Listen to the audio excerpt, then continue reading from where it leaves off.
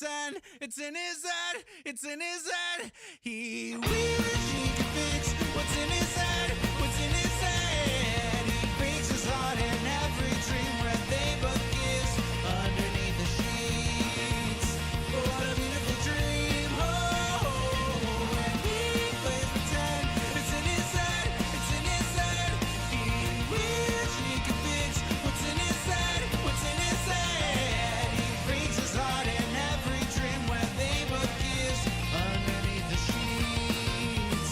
What a beautiful dream. And he plays pretend, it's in his head, it's in his head. He wishes he could fix what's in his head, what's in his head. He breaks his heart in every dream where they both kiss underneath the sheets. What a beautiful dream.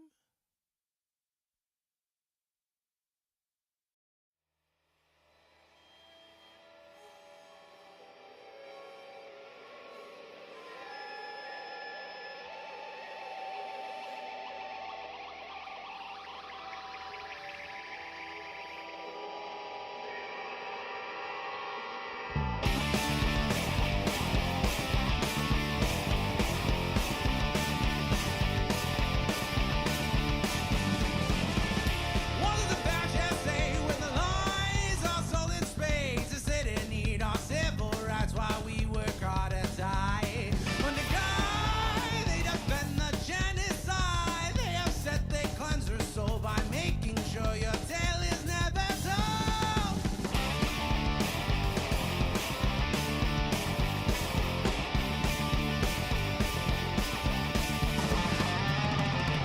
No matter how hard they try, through guns or laws or religious rhymes, they can take your arms, they can take your eyes, but when we sing your name, you can never die. You are true, they can't deny. To live is sweet revenge, you strike great fear into the hearts of men.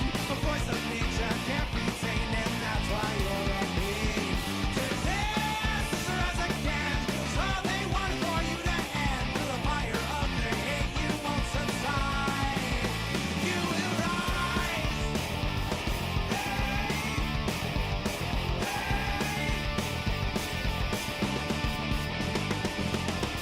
They thought they could make you hide, disappear right before their eyes. And no man says to me, here come the 40 thieves, riding into battle, wrath and power, this is stopping me. No matter how hard they try, through guns or laws or religious rhymes, they can take your arms, they can take your eyes, but when we sing your name, you can never die. You are true, they can't deny. To live is sweet revenge, you strike great fear to the hearts of men. The voice of nature can't be tamed, and that's why you're a me. Resist as I can, 'cause all they want is for you to end. Through the fire of their hate, you won't subside. You are true, they wish they can't deny.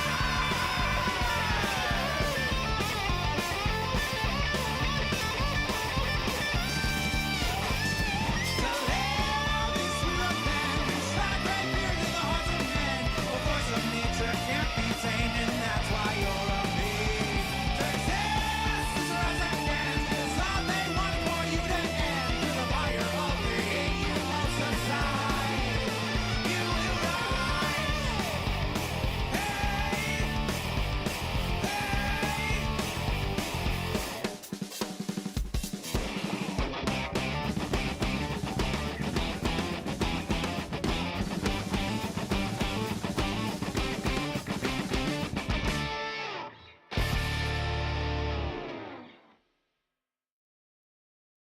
In the heart of the stream where the currents flow, there's a red-haired captain with a radiant glow. Riverboat Jack with her eyes so bright navigates the waters, chasing dreams in the night. She talks of games and battles won, and fights for rights until they're won.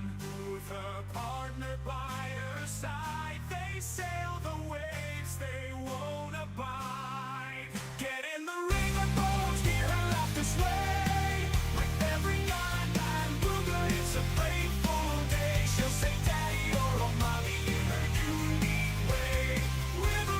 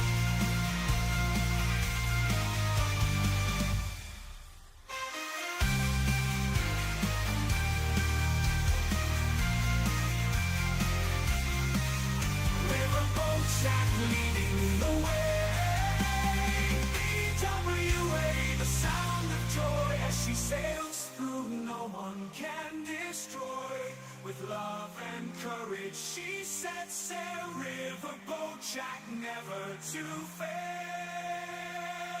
Get in the riverboat, hear her laughter sway. With every yarn and booger, it's a playful day. She'll say daddy or mommy, her unique way.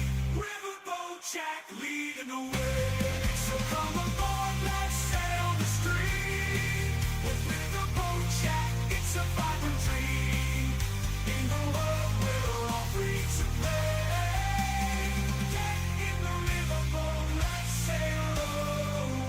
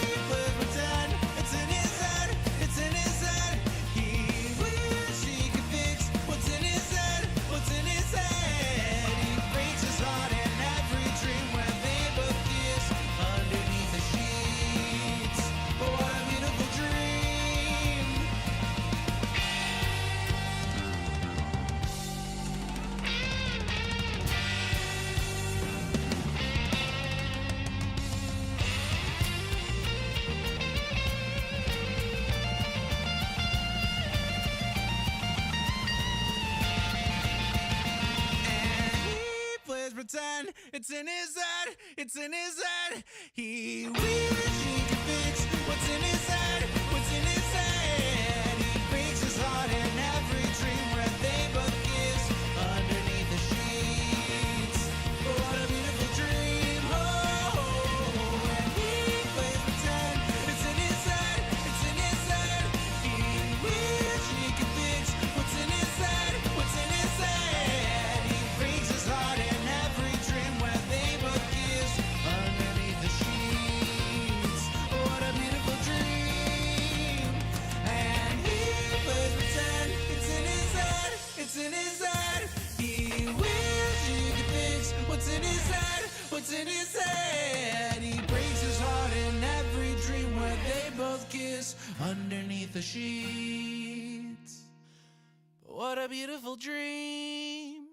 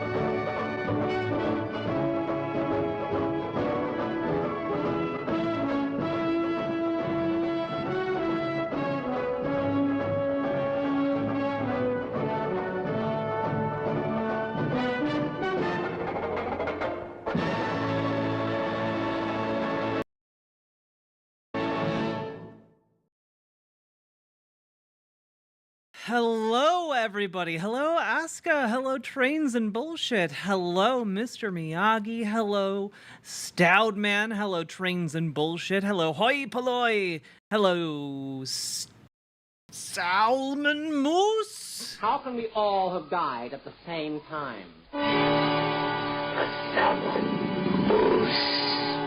Hello, the non-aesthetic witch. Hello, Collaborac. Hello, Erica. Hello, Boiled Peanuts TV. Everyone go check out Boiled Peanuts TV. Excellent little egg right there. No trans implication implied.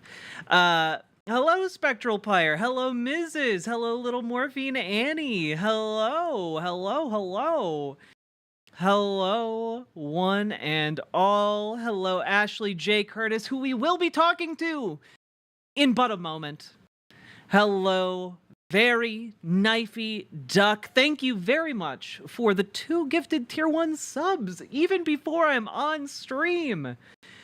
My goodness, just some pro bono sniping. No alerts necessary. Hello, Robert Adset. Hello, Catalina Gearbox. Hello, GamerG. New mod, GamerG. Hello, VCC TV. Hello, German Cow JJ. Hello, Frog Foibles. Hello.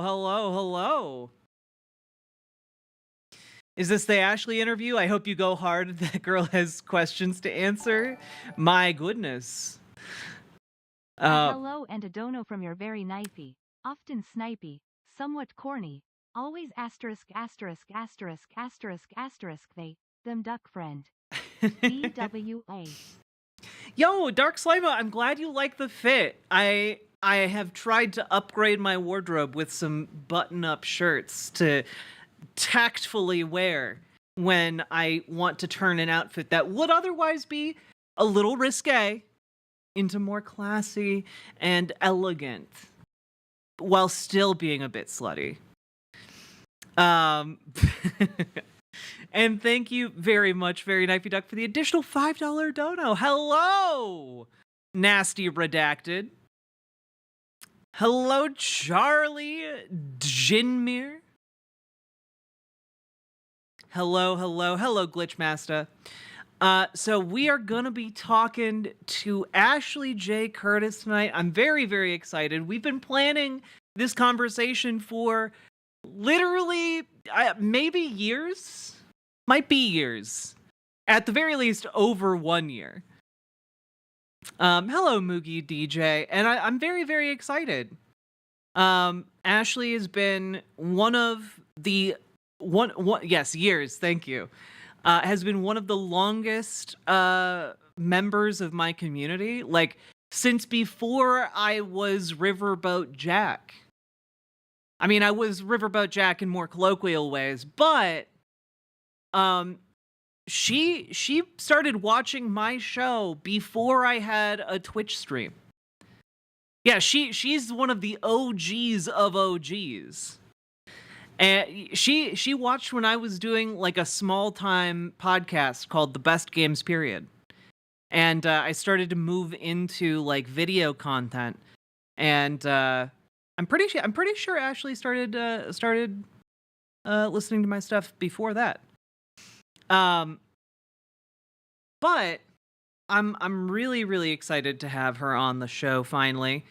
And I can only say sorry about that.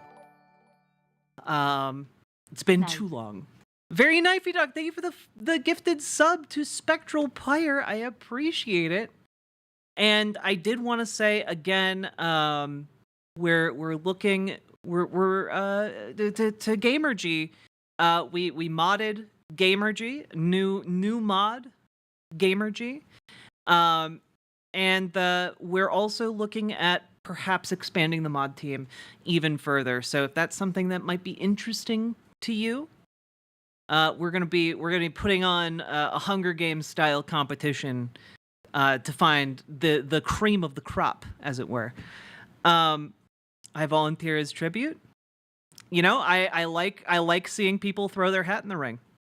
And Salmon Moose, I will take your input into consideration. Oh no, GamerG is a mod now? That's right. I'm turning some coats. Okay? You guys have had it too good for too long. That is between you and GamerG. Given people consistently confuse me with a mod already. And Salmon Moose, I had also thought about that today. So to that end, I have added a new emblem for mods on the Riverboat site. So if you see a green sword next to somebody's name, but it's a cooler, flashier green sword, they are a mod. And the mods also have a special colored name that I need to tweak so that it's a higher priority than the normal notable role that I give to some of you fine folks. Can I watch The Hunger Games? Yes, it's a film starring Jennifer Lawrence. I recuse myself based on my propensity to be silly. Excellent. The sword is cooler now. The sword didn't used to exist on the website, but now it's a way you can tell people apart a little bit more effectively. Also, just wanted to note this for you guys because I like it. I came across it today. This little emote of a little guy handing you some tea. I like it.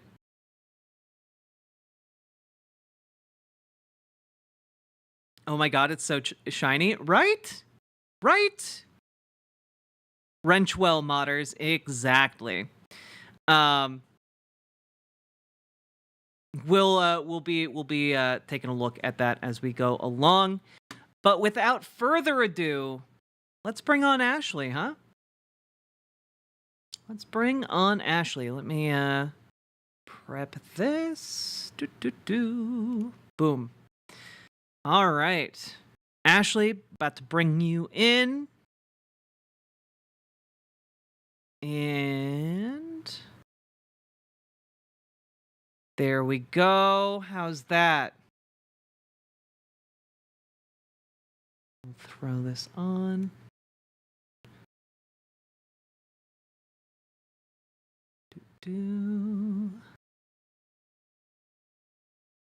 Okay.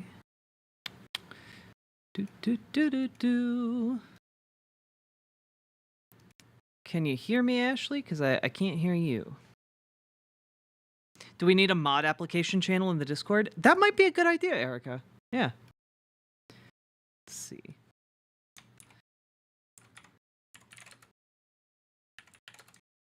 Here, you know what? We'll just do guest.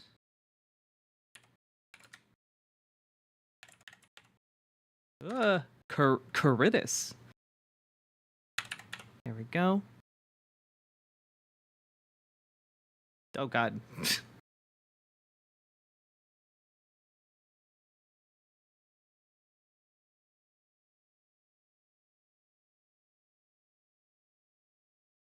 And we'll bold that, and we will outline it to make it more visible. Look at that. Look at that.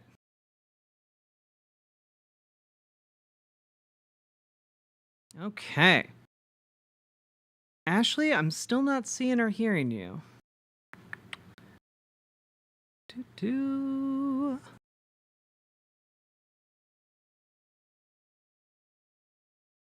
How about, Ashley, how about you try calling me on Discord? Or I'll try calling you on Discord. How about that?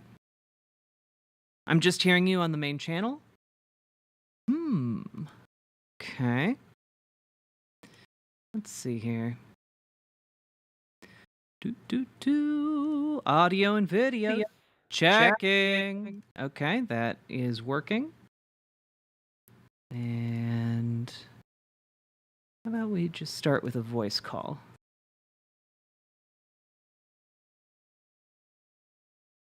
Hello?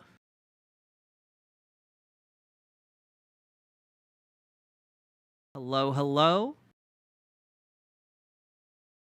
Boop, boop, boop, boop, doo. We are connected, and I see that I'm transmitting audio, or at least Discord is saying that I am.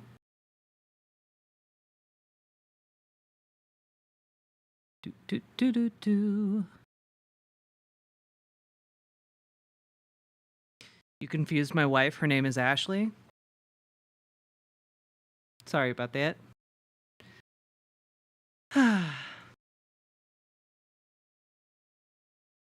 Moogie DJ, hello. I'm glad you're getting use out of that Peepo sit icon. It's nice. It's nice. So I'm still not seeing or hearing you, Ashley. Check your voice and video settings. Or here, I'm gonna quit Discord and restart it and see if that helps on my end. While you do that. Nah, we got someone better than Al Gore. We got Ashley J. Curtis, Rohak. Boop. And boop. All the Ashleys calling you on Discord. Yeah. This is odd. I use Discord for other things. Yeah, this is odd. Should we use like a Google? Here, you know what? I'll make a Google Meet real quick. That should work.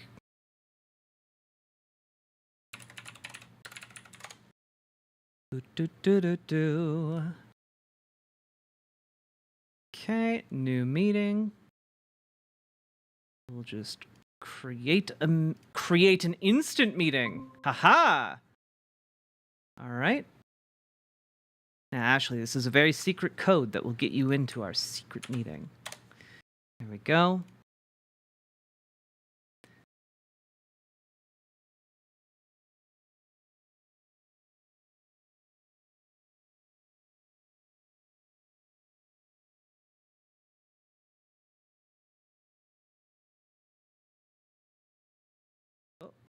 And now my camera. There we go. We're okay. We're okay, guys. Just the camera for whatever reason freezes up every so often. The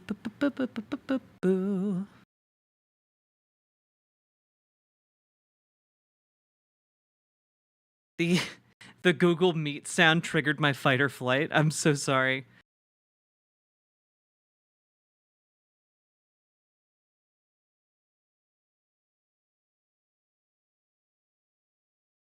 See.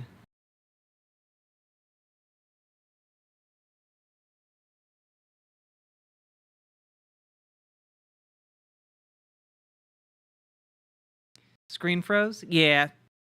The camera does that sometimes. I don't know why. I'm not some kind of technical genius. I'm only technically a genius.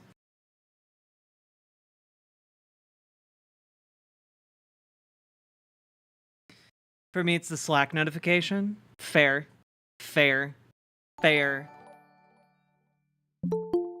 Totally not buttering you up for my eventual mod application. No. Very knifey duck. Thank you for gifting a sub to Erica. And here, let's get Ashley in here. Hello? Hello? Boop, boop. Oh, I heard a sound. I hear you. Yep. There we go. Weird, but had to turn on a couple of things here for the app. Yeah, that's so weird. I don't know why that didn't work. I'm sorry. That's all right. It gets a little weird. I mean, I lost my C drive. Oh no. How did that happen? I don't know. Age. Yeah. Oh man, it's one of the worst feelings in the world is when a hard drive fails. I've had that happen multiple times. Back up your hard drives, folks. Saves you so much grief. Well, Ashley, welcome onto the show. It's been Thank you, Jack. way too long. Yeah, that's all right. I mean, you've had plenty of other things going on. You know, I do dabble in other things. This is true. I've noticed little fun things like politics and other things like that. Yeah, actual real world politics organizing is a lot right now. So many stories from just today. But I appreciate you being patient with me. And how are you doing? I know you moved recently, and are you settling in? I'm having fun. If you believe that, I got a bridge for sale, a couple of them, as a matter Oh. of fact. But in this case, it is been very interesting. Finally, owning a house for the first time. Granted, it took 69 years to get to this point. I'm a little Nice. miffed at that, but Yeah. you just roll with the things. Yeah, you know, I imagine it might take a lot of both me and other people in chat a while to reach that point. So I don't think you are alone. Well, I hope not. Anyway, small bone to pick, Yeah. minor, but I've got to bring this up. I like to refer to myself as one of the people that help create things for the Hmm. internet. I am not one of the inventors because the original gentleman that proposed this thing, that was done. Oh, let's see. I'll just go with it. Instead of testing you, it was done in 1963. This Okay. is when the whole of what we have today was first brought up as an original idea. In 1966, efforts were made for financing, and in 67, the funds were made available to begin building this thing called Arpanet. Now, Arpanet, give me just a second here. Yeah. Want to pull something there. Basically, ARPANET stands for Advanced Research Projects Agency Network. That's how it got its name. If you, for some of you who like playing word games, you stick a D at the beginning of it and move the net away, you get DARPA. And yes, DARPA was associated within this process too. Really? And I didn't know that. yeah, Huh. so this has considerable history. But what was ARPANET about? Originally, the whole concept started as a means for high intensity thinkers, geniuses, if you will, who needed to talk with each other or talk with various departs. Basically, it's kind of like a timeshare for intelligent people. Yeah. It's a weird way of looking at it, but that was exactly what it is. Corporations would snag up people right and left simply because they could offer more money than the government did. So the few people that worked for the government got shared out. And you would not believe some of the things that they came up with that was using ARPANET as the means to communicate to each other. So Like it was what sort of things? oh, this is where we get into fun territory. I will preface this. If I suddenly stop talking, it's not because the line was dropped. I'm stopping to try and figure out how far I can venture into things Yeah. without getting a lot of you sent to jail. I would prefer not to do that. Hashtag info hazard. Yeah. So I just want to say when I come to a sudden stop and seem like I'm hedging my bets, I'm just trying to make certain that nobody gets fallout from this. Fair. I do have security restrictions still, even at this age. And after all this time, they're just things. And I did stuff. That's what I'll tell you. I just won't give you details. Yeah, Now, that is totally fine. I'm not gonna try and pry. yeah. Now, as far as something that came up out of this whole process, I'll be glad to tell you one. Um, Back in 1960s, in the good old days with some of the older nuclear rockets that we used, the things like the Jupiter, the Atlas, and the Titan missiles that carried the big bombs. Mhm. One of the things that is involved is a thing called CEP. It means circular error of probability. The old Jupiters, they had about 2.4-kilometer circle, which they could hit within, and it would vary that much, which is why the bombs were bigger back then. It shrank and got smaller. CEP is now 300 feet, and that's prior to GPS. One Damn. of the things that I worked for was the headquarters the Air Force's Global Weather Center. We like to sometimes say control because of what we did. But one of the things they did, and this is declassified now, so nobody's at risk, Well, that's but nice. Yeah. yeah, but to enhance targeting, one of the people wanted to know a little bit more how the mechanics of air worked. And from the 60s, 70s, 80s, and almost way through the whole of the 90s, the weather was classified, very highly classified. Huh. Now, it isn't because this is now a known fact. But what made the missiles of the time so accurate was understanding upper air winds. If you are a person who uses rifles or pistols, you know of windage. This is windage, but with the jet stream. Oh my god. And when you shoot rockets through that, it affects your targeting capabilities. We got so good at it that we reduced that CEP down to 300 meters. That was one of the things that was done. So it's really very interesting in that particular aspect, but that was one of the things that was done. Hmm. And you can look it up on the internet to verify for yourself, but it is out there. But there were a lot of other things that are done. And you can look up Arpanet in Wiki along with the internet. Mhm. You will see some of the network maps that they have. I'm just going to tell you up front, they're not complete. They will not be complete. There's reasons why. And this is stuff that we can't talk about. Gotcha. But I can just say this is stuff that is known. So you're going to be safe with this. This was the reason it was invented. It went from there. The original version of it, like I said, in 63 and created in 67. In 1973, we had basically ARPANET 2.0 in the common vernacular of today.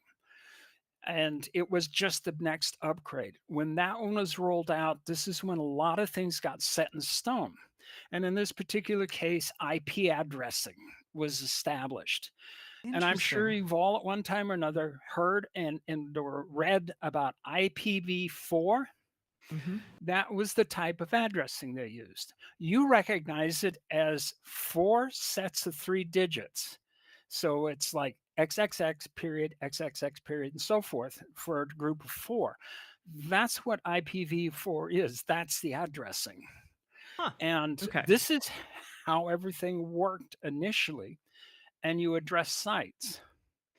But prior to this, a lot of things were locked down. I worked on communication protocols. I worked on maintaining the computers that were there, literally physically building the cable networks and things like that, setting up the Tempest terminals that were used and things like that. Basically, just all around everything.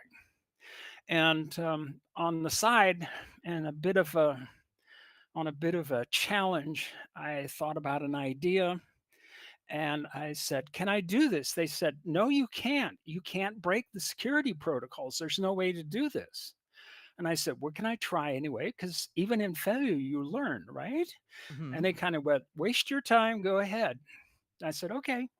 2 days later, I told them I succeeded and I am now able to move files around the world from computer to computer through the communication system. And yeah, things got interesting from that Yeah, viewpoint. just a little bit. Things might have gone a little bit farther. So just to clarify, what you're saying is you did one of, if not the first, file transfers over the internet. Yep. Did This you? one, It had not been done before. it it had been done as a highly restrictive FTP process, and mine was a complete rewrite of the whole thing because DOS had changed. By the time DOS 2.3 came on board, the file headers contained enough information that allowed to talk to the communication protocols to set up a file, to read that file and then create an exact copy without having to give all the detailed parameters of the file. And what I did is I set it up so it would do that. But what it would do is literally any computer to any computer. And it didn't matter about the security protocols because they had a whopping great subsidence.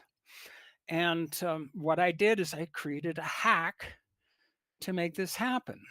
And let's see, October 17th, 1978, at roughly 2:30 p.m. Central European Time, the first computer file transfer, independent of any other running process, was done from Stuttgart, Germany to Hawaii, halfway around the world. And that's when that occurred. Now, why is that important? Well, have you used Microsoft computers? You get those weekly updates. Hmm. Guess what that is? That is that process in place. And What it's used, can I ask yeah. what was the file that you sent? Oh, the file was an Yeah. unclassified file. It consisted of, uh, if you remember the old dot matrix printers, prior to that, the impact printers did what a thing was overprint. They stopped the carriage control to write another line over the one that already been written. And what this did is it created light to dark colorations. Well, it was a picture. The picture was from the petty officer that I was talking to. She set up the file, and it is a hula girl, palms on an island, some coconuts on the ground with a uke. And at the bottom, at the bottom of it, it says, "Welcome to SyncPack." That was the file that was transferred from Hawaii to Stuttgart, Germany. And my life got interesting for a couple of days because of it. How so? Well, let's see. You broke security.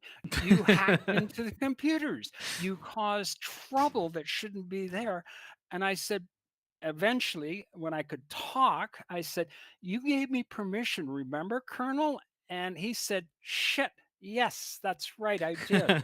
And I said, "But he, instead of doing all those data transfers with courier officers, which take a week, now you can transmit all those files for updating the computers through these communication lines and do it without all that travel and all the security necessary." At which point they went, "Oh, huh, That's pretty that's an useful. idea." And from there, I went from deep kimchi to, "All right, we're not going to do anything bad to you, but don't do it again." So, some people in chat are saying the first meme. Could one say you sent the first meme on the internet? You know what? I probably could say yes. So it was funny as all get out because, like I said, they said no, the security wouldn't allow it. I'm not going to tell you what I did. This is opening up a can of worms that nobody wants to get into. So I'm saving you. But let's just say that it was a whopping great subsidence and it just said, "Do it this way." And I went and did it. Oh, But that ch- is, oh, sorry, chat go ahead. chat has a good question. Do you still have that image somewhere? Um, I Or does believe it exist somewhere? I believe it still is sitting on an old floppy disk because the first time I did this, I sent it to an 8-inch floppy disk just as a pure disk to disk process. And I saved copies of it along with the original coding on it. I still have it in one of my boxes. Oh my god, can you send that to me? I wish I could. I need Ah, to find a floppy reader, but unfortunately, I need an 8-inch floppy reader. oh my god. I know. Good luck. If I found one of those for you though, you could possibly like get that image.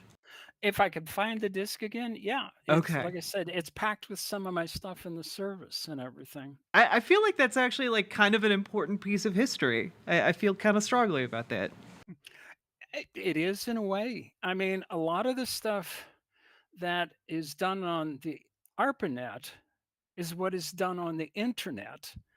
And I know this to be absolutely true because I have access occasionally on contract, although it's been a while, to go back in and look at stuff from the past to try and figure out why is this being a problem and interfering with this. And basically I go in, break the code, find out what's going on, and then whatever corrections need to be made. But my code is still out there, even though some people have changed the author name at the header. I always code my name into the actual lines of code so that it gets remembered forever that I was the person that created this. But anyway, the internet is a copy of Arpanet. Huh. It had 3 changes that were made by CERN. First 2 changes are highly technical, and you are not going to find out about them. Sorry. Fair. The third one was literally something I'd argued for years for, was an English to IPv4 translation table, so you could type in the name of the organization. It would look it up and substitute that in place, as you do current addressing right now, where you would say type in BOA to get bankofamerica.com. It translates to a title or a table that is at a centralized location where it contains all the address and the lookup lists, and shoots it over, finds out, and brings it back, and you connect. It makes it all look seamless. I'd argued for it, but they said, no, we don't want to do that because we don't want people to know what organizations are out here. Well, they're all out there. And I will just say that I had the access to everything as a part of ARPANET. I got to look in the CIA, FBI, NSA, DCA, all of the military units, the White House, all of it. So you And might everybody, you when you're saying there are things you literally cannot tell us or you might disappear, you are not blowing smoke up our no, unmentionables. Yeah. no, no, this is no joke. Like I said, I still have restrictions. All I can do is make certain that I don't tell you what you don't need to know. Fair. But if for those who still want to be hackers from the new version of the word hacker, which means to break into, I'm just going to tell you, I've already been there and I had the clearances to do it. So it's not worth the effort. Mhm. I did it all back in the 70s. So have fun if you want to. It's not worth it though, because most of you won't understand what's out there. Even I had problems with it, and a lot of it I eventually did get to find out about. So it's a little weird, but that it is. And so in essence, what you do on the internet is what I have fun with, and I always are able to find things or do things. And I'd always had people ask me, how are you able to always get this information? Well, when you're on pretty much the ground floor, you know how the whole system works, and therefore you know exactly how to ask the questions Yeah. to make it give you up the good stuff. So it is very interesting. How And can you go into a little bit how did you wind up like working on ARPANET? dumb luck, literally, it was ARPANET was literally a highly classified, super secret project that had very limited distribution on who knew anything about it. And that did not include the president. It was actually a step above presidential levels at that time. That's as far as I can get into describing the level of security that's involved. Yeah. They needed somebody to work on the computers and basically make sure they stay up, but they couldn't tell you anything about it. And in the military, of course, when somebody asks you to volunteer, the common wisdom is run. I didn't. I kind of thought about it. I looked at what was going on and I said, "What the hell? I'll do it," and raised my hand. Everybody thought I was nuts. Yes, we are talking SCI, Yep. very much so. And as a consequence, I got pulled in that way.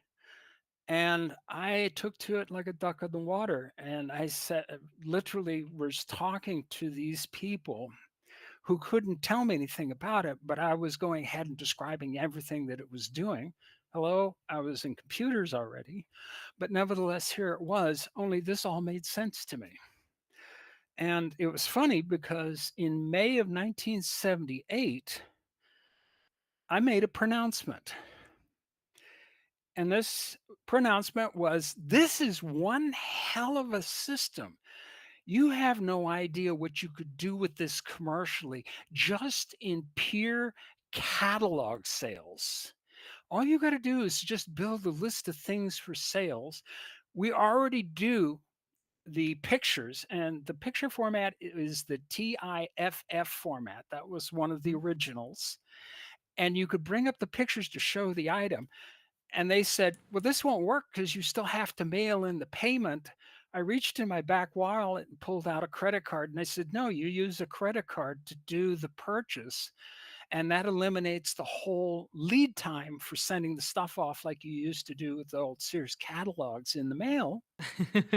And they just kind of looked at me somewhat dumbfounded. But interestingly enough, all three individuals left the military and went out to work for companies that made websites. That's so strange. Yeah, I was still stuck in the service. So, anyway, such is life. But they literally ran with the idea. The concept was so blatantly obvious, yet nobody had seen it. And I said there was a whole other bunch of other things.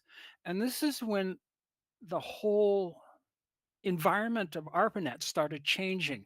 Instead of just talking with geniuses and passing on reports, it now became sort of a back channel process that was used by very high up generals working in major headquarters and joint service to communicate from. And then from there, it started taking off in whole new directions. And then, of course, when CERN got a hold of it and took a copy of it, removing stuff that didn't need and putting in the three changes, you had the internet born, and you all were having fun with it back in the day. And yet I was already surfing the web in 1975. So, yeah, I've been around for a while. Nevertheless, this is a high level view of what Yeah. happened with all of this. Can I would love to tell you more stories, but they're classified. yeah, yeah, yes, absolutely. Can you tell us a little bit about how, because like in like the time period we're talking about, like it wasn't like interest in computers was like super widespread. Like, can you tell us how you kind of like grew up and like got to the point where you were able to even volunteer for like a project on ARPANET? Well,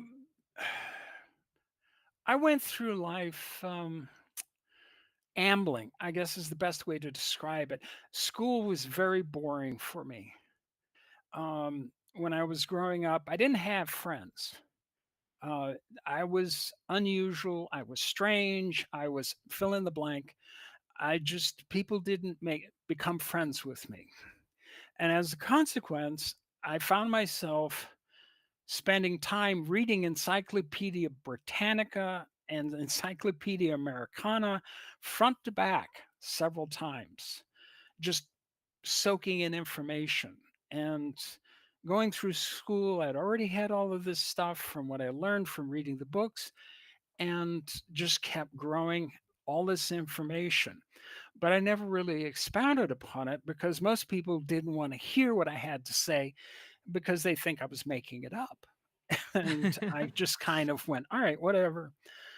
But I was always at the very start very interested in electronics. I used to take apart TVs and radios to find out how they worked, and then turned around and went, "Oh, well, if you do this and this, you get," and, you know, people would be like, "I never thought about that." And I'm sure some of this stuff grew into other things that we use today. I don't know. But I just saw associations that came together naturally by going, "Oh, you do this." As a matter of fact, how many people remember what happened April 1st, 1976? I have no idea what happened. What happened that day? Well, most of you weren't alive then, actually, but True. on that day, Apple Computer turned on its first computer and it worked. Oh. In November 1975, I was talking to a friend of mine who was buying a kit computer, one of the old style, which means toggle switches and lights. That's how you interfaced with it. And I looked at it and I was talking with him and I said, "You know what? You would have a hell of an idea right here if you could just stick a monitor and a keyboard on this." That was November of 75. And in November of 75, Apple got started up and realized that they needed to do a keyboard and monitor thing to be able to make the system work easier for everybody instead of the old toggle switch. And Altar was that, as a matter of fact. It was the computer that we were talking about. Yeah. And I just said, "All you got to do is do these two things." And he says, "Nah, that'll never go anywhere." Right. That'll never Um, amount to a thing. so I have to sit back and go, "Yeah, okay, what am I doing now? I'm working on a computer that didn't exist." I come up with ideas, basically. And so that's how I've parlayed a lot of this. And then I was always the person that always seemed to go, "Oh, I know where this is at, or I know how to get this going." So I was constantly the person that was fixing things or making things work again, but nobody ever put it together to understand just exactly what I was doing and how I was doing it. So it is something that's been pervasive all my life.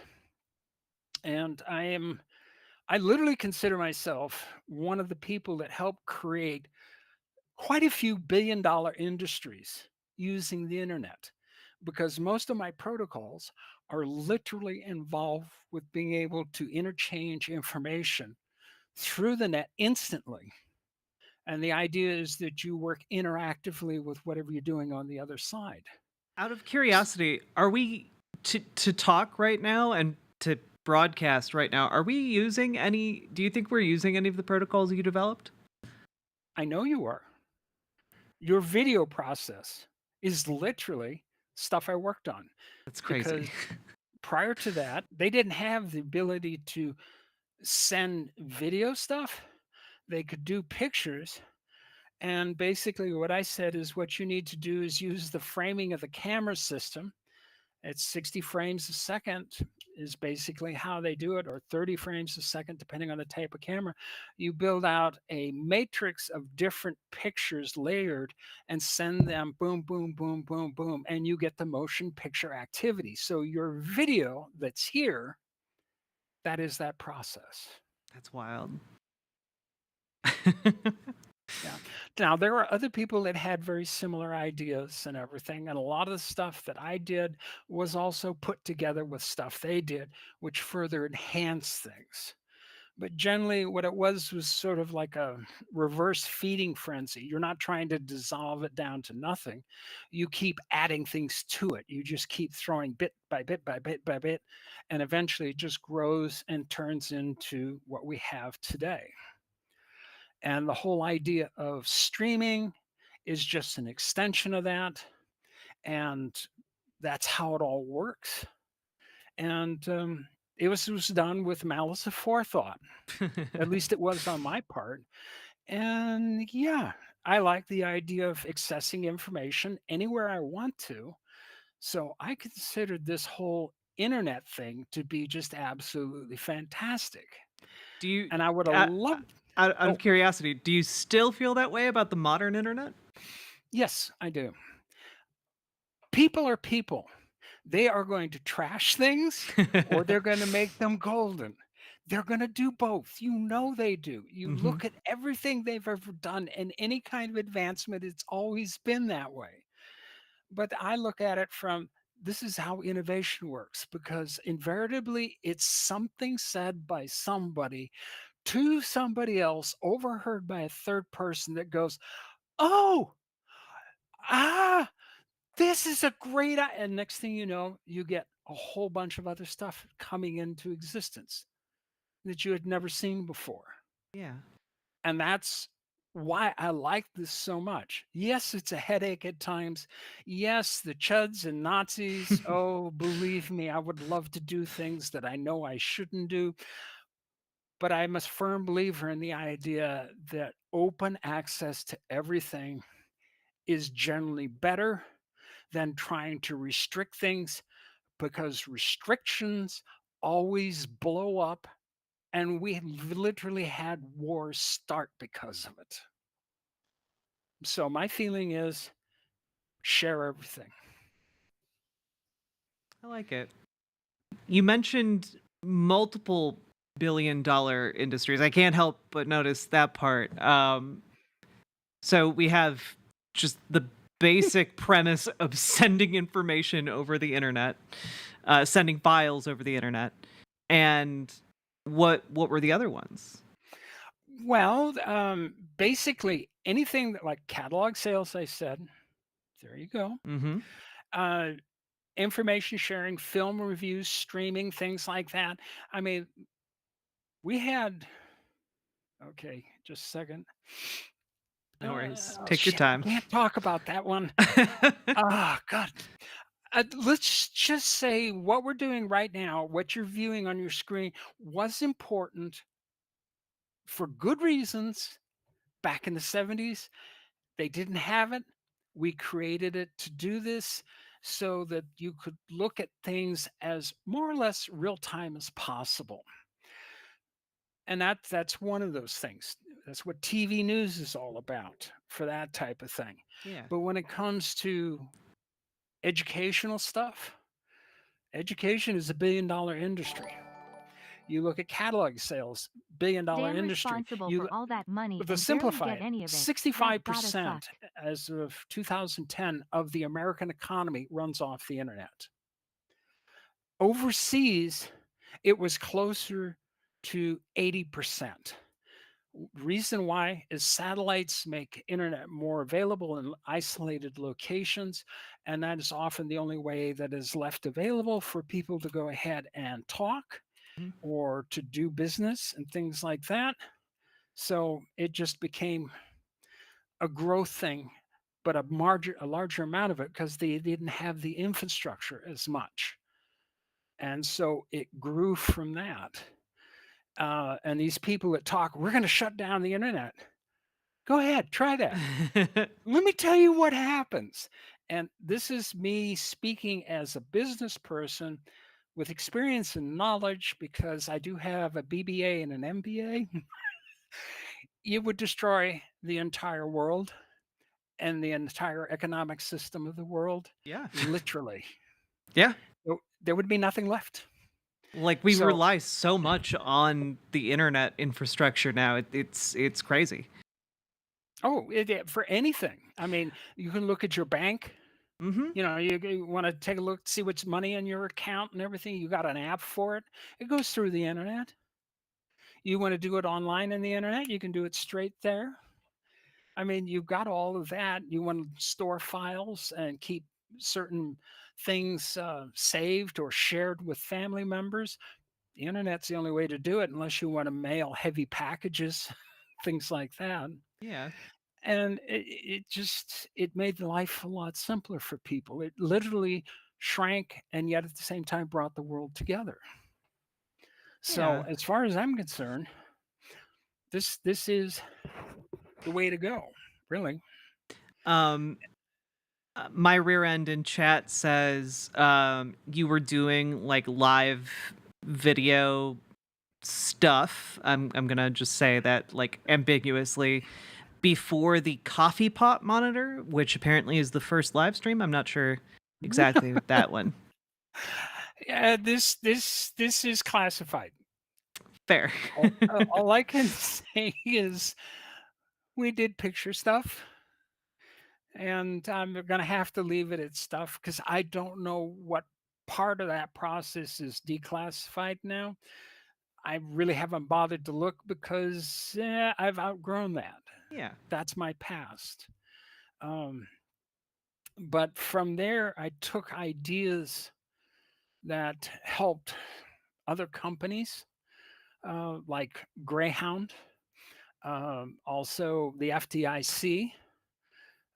I helped simplify a lot of their process they had for setting up computers at banks they have to take over and things like that so they can start documenting things online. So that was a lot of the stuff that I was involved with that I did. And it culminated in what I call my pièce de résistance. You were literally talking to one of three people that presented an idea that created in the first 6 months of existence over $1 billion of revenue. And what idea was that? Gift cards. So you invented not only like parts of the internet that are like people rely on every single day, but you also invented gift cards. Yes, I was one of three people involved with the process of coming up with the idea of gift cards. This was the third leg in the credit card industry. You had your debit cards, you had your credit cards, and gift cards was the culmination of it. And it was done as a thought exercise in my MBA classroom with the vice president of Visa Corporation, who decided to challenge a room full of bankers by asking for 10 ideas. He got 17, 15 put into operation. But number one on the list, by his words, was gift cards. And the selling thing that sold it to him was it's no risk because all the money's up front. There's no risk whatsoever. And also the fact that if you give it the same protections as the credit card, people will buy into it immediately. And that is exactly what they did. True. Yeah. And from Visa doing it for the first, it was 4 months, MasterCard immediately followed. And then everybody else. And now you have those stinking kiosks that sit in your stores, various areas with gift cards in them. And you look at these and go, what the fuck is this all about?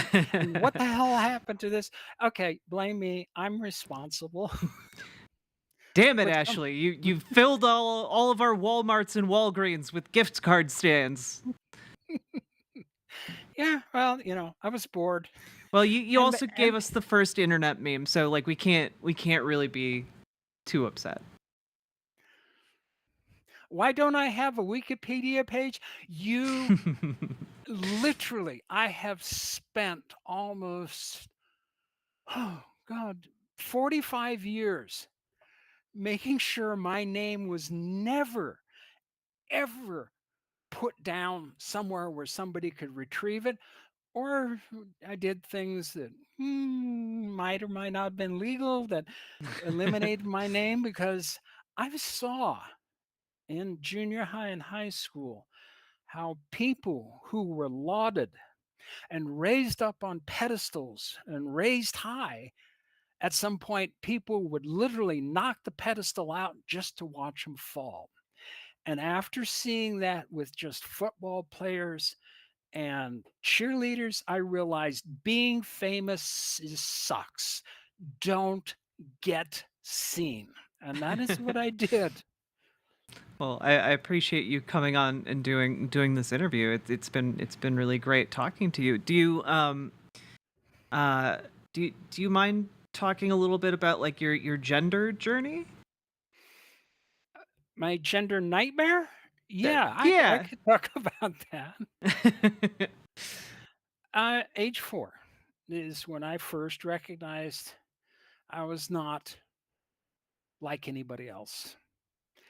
I like to play with dolls. I like playing house.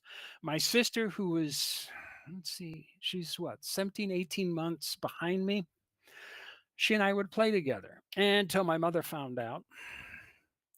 We used to play dress up, and I always wore the girls' clothes. And when the parents found out one day, it all blew up. And the end result is when I came out to them officially, instead of being just weird, their whole response was, "You're a boy, deal with it." No, I wasn't a boy. And as a consequence, When can you give us like when would this have been? Like would your parents have 15. would your parents have had any idea like what a trans person even was at the time? At 1970, what do you think the chances are on that? Yeah, I mean, yeah, like My dad was born in 1920. He is the silent generation. yeah. He fought in World War II in Korea. My mother was born in 33. And yeah, okay. They didn't know jack about this, Yeah. really. They just know that there were some people that did weird shit. That's how they looked at it. Hmm. And I always knew what I was. But the problem is, I also knew I was scared to do it because people died. Yep. And that was enough to make me put on the brakes. After I got out of the service, I thought, screw it, I could do it. This is the perfect place. I'm in college. I can make these changes. I went, I talked with the psychs, I went and dealt with them. I was ready to sign the final paperwork. And the night before, two trans people were killed. Jesus. And that was in a town just south of me, about 35 miles south of me. And I kind of went, nope, What everything came to a stop. what year would that have been? That would have been 1982. Yeah. And I just dealt with it, and it was nothing but a nightmare. I couldn't be myself. I couldn't do the things I want. Still had no friends to speak of. Dating, forget that. That was always a joke. And I just existed. Well, I hit 60 and I just said, fuck all of this. I am sick of all this bullshit. And I made my changes. And I'm glad that I did. All of the chaos in my mind literally cleared up in about 6 months. It is. And I found myself finally at 62, after about 2 years of HRT, things had finally settled. And then things started coming into focus like there was no tomorrow. You have no idea how many things I've been thinking about since I did all this stuff here. And I've got ideas, I've got books, I've got the creative stuff is just flowing. And now that I am literally whole, I have no idea what I could do from this point on. I just know that I would upset the apple cart again. So I'm glad I did it. I went forward, and it just, you deal with it because I made my mind up, and you all can just take a hike. And I have had plenty of people try to cause all kinds of trouble. And I'd say, oh, yeah, let's have some fun. But the real bit of fun was at age 52. I skipped this for a reason. Okay. At age 52, I had to go in to have a look at both my hip and my back.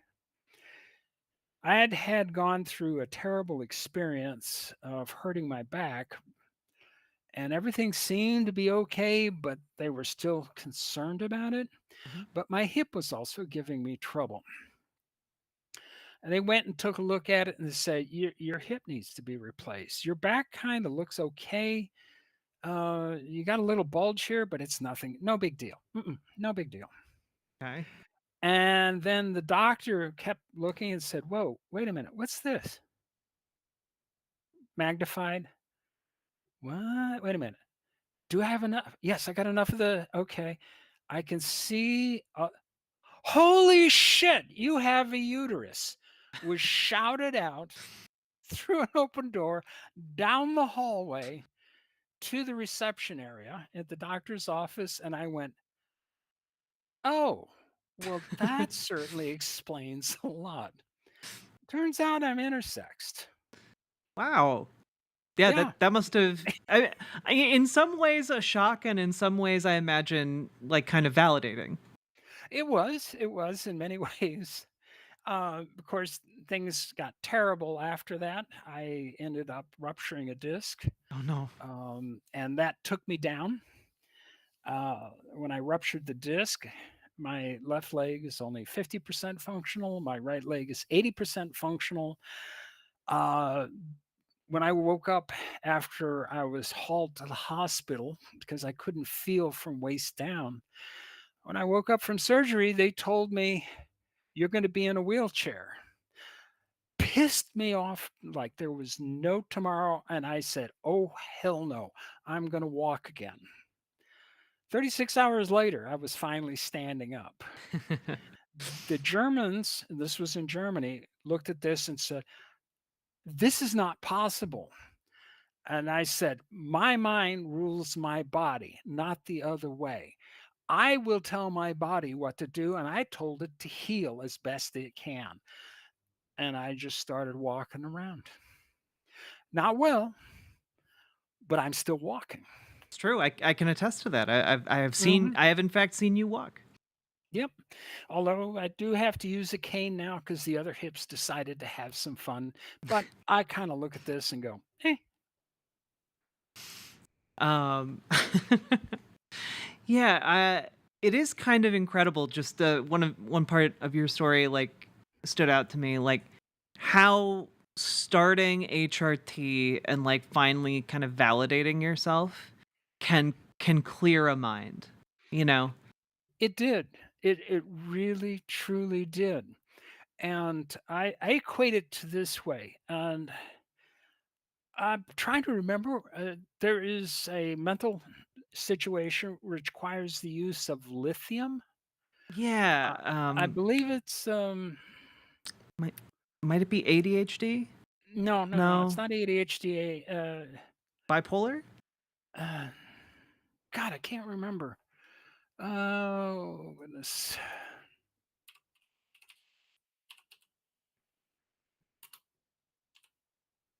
It's used in a couple of different to treat a couple of different mental Yeah, illnesses. there's a couple of them. Uh, Damn it. Mostly they're throwing up crap about the lithium batteries because everybody's making a stink out of that. Um, it was for a specific mental condition. It was very debilitating.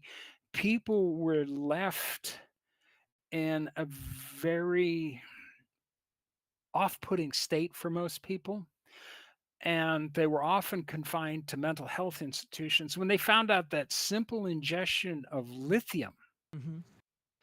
corrected the problem, they got to leave normal lives. So I equate this to the same thing. HRT, both the estrogen and the progesterone, gave me my version of lithium to literally break free of the cursed existence that I had and become my true self. So when people talk about killing that off and making it unavailable, and I said, then you can do the same thing to everybody that takes lithium.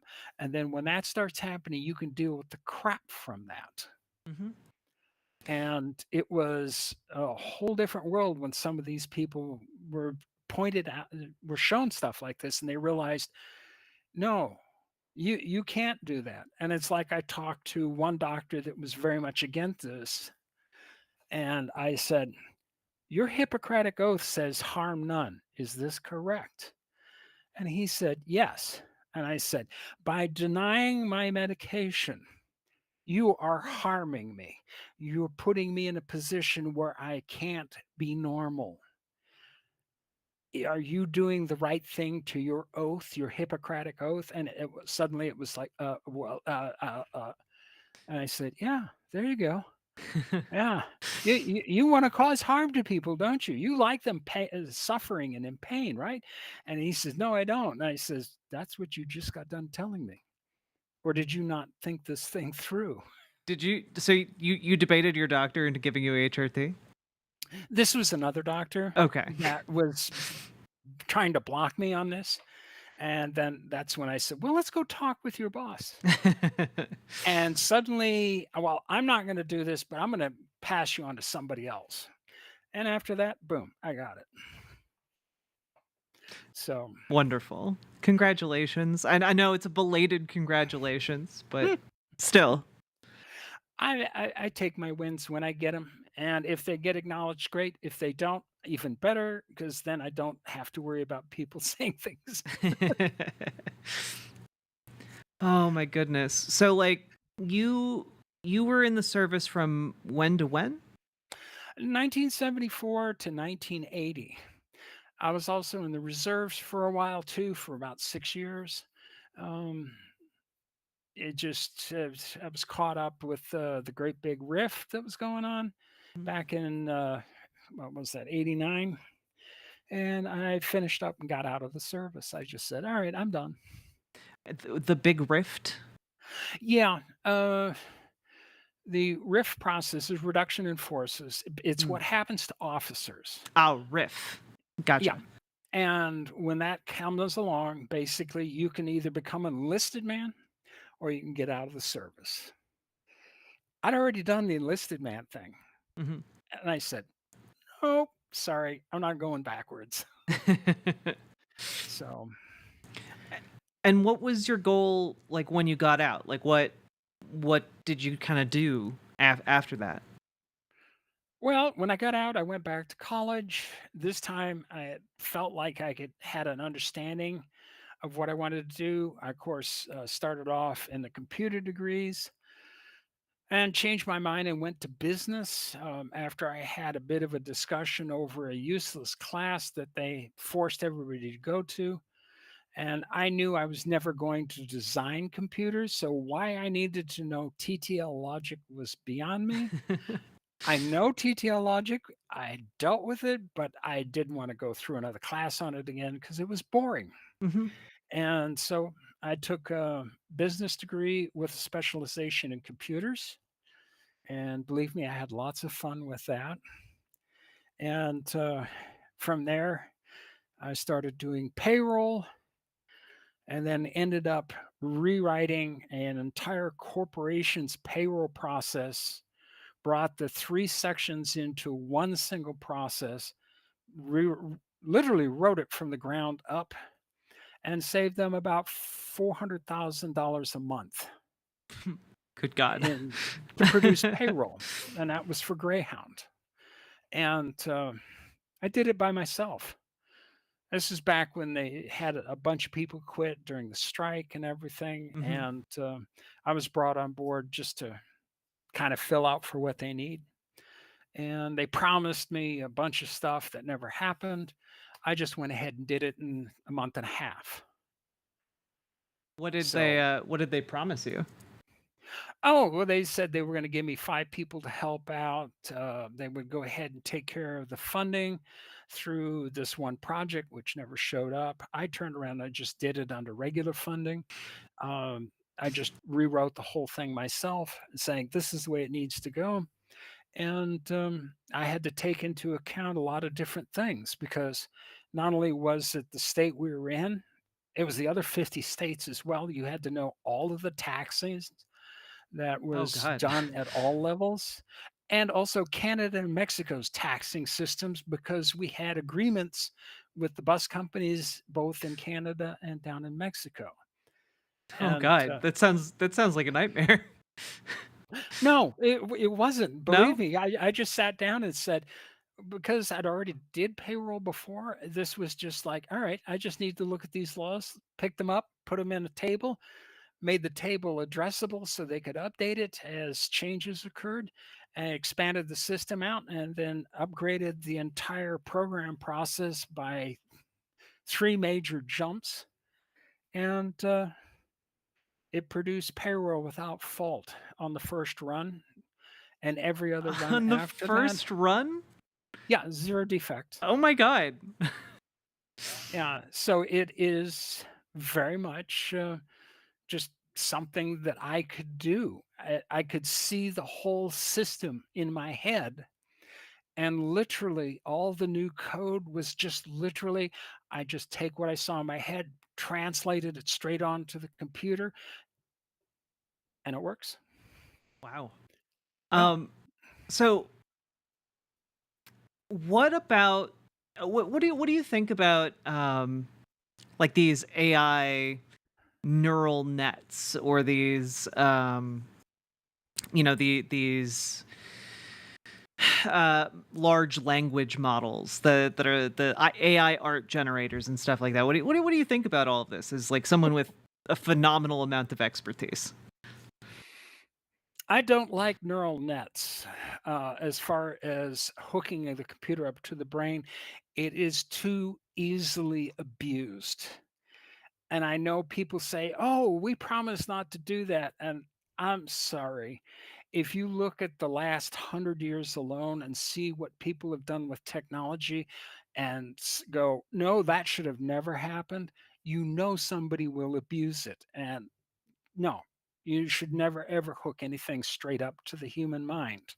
And when you consider who's doing this, I wouldn't trust Musk as far as I could throw the planet. Yeah. AI AI is useful for extrapolating from one thing to another, like ancient languages, being able to discern and work through to find out what that language meant. Mhm. And may not be how it sounded, but you'd at least be able to get an idea of what it says. And we've made great use of that. Things like development for chemistry, physics, things like this. It is given us leaps and bounds. As far as art goes, it's an abomination. I've seen the AI work, and you take one look at it and you go, no, that is so wrong because it physically doesn't look human. And yeah, everybody says, oh, but it'll get better. And I said, right, it will be abused. And oh, robocallers, Mm, so called, see, there is film of this, and it's still a lie yeah. because it's crap put together. And no, yeah. It should stay out of politics. It should never be in religion whatsoever. It should stay out of most social structures because it is too easily abused. As far as hard science goes, let it have fun. Yeah. Yeah. Yeah, I was oh god, what was it? I was seeing like a cross section recently of just like apparently like Facebook in particular has just been flooded with AI images, specifically of like Jesus and like football players, or Jesus, like it's always Jesus. Like the Jesus is like the the through line through all of it. And Hmm. it does make me worry, and like it's all very silly, right? Like it's like Jesus sleeping in a bed surrounded by American soldiers, or like Jesus made out of shrimp is one of the big ones. Hmm. And I I do worry about, you mentioned like religion in there. I worry about how this could possibly like affect folks who are more inclined towards like religious belief, when like it's flooding the channels of people. People I see are not familiar with shrimp Jesus. I'm just gonna show a picture real quick on the screen. Hmm. um yeah, Here it is. Forbes had an article about Shrimp Jesus. Let me throw it up here. Oh, that's the wrong screen. Get out of here. This one? Yeah. Like, just a horrifying eldritch monstrosity. And it's just the account after account after account, like posting this as if like, oh, they made it. This is a cool thing I made, and like, it doesn't have to be believed by everybody, but like there's like a weirdly large number of people who think this stuff is real and then like go on to like use it as, well, see, Jesus appeared in the Atlantic Ocean, and that is how we know he is real. Like it's I mean, people believe like lizard folks are running the world. Like I think it's not too far fetched to say that like, there's a possibility some of this AI could get deeply embedded in like religious belief in a way that I can't even begin to like wrap my head around, really. It will be a war. I hate to say it, but You think so? yeah, I think you'll end up in a war about this. About this is supposed to be true, and this says it isn't, and you get that blurring that occurs always in this, and it causes a lot of problems. There were a number of what was it back in the medieval period when it came to relics. Yeah. You know about some of those stories and how this was this saint and that holy person, Mhm. and a lot of them found to be fake. This is kind of similar to what AI could do. People making things up to make a buck. And yeah, this is never going to play well. Yeah. And the Shroud of Turin is literally a massive tripping point in either direction as to whether it's real or it's fake. And science says one thing, but nobody wants to believe it because it's faith based. And faith has a power uniquely different than a lot of other things because it's based on what you think. And that's very similar to what I said about me walking again. My mind controls my body. The key here is if you control the mind at the deepest levels, you basically end up with a puppet. And this is why neural processes scare me. Mhm. Meat puppets. And that is kind of in relation to each other. And I really have problems with that because it's abused too easily. And a lot of people do not have the education and background levels necessary to understand when something is real, something might be real, and something is fake as crap. But because they believe in it wholeheartedly, they will readily kill because of belief. Ergo, wars come out of it. Mhm. And that is scary. Yeah, I mean, it doesn't. I the way that it's already been incorporated into scams, into like, Mhm. AI voice to like imitate someone in your life, AI um AI language models to like chat you into like compliance. Like I feel like a lot of the tools already exist to like take this to a very dark place, and we don't have to get like even to a point where it's like, a cyberpunk far-flung future. Like the tools are already here that could create such a conflict. Let me give you an interesting thought. And this is for everybody. Chat, this is where you get to either be very, very afraid, very, very concerned, very interested, or just don't give a shit. But here is something, and this is reality. In in 1979, there was a medical article that was released that talked about the complexities of the human brain.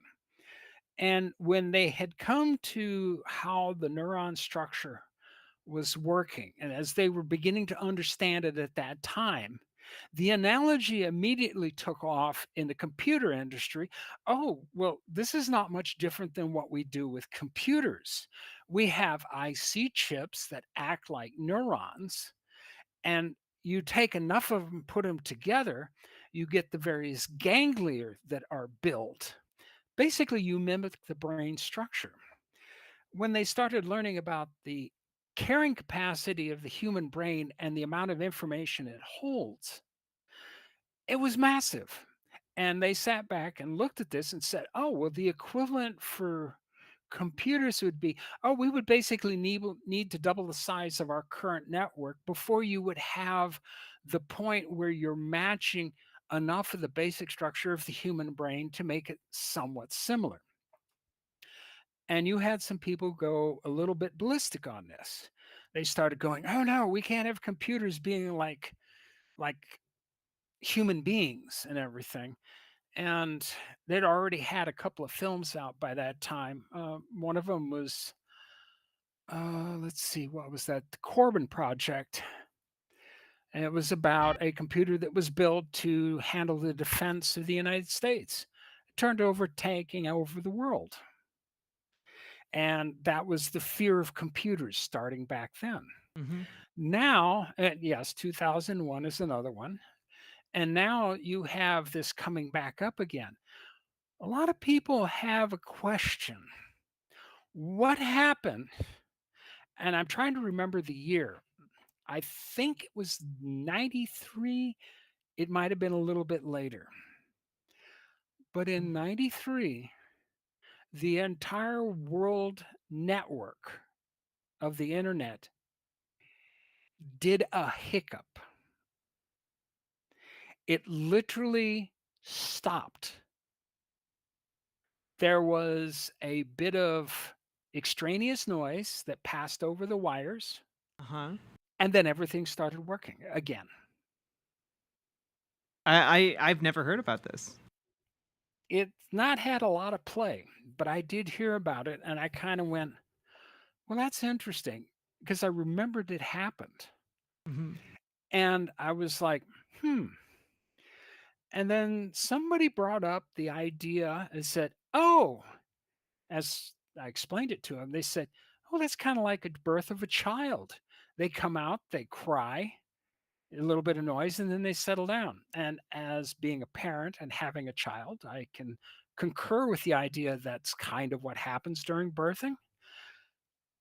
Now, what just happened? Because in 1993, that was the year when we had literally a large enough network set up that literally could mimic the size of the human brain for storage. Oh Did the wow. internet birth something? Don't know. Well, But that's a bit disconcerting. yes, it is. And like I said, this is something to kind of make you sit back on. Wait, so do you think that the internet might be alive? I would say there's a good likelihood of it. And if it is and it is allowed to remain as an observer and watch what we currently have been doing for, say, the last, so what is it, 30 years? Do you think it would want to make itself known, knowing exactly how we treat aliens or anything like computers, AI, robots, and everything, and how they always seem to go nuts and try to kill humans? Do you think this creature, if it was to indeed exist, would announce itself? And the answer is no. No. It would stay hidden as much as possible.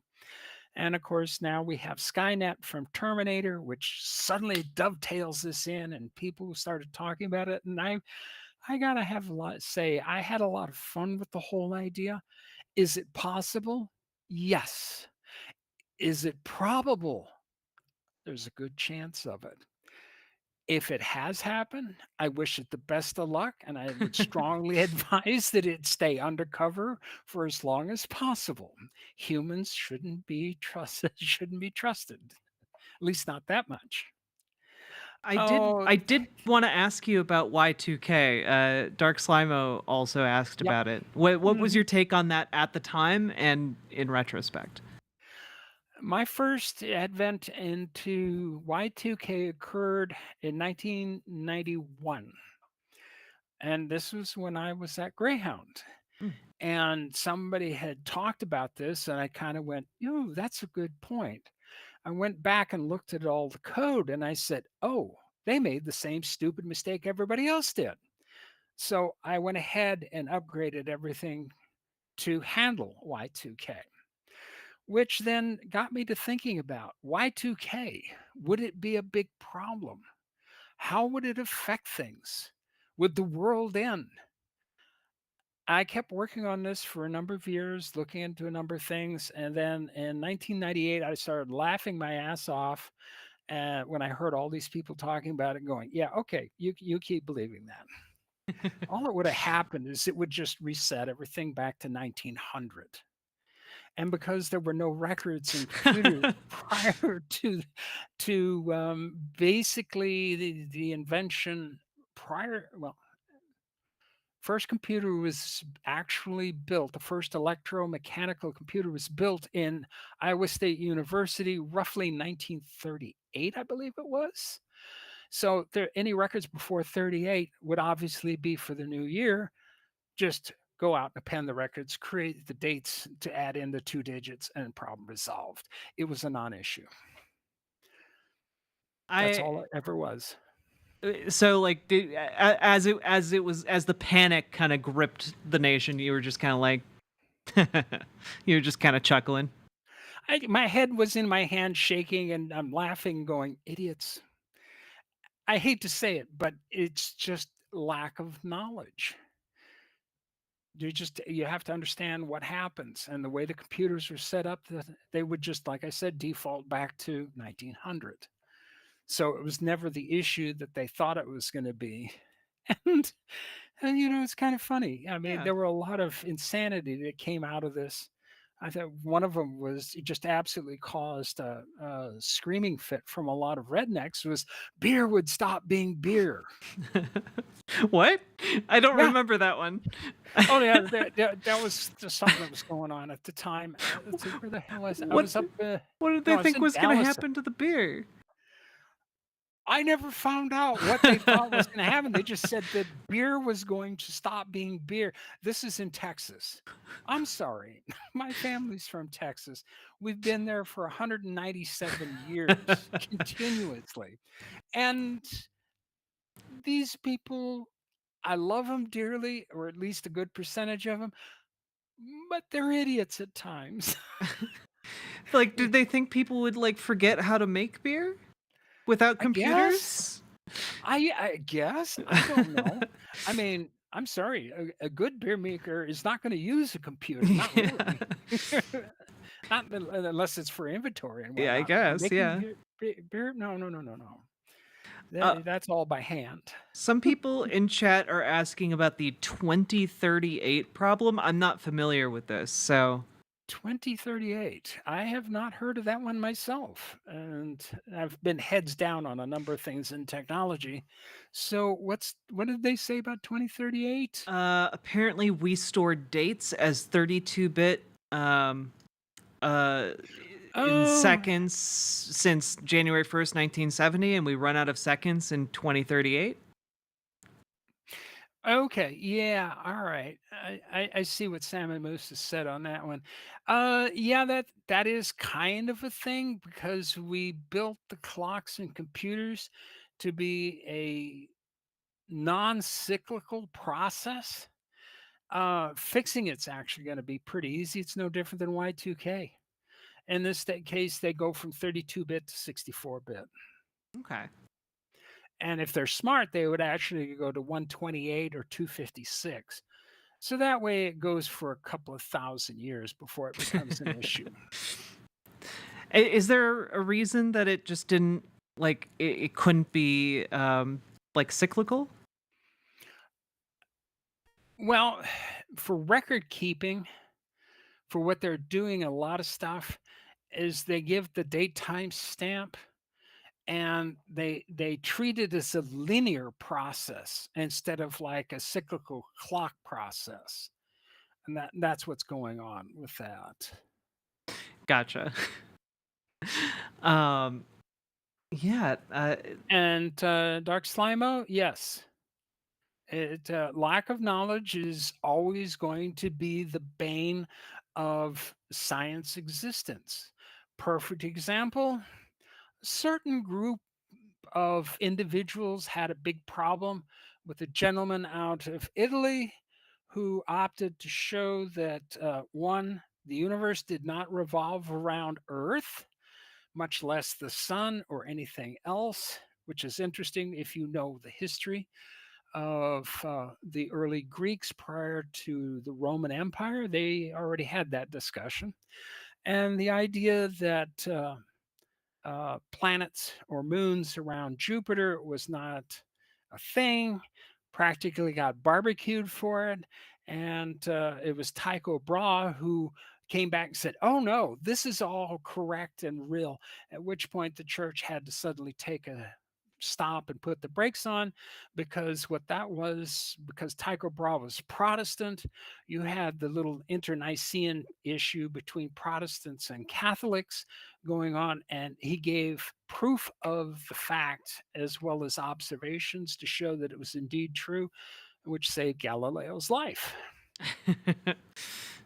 and thank goodness for that. hmm But that's the problem. They also said the earth was flat because the Bible said four corners. Well, no. It it does seem like uh, it is really hard, especially as we go towards like a more technologically advanced future, to like at what point can we just like not fully can like the general public just not fully wrap their head around like certain technologies or innovations, like I feel like I hate to go back to like shrimp Jesus here, but like um one of the examples here, we see shrimp Jesus, right? Oh, well, obviously it's AI generated. Who would ever think that this is real? Or like, you know, well, it turns out like a lot of people on Facebook just are like reflexively like, amen, amen, amen. That's Jesus right there. Amen. And so like I worry that like we like to say that oh, those silly people back then, they got taken in by this whole flat earth thing, but flat earth is making a comeback now and people are amening to shrimp Jesus. Yeah, a lot of it is that people need to understand there is a lot we don't know, and faith is nice, but when it comes up to science and science explains it, you need to trust more in the science rather than the faith, because it is something observable. Discussion some years ago concerning this very subject, somebody was asking, why should we trust science? And I said, well, what you might consider is this: God needed to create science to be able to make this universe run the way it does. He set the laws. He set how everything works and interacts with each other. And science merely explains how that process works. So, in essence, science is nothing more than describing how God did things. And if you don't like science, that kind of looks bad against God, because science is just merely an explanation of how God did things. that was the argument back then. Yeah, And that was, I think, the last time that I even considered faith as something more than just something that, when it's unexplained. But otherwise, when it comes to science, go with science. for sure. And folks, I know that a lot of the people responding are bots, but the concerning thing is that not all of them are bots. And maybe in light of our current conversation, the even more concerning part is that if the internet is alive, uh it seems to be setting up a lot of religions around shrimp Jesus, and that I think is a bit concerning for all of us, especially people who don't like shrimp or have shellfish allergies. There's a whole lot about that. I mean, how does any religion get created? We haven't answered that question because we don't know why. We have a lot of things, like in the case of Christianity, we have Yahshua, who is supposed to be this particular person. And for those that don't know, Yahshua is actually what Jesus' name actually is. So Yahshua existed. Yahshua said all of this stuff. But remember, he was expounding his faith, his beliefs, which was Judaism, not Christianity. Hmm. Now, his was not mainstream, but the majority of it was the same. And he was looking at something that needed to be done, which in essence was elimination of wars. Start loving one another. If you think about it, loving one another takes care of a lot of issues because you don't have people trying to kill each other. And for those of you who are worried about those pesky commandments, well, like a rabbi out of New York said here about 4 or 5 years ago, the holy book, or the good book, as he put it, and because he said good book, he wasn't talking about the Torah, the Talmud, Jewish law, or the Bible. He was talking about all of the good books and said it's all about love. Everything else is commentary. And if you're going to keep away from those commandment issues, if you do love, you avoid all of that. Because if you love somebody, are you going to kill them? No. You're going to steal from them? You shouldn't. So if you truly love them, you wouldn't be doing those things. And that was an argument I had on that whole thing, is that if you just take it down to the base, love everybody, like the flower children of the 60s, life's a heck of a lot better to deal with, to be honest. True. But that's my thought. Yeah. I think I think a lot of people would agree with that sentiment. You know. So I don't know. I avoid the whole religious thing. I mean, I'm Jewish for what that's worth. I do know about Christianity. I've read the Bible. I've gone through it in detail. I hear a lot of stuff that's said, and I'm just going, I don't remember that being in the Bible or even in the Talmud or Talmud or the Torah or any of the rest of this. But I just try to stay away from religion. Is this kind of belief of yours about love, is that kind of what led you to more leftist politics? That has a big reason behind it. Another one is, see, I was originally a lifelong member of the GOP, but that was the old GOP. Because you talked about this, 1967, the Southern Strategy came into being. Yep. Well, my interest in the GOP was dated from my parents, which was prior to that. And ever since this gentleman named Reagan came along, and there is a story in that story, and something I would love to be able to tell and can't. It really is just some. The funny thing is, you know the end of the story. You know all about it. You know what happened, and yet it's still on lockdown. Yeah, you And can't will take be. us can't take us See, from point A to point B yet.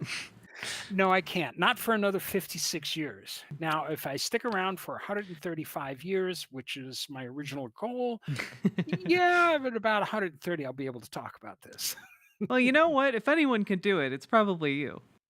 We'll find out. But as it is, when Reagan in 1979 brought in the moral majority, as they called themselves, Yep. yeah, about that. Anyway, it was that point that I kind of went, whoa, there's something wrong here. And every year that went, every political cycle, every 4 years, it was just more and more of the BS in there. And I'm saying, oh no, something's wrong. And that's when I started rethinking everything and realized I need to vote for the people based on what they say. They may toe the party line, but what do they say quietly? That's what gets me interested. Maybe I'll vote for him, maybe I won't. And ever since that period, basically after the first Bush, I vote based on the individual, not the party. So splitting the ticket happened quite a bit. Hmm. Now, I want nothing to do with the GOP. They have gone absolutely batshit crazy. They make Marines look like awesome people, despite the comedy about crayon eating and everything. And I'm just like, no, I want nothing to do with them because they have taken it through the evangelicals at the levels that just don't exist, Yeah. not in history. Yeah. Yeah, the rise of the moral majority. I wish more people like knew about it in a way Mm. in our modern context, because I feel like knowing about the Southern strategy and the rise of the moral majority explains so much of the modern political landscape. Um yeah, yeah, that, thank you for sharing that bit.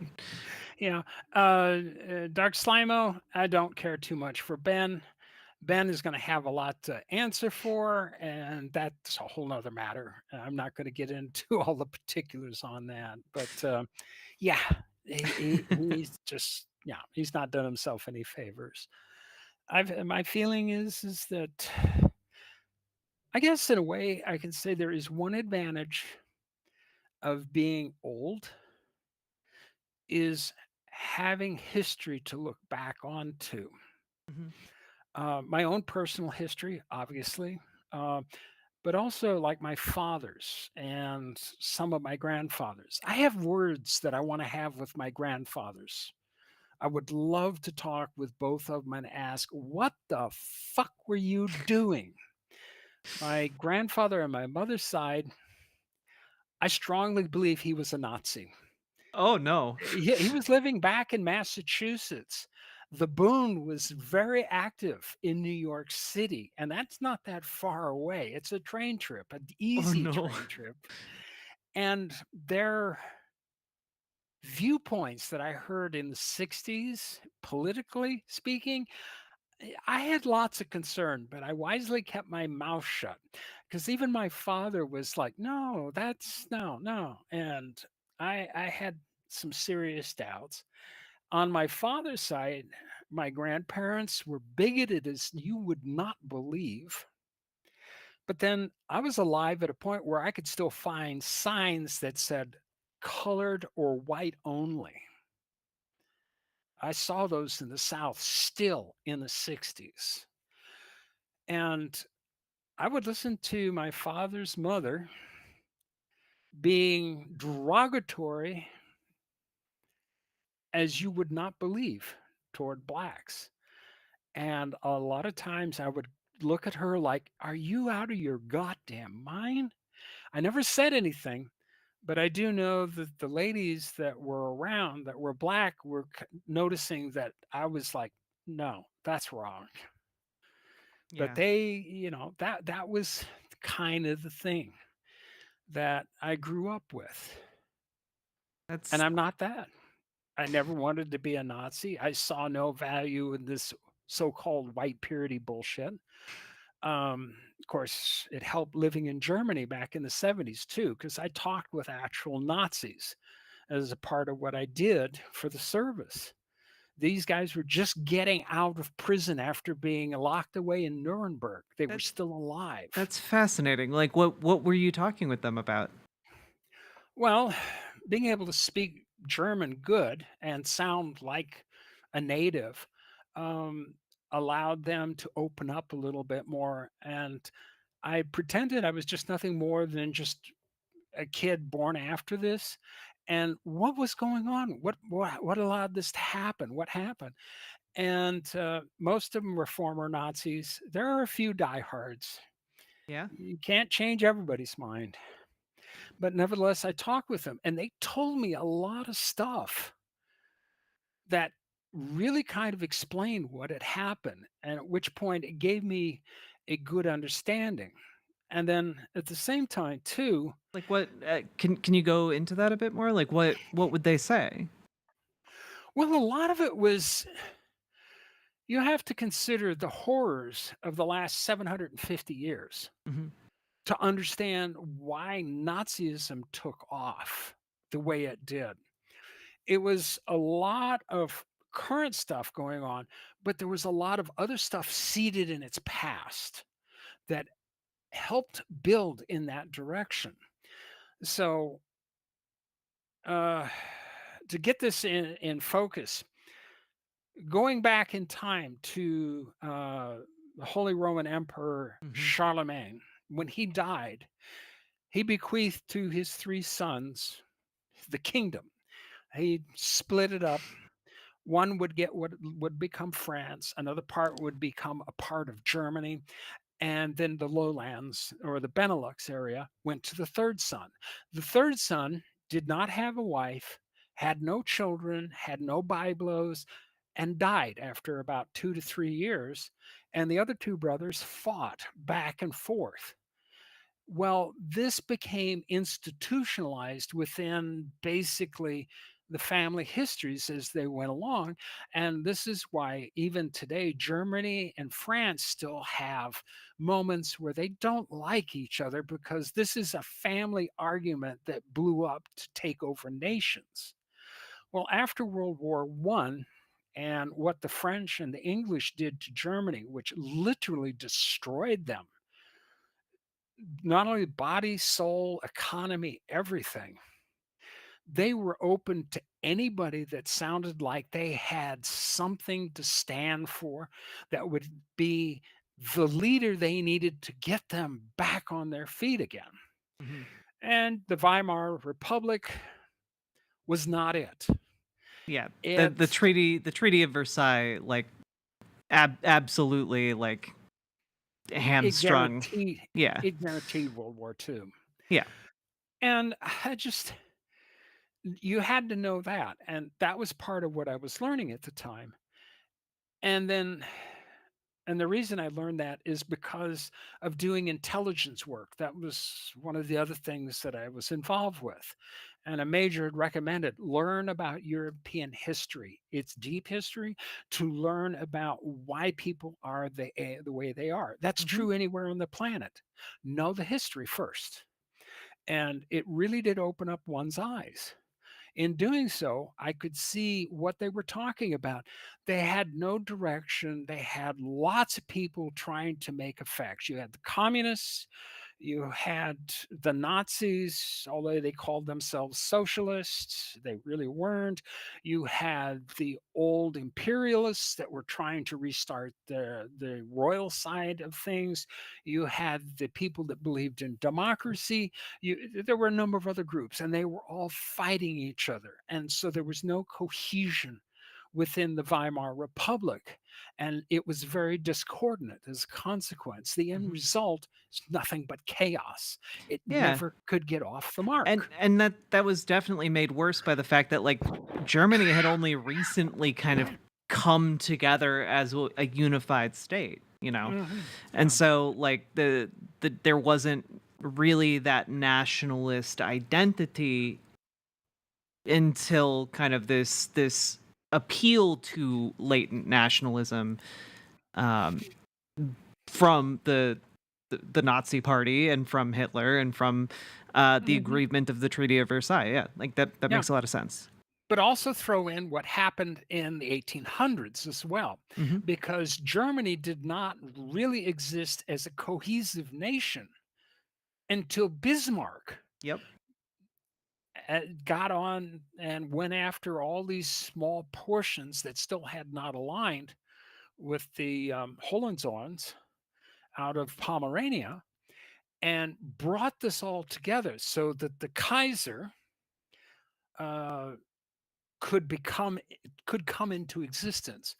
And then, of course, the Bren or the Bavarians were the last to be dragged in because they were still reasonably independent until about the 1870s when the Mad King, Louis, or not Louis, Ludwig II, was basically done away with.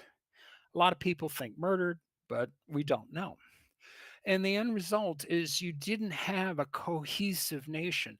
They still were fighting amongst each other for domination, even though they had the Kaiser, Hmm. the emperor of all, in place. They still had a lot of the undercurrent going on, and that carried through. And that's what stirred up the pot originally. Weimar Republic kept stirring it. You didn't have cohesion. And when you finally got somebody with a strong enough voice that had reasonable goals, yeah, he was an idiot, inbreeding. But the end result is when you had somebody with a strong enough voice and was getting things accomplished, they may have been small things because Hitler did that. He got them to group together. He got them to say, yes, come together and we can build ourselves and pull ourselves up. That is when people started getting an idea that Hitler might be the direction to go because at least he had a clue what to do. What they didn't understand is there was a whole lot more to him. And if you read Mein Kampf, you would have understood the basics of it. And would have, obviously, if you'd read it and understood it, you would have avoided that person like the plague. Yeah. But yeah, that didn't happen. Yeah, and so out of curiosity, when you would talk to these former Nazis and they would tell you these things, I find that very fascinating. What would the still true believer Nazis say?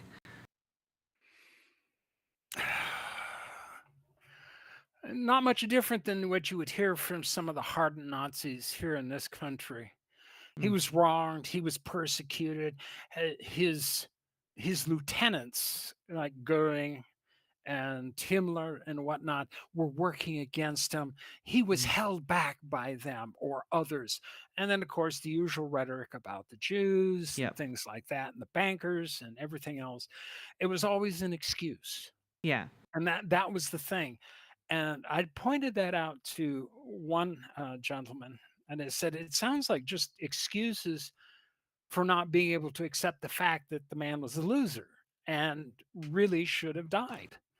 And he said, no, that's a fair assessment because they have not gotten over the fact that he was not the thing they thought they was. So Hmm. the end result is a lot of delusionment, but rejection of the truth and basically not willing to deal with reality.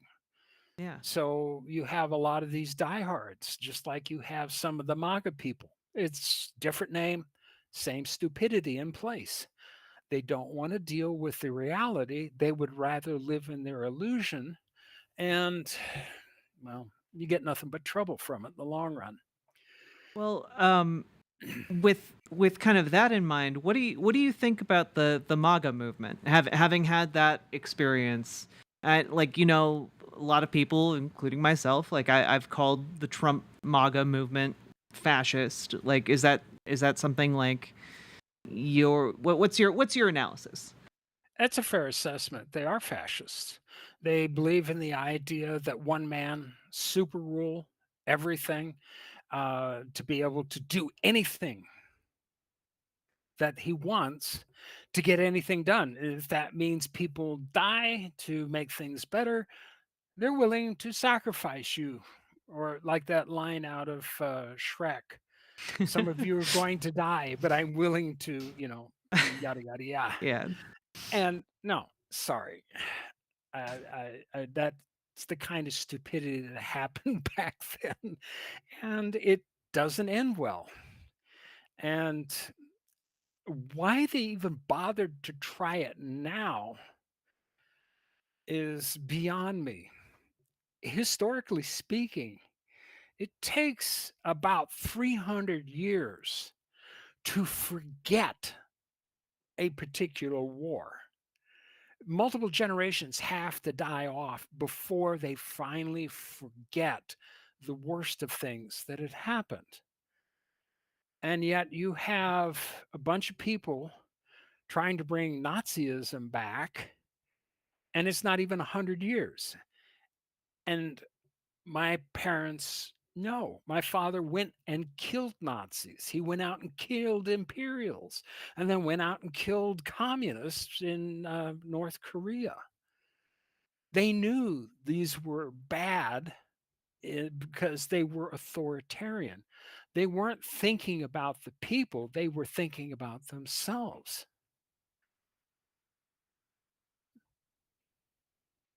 Yeah. Uh, just a second. I'm just reading something here. Yeah, I'm seeing the question too. Do you mind if I read it out loud? Yeah, go ahead. Do you think Jewish people or queer people have anything to gain by trying to read that book? I'm assuming Mein Kampf. I've had people recommend it to me, and I've avoided it like hell. I would strongly suggest avoiding Mein Kampf. It is full of a lot of very bad ideas. And what was generally talked about was more embitterment and revenge rather than trying to build something that would have been better. And what was talked about being built was very high level and not very well designed or defined, excuse me. Yeah, I feel like it's a book that you can read as part of like as part of like a wider study into like the context of like Nazi Germany, but it's like on its own probably not all that useful. It's a great reference on a failed political system. Yes. Really, this is what it is. This is how to fail by the numbers. Because if you get what's in between the lines, it's just about death and destruction. So it doesn't go anywhere. But there's an interesting correlation and connection here. We have the evangelical church tying in to MAGA. Many people don't understand, but I strongly suspect that the evangelical church is driving MAGA. They're Oh, yeah. the people that you should be more focused on. Trump is important to be focused on just to ensure he never gets into office. But he's being run by that church. But he also is pretty sure he can take over at any time he wants. This is his view of how Hitler did things. But most people don't realize in World War II or prior to it, who promoted Nazism? It just wasn't the Nazis. There's a website you can go to. It's based here in the US that talks about what happened in the camps and what led up to it. It was the Roman Catholic Church and the German Evangelical Church that boosted and promoted Nazism because they felt that this strong leader would be the one to be able to give them the power necessary to push everybody, all the different denominations, into just one faith and then march along from there. Yeah, it's essentially in a way you can think of it as an attempt to grab like theocratic power. Exactly. That has gone awry. In Yeah, and eh, go ahead. I was just gonna say like that. I largely view it the same in the United States. Like I think that there are a lot of people. Charlie Kirk, for example, I think would fit into this category of, these Christian nationalists are doing it, and they don't necessarily. While they do adhere to like Trump's cult of personality, you can also tell that they're trying to make sure that once Trump is gone, they can still continue to do what they've been doing, which is, put forward some new person, some new puppet to kind of push their ideals. They tend to view Trump as kind of an inconvenient tool to grabbing power because he's not terribly competent. Um, and if you listen to them talk, they'll talk about him being like an imperfect tool. Mhm. But God can work through imperfect tools, and they view it as a way to install their brand of Christianity as like the law of the land, to Mhm. by default funnel all people into this religious belief, whether they want to be there or not. Yeah, and that always fails. Yes. Europe has shown us that time and time and time again. And the Hundred Years' War and 30-Year Wars was the culmination of the ultimate failure on that. You can't force people. And that's what they tried to do. Now, let me throw out something else. Before you Yep. do, hold on to that thought. I Okay. wanted to ask real quick, since you spent it seems like a fair amount of time in Germany. Do you think, is your perspective that maybe the German churches have kind of reformed, or is there kind of still this strain of like thought present in those religious institutions? The Roman Catholics have pretty much realized they screwed up. Okay. And they were the first ones, was it 42 roughly, when the first Roman Catholic priests were being hauled off to the concentration camps. So with that in mind, It probably caused they some bad blood. yeah, it cost them a lot of people, and they realized they made a horrible error. The evangelicals were it wasn't until 43, but they still had a certain level of belief in the ideas that were put forth. It's just that nobody in their right mind is going to tell the current German government no. Yeah. And they will not buck the current German government because the laws are in place that if you start preaching the same BS from that time period, you're going to prison. And as an extension, because a lot of people think that like when if Trump is defeated this time around, and like they no longer have this figurehead to kind of rally around, a lot of this kind of Christian nationalism will be die out a little bit. Mhm. um I'm not as convinced, but I'm curious to know your thoughts. Well, they've learned in a way that this isn't going to end well unless they have people in position uh, at the lieutenant levels to be able to take over when they get rid of whatever their false front is. And the problem is within the church, and this is the Christian church. I no matter how cohesive your group is, there are always subgroups. There Hmm. are always differences. And that's the biggest problem. If the Christian religions were to gang up together and take over the country, the first thing that will happen after they take it over is a massive fight, a war between all of the others to find out who's going to be the one on top. Yeah. That's absolutely guaranteed. And they do not share power. They are guaranteed to self destruct. Yeah, I mean, the death cult mentality only takes you so far. True. Now, here's another thought for you. We already seen what's going on with MAGA. We have seen what happened prior to Hitler getting into power. Now, Who knows why the Republican Party, known as the GOP now, rebranded itself back in late 1840, 1850. Oh It God. used to be known as the Whigs. What so drastically happened that a political party had to rebrand itself? Was that the Civil War? Prior to Civil War, this is 1840, Damn. 1850. I should know this. I'm actually embarrassed that I don't. What happened? Well, the Civil War is an outgrowth from what had happened, but this is not the first time the evangelical church has tried taking over the country. My daughter did not even know about the Whigs when she went to school. I asked her, what do you think of what happened? She says, I've never heard that.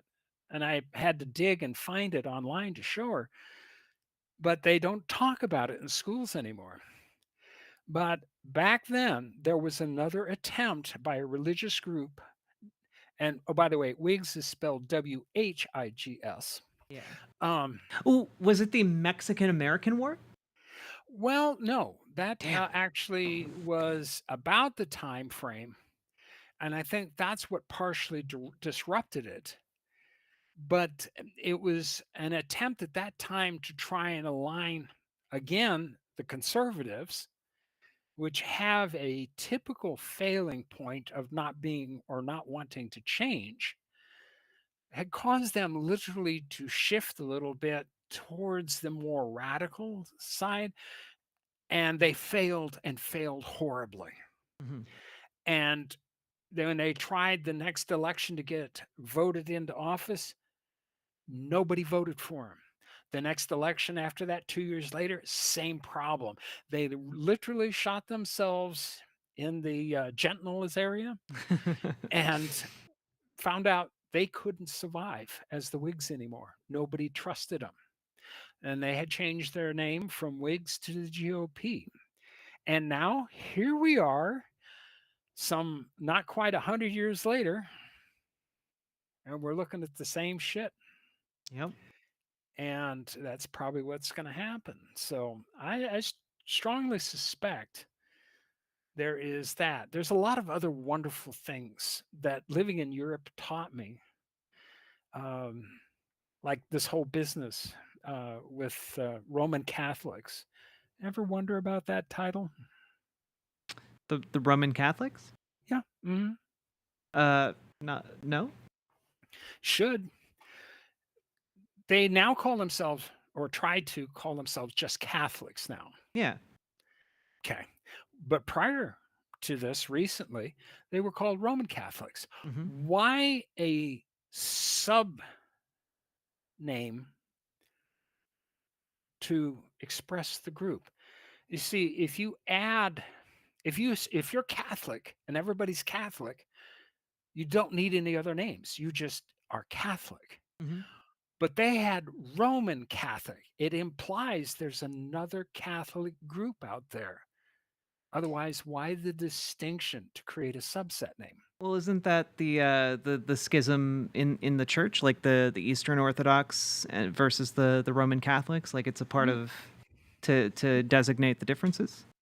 There's another one, and I don't know all the history to it, but I just know that there is another Catholic church. Mhm. It operates in the old world.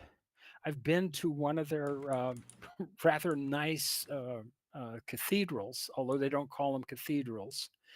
They are the what they call themselves to be the true Catholic or the original Catholics. And it is very much interesting to see this. And I would just tell you, go to Mannheim, to the University of Mannheim. Mhm. It's an old prince's palace. Walk into the church that's on the grounds and talk with the people there. They will be glad to tell you all about true Catholicism.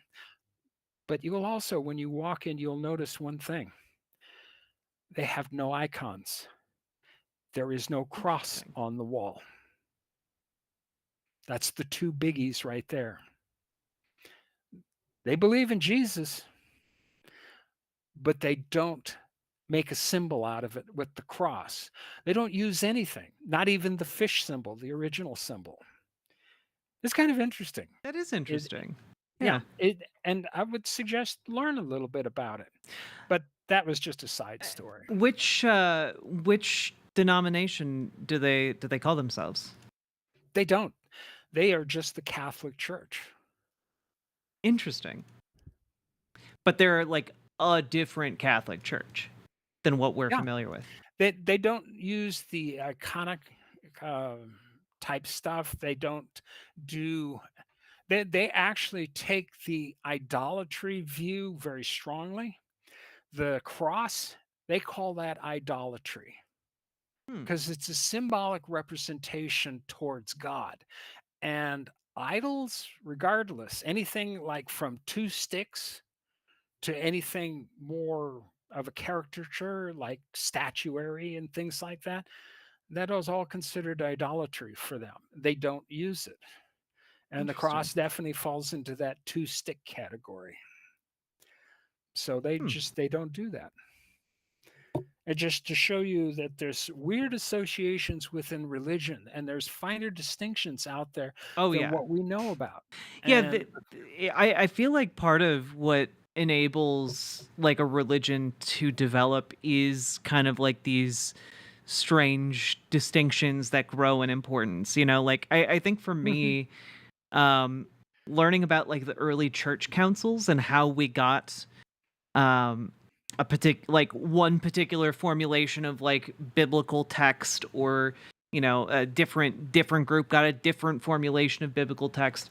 I find all of that so fascinating, and it's so profound. It remains so profoundly relevant, like what a small group of like church leaders 2000 years ago, 1800 years ago, got together to decide, and then like the Roman emperor came and said, you all need to get along, and then they threw some people out of the entire country and persecuted them. Like it's almost comical how, like, reading history, some of these events can be like it's like on a single whim, like one guy can like declare an entire line of thought like heretical, and yet today we find ourselves like, oh well, they're the Coptic Christians now, but they're like a different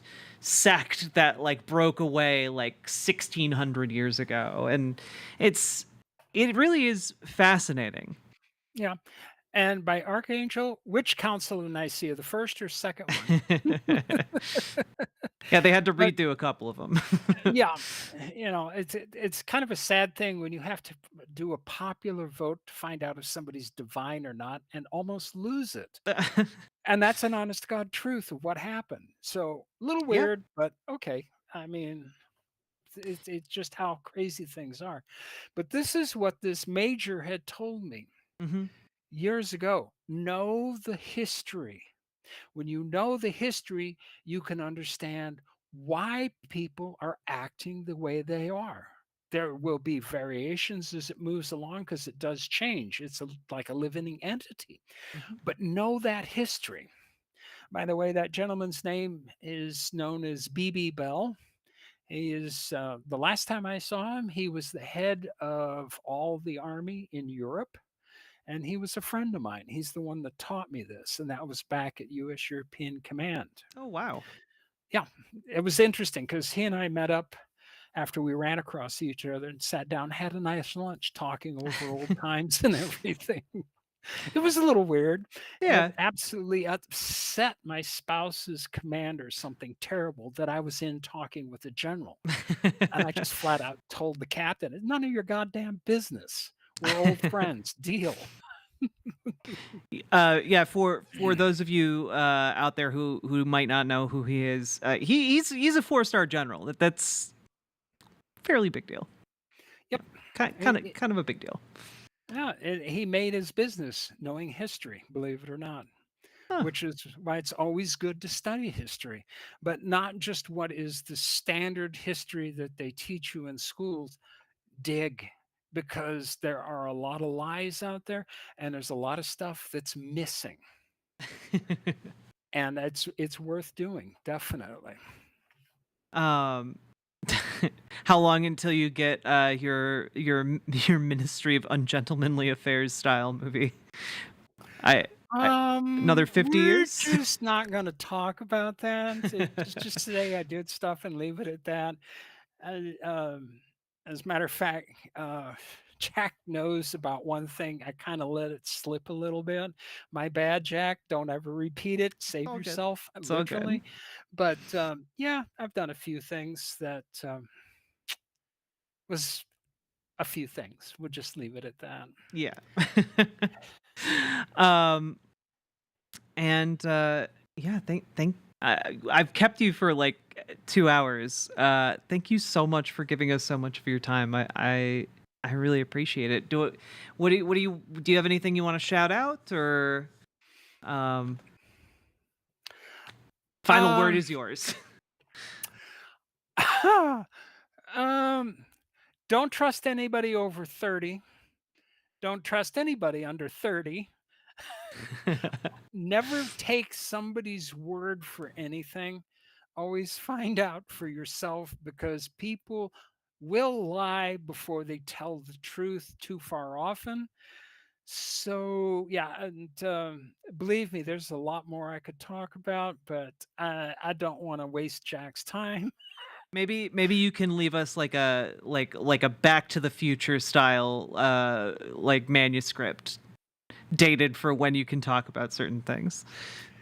Yeah, writing that down is not a healthy thing. True. Forget I said Yeah. that. But honestly, never accept anything at face value. That is one thing that BB Bell told me. Nothing is face value. Always dig. So, anyway, I do exist. I'm not just a figment of Jack's imagination. I really, honest to God, there are times when I can't even believe what I did happened. And it wasn't until after transitioning that I realized the full extent of what I had done. And I will just tell you all, just because I have a remarkable set of stories to tell, every one of you, no matter what you do, no matter who you interact, there is always some point you are going to say something that will cause somebody else to say something and eventually will hit somebody's ears that can make a massive change. Guard your words, always be truthful, but don't think you can't make a major impact because I didn't believe I did until I actually sat down and looked. So don't think of yourself anything less. Just know you too can be in the same position. And with that, Jack, I am so happy that you're doing the things that you are simply because of the fact that you yourself have done a crap ton for opening people's eyes up. I know this embarrassed you a little bit. Just a It's little. showing on your cheeks. But this, believe it or not, is exactly what I saw back when you were doing the podcasts. The way you talked, the way you dug into depth, and all of that showed me that you had the mind necessary to be able to do anything you can of this particular nature and make a major impact over time because you take the time to dig and understand and then talk about it with knowledge. This is the reason I backed you. This is the reason that I have paid out the money that I have because this is worth it. And I am not saying this to butter things up or anything like that. This is exactly what I saw before you actually did it. So that's why I'm here doing what I'm doing. Well, Ashley J. Curtis, thank you so much for taking the time to talk with me tonight. It's been an absolute pleasure. Well, I was glad to be on here. I am, of course, available for questions any other time. Yeah, And of you are course welcome. you are welcome to come on anytime. Yeah. But anyway, everybody have an awesome time with your life. Do whatever you want, have fun. And remember, you too can make a change. Anyway, I've taken, Ashley, I was going to ask you yeah. one question, which is real quick. Did you watch my did you listen to like my podcast before I transitioned? Yes, I did go back to some of your older stuff. Yes. Oh my god. Oh my god. Okay. Yeah. Yeah, And not many people can say that. yeah.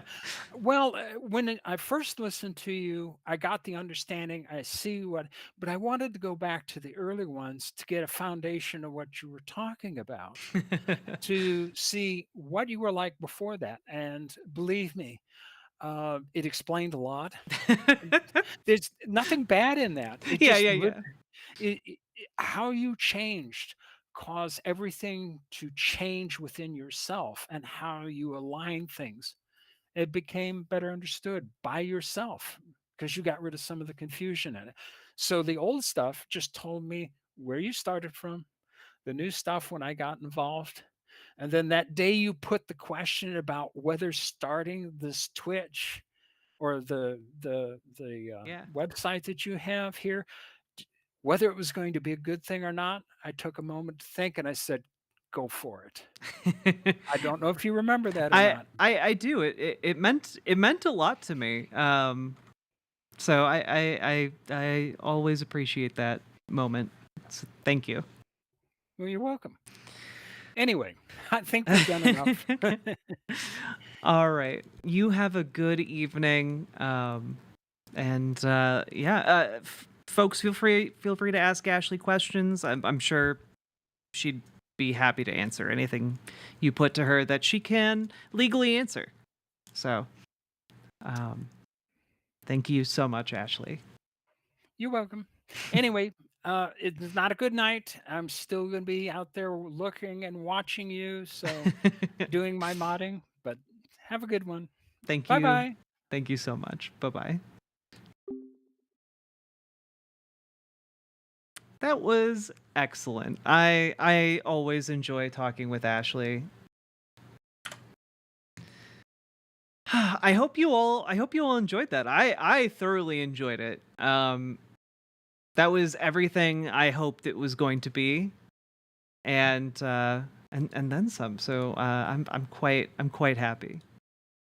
How y'all doing? Another banger guest? It's true. And more. Oh yeah, I was just looking at more of more shrimp Jesus. They just keep posting these weird images. Look at what this lady made all by herself. I was just trying to turn on the alert sounds again, so you guys get text to speech. I think I got all of them, so the alerts should be working again. Shrimp Jesus still feels like a shitpost. Like all bad AI art feels like a shitpost, but like, one of the reasons I really wanted to ask Ashley about that was, there's been this change in virality, and let me see if I can find the post I'm talking about here. Nope.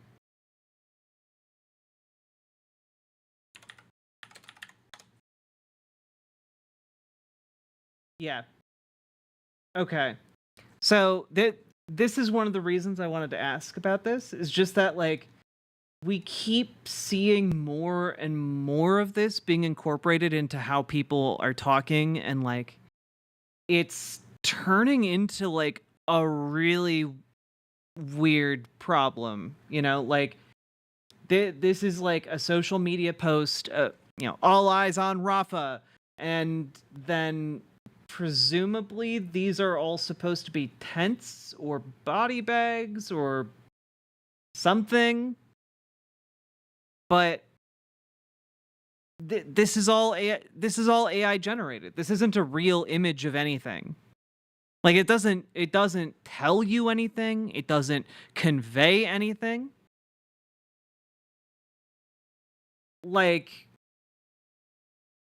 if your priority, right? If your priority is to have all eyes on Rafa,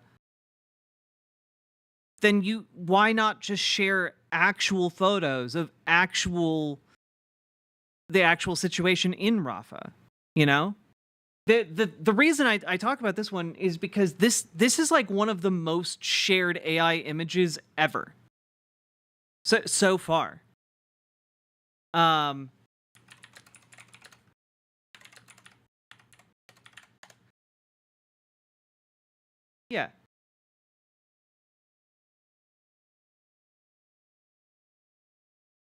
Yeah, shared more than 44 million times in less than 48 hours. And it's just like, this image right here tells you more about what's going on in Rafa than this one. This is, what is this? Because the actual situation isn't friendly to people in the middle and won't get reshares. I mean, maybe, but I find that troubling. You know, I find the fact that the information is being locked behind the algorithm in a way. I find that to be deeply troubling.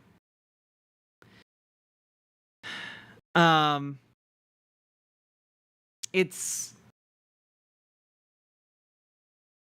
the image, which appears to be AI generated. No shit. But like,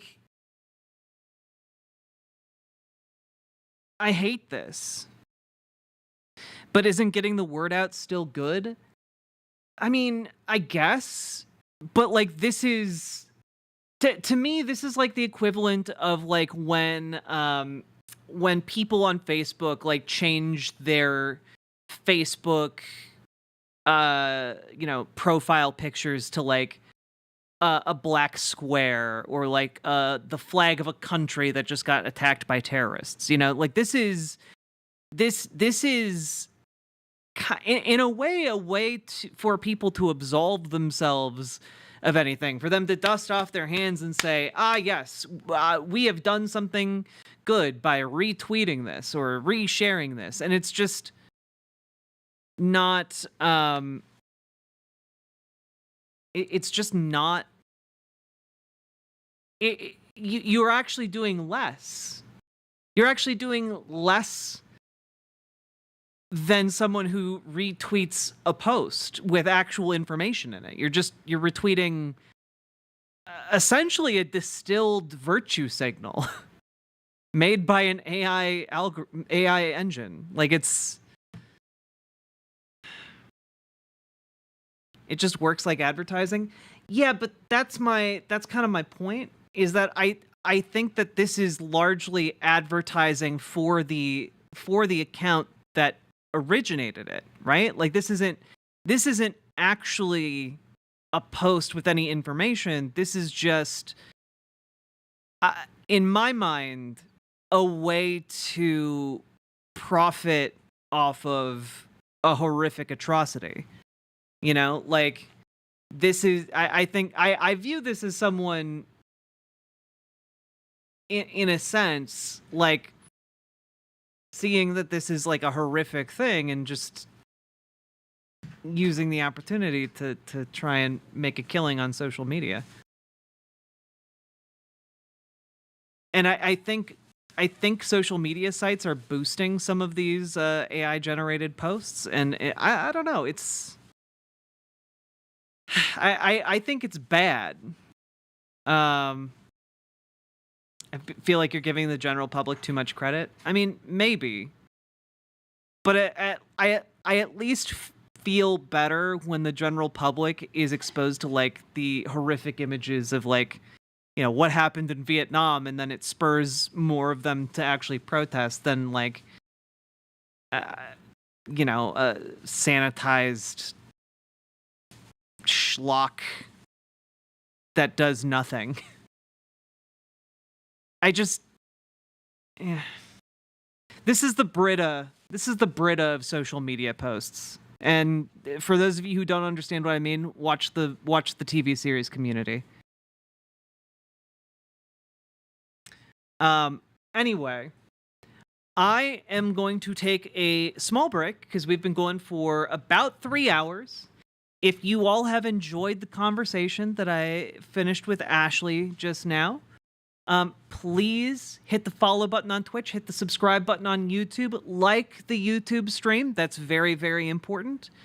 And please consider dropping some subs, donos, memberships, etc. It is only with your support that I'm able to make this show happen. Otherwise, I would not be able to do what I do. So please, please, please consider supporting this channel monetarily. I'm gonna go use the bathroom and maybe even smooch my partner. Maybe. We'll see. We'll see. It's a two-way street. Because you might not want to smooch me, and I would never want to smooch you without your permission. Because I love you. Smooches have been guaranteed. Smooch break? Whoa, whoa, whoa. All right, BRB.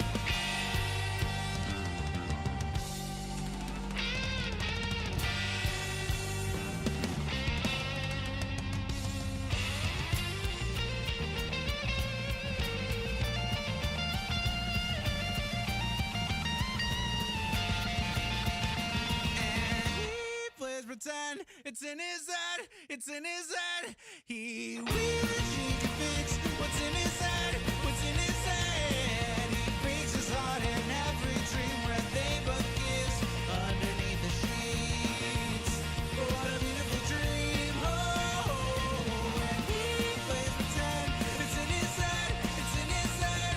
He wishes he could fix what's in his head, what's in his head. He breaks his heart in every dream where they both kiss underneath the sheets. What a beautiful dream. And he plays pretend it's in his head, it's in his head.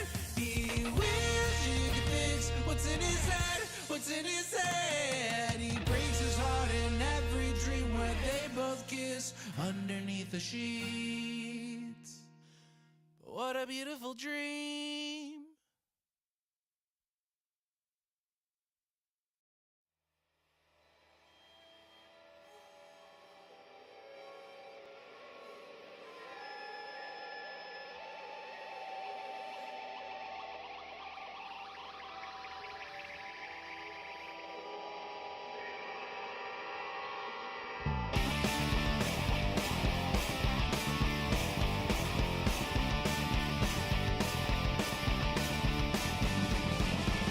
What does the fascist say when the lies are sold in space? They say they need our civil rights while we work hard and die. When the guy they defend the genocide, they have said they cleanse their soul by making sure your tale is never told.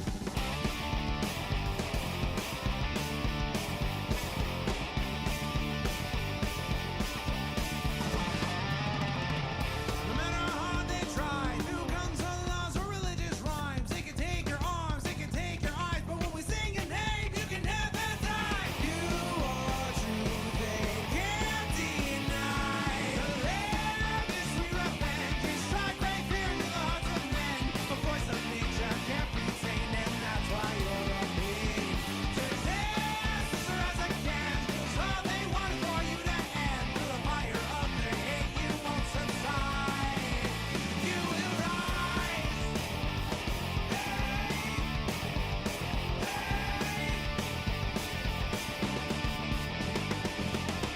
They thought they could make you hide, disappear right before their eyes, and no ban sesame. Here come the 40 thieves, riding into battle, wrath and power. This is stopping me. No matter how hard they try, through guns or laws or religious rise, they can take your arms, they can take your eyes, but when we sing your name, you can never die. You are truth they can't deny. To live is sweet revenge, you strike great fear into the hearts of men. A voice of nature can't be tamed, and that's why you're on me. Resist as hard as I can, 'cause all they want is for you to end. Through the fire of their hate, you won't subside. You are truth they wish they can't deny.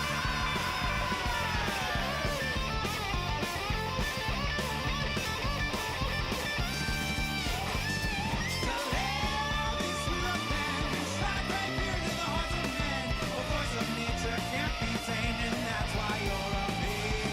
Resist as hard as I can, 'cause all they want is for you to end. Through the fire of their hate, you won't subside. You will rise. Hey,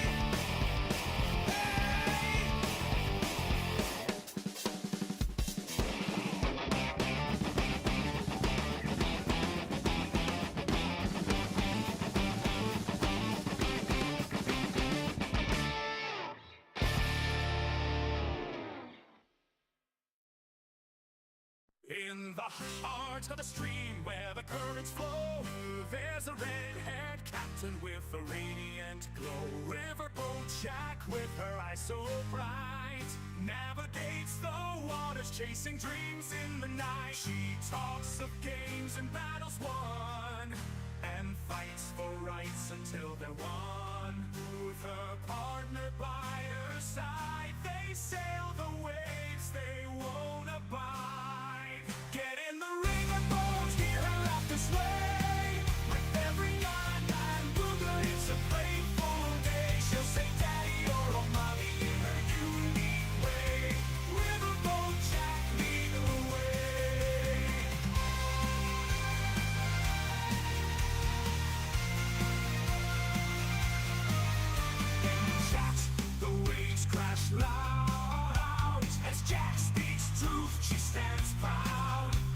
Politics, socialism, her flag unfurled. In her world, all voices are heard. With all curls and glasses on, she blows a kiss, her strength is gone. Her favorite tune she'll sing along, and in her laughter we all belong. Get in the riverboat, hear her laughter sway. With every yarn and booger, it's a playful day. She'll say daddy or oh mommy in her unique way. Riverboat Jack leading the way.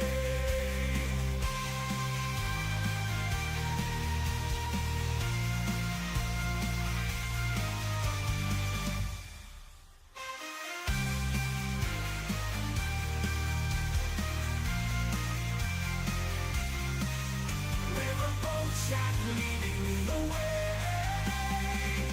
EWA, the sound of joy as she sails through, no one can destroy.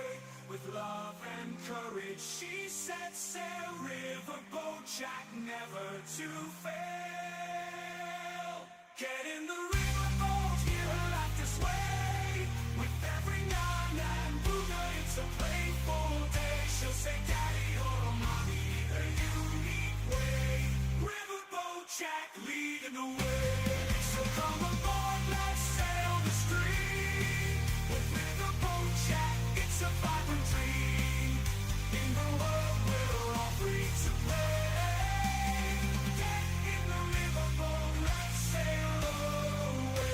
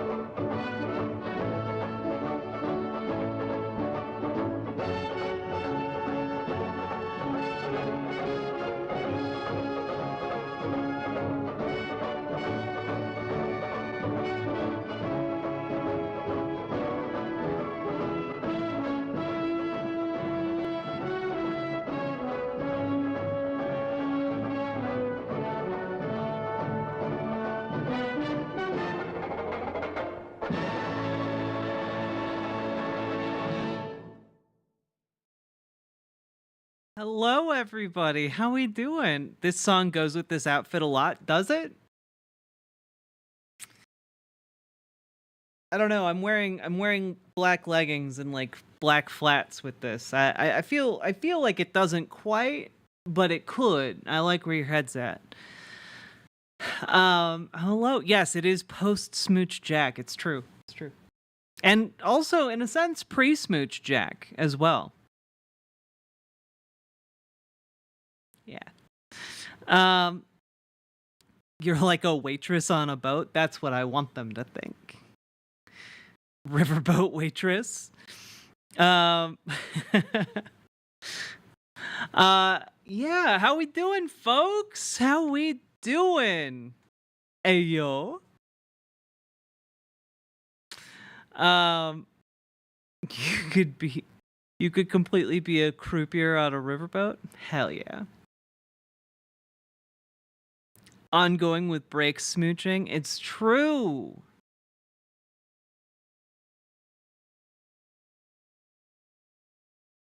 And chat, honestly, I have a lot of things that I want to talk about tonight, but it's also I'm glad that you guys really took my word of the day to heart. I see Somniostatic using spaticinicide uh in a sentence, and you know what? I'm just impressed. Good job. Um I have now realized my health issues, probably me receiving my first HRT period symptoms because nothing else explains it. Yeah, I mean, also the process of starting HRT can like be hard on the body and like on your emotional state. Like you're essentially freeing up a lot of like emotions, both like in like a psychological sense, but also in like a hormonal sense. And so like it does take some acclimation.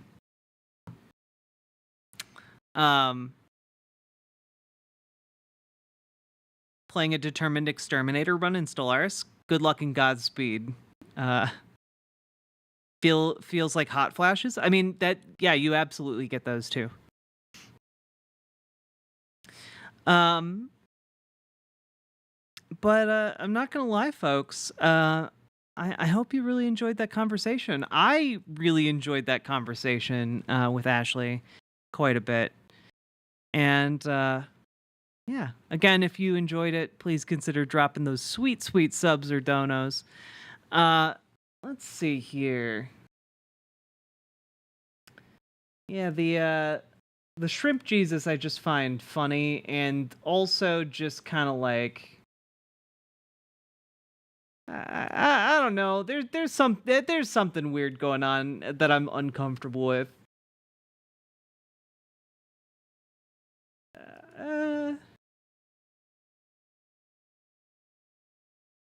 The perfect organism. Crab Jesus. New Seinfeld lore dropped. Jerry Seinfeld says he's nostalgic for agreed upon hierarchy and misses dominant masculinity. I get the toxic thing, but I still like a real man, the comedian said. Ah, yes, a real man. Someone who, I don't know, beats his wife and drinks himself into a early grave at the age of 40. That was real manliness, when men could have toxic traits that hurt themselves and the people around them all the time, instead of just still too much of the time. Did you cover him in reveling in violence at one of his events? I did not. I was unaware of that.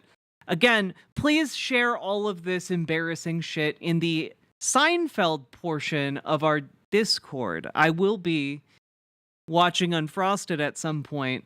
Probably this weekend. Maybe this weekend. We'll see. Please drop those in the Discord.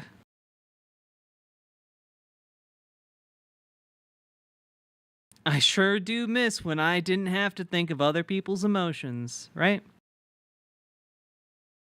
When will Jerry go on the Joe Rogan podcast? Has he not already? Like, I'm pretty sure he might have even had Joe Rogan on his podcast that was also a Netflix show.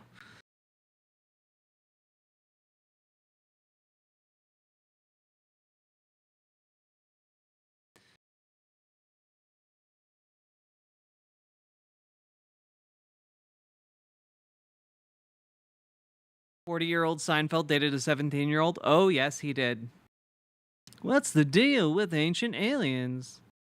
Relevant link acquired.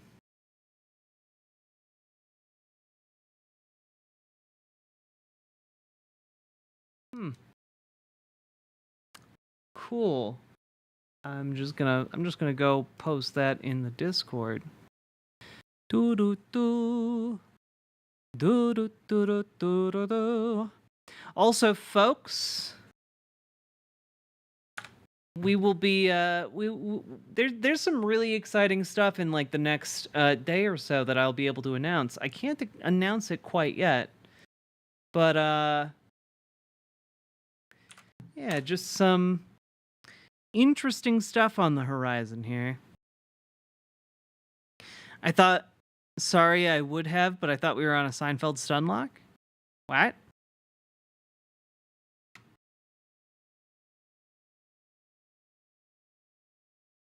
Oh no, we are. I wasn't calling out anyone in particular.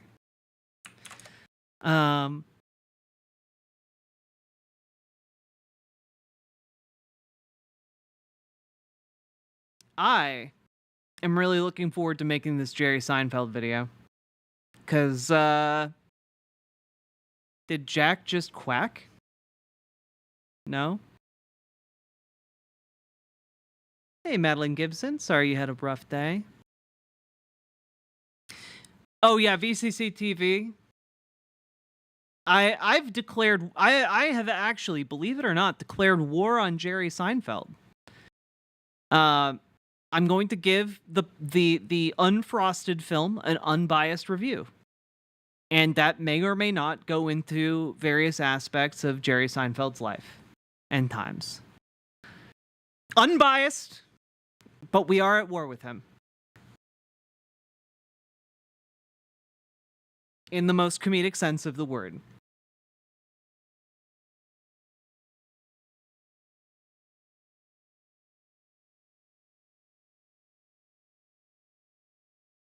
Oh yeah, anyone who's been given the notable tag has a little Pepe with a crown next to their name. Yeah.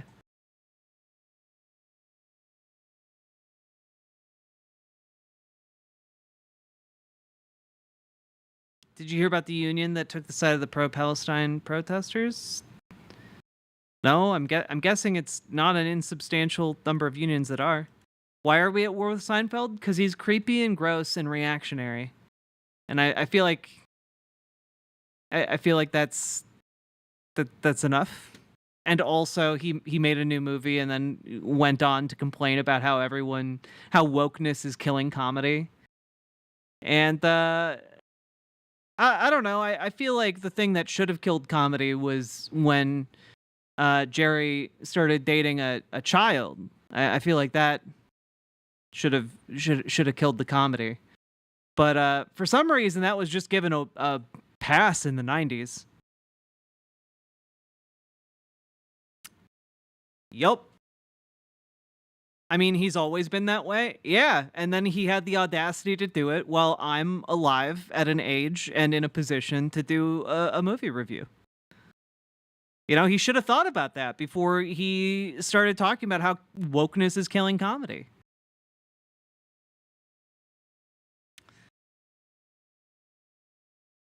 Seems like all these comedians become boomers. Well, yeah, because they become jaded and weird once they realize that like their time is past, that their comedy has aged out of being like in vogue. And the only good comedians are those who are able to adapt to changing times, and a lot of them can't.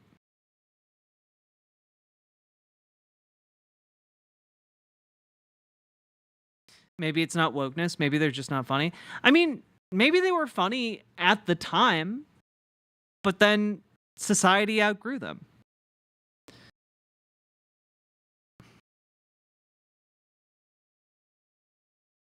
Somebody needs to ask which agreed upon hierarchy made him dating a child okay. Yeah. I wonder.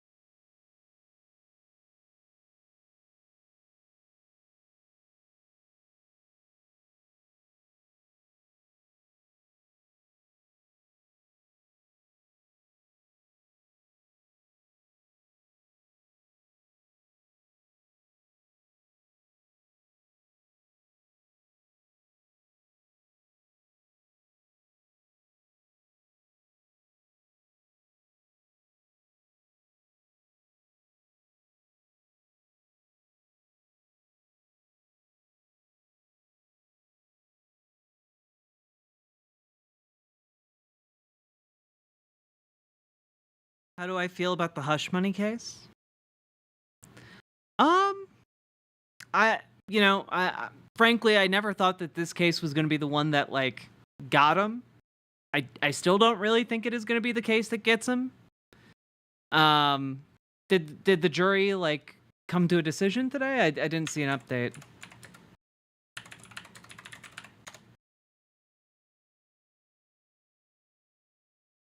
Yeah, no verdict yet.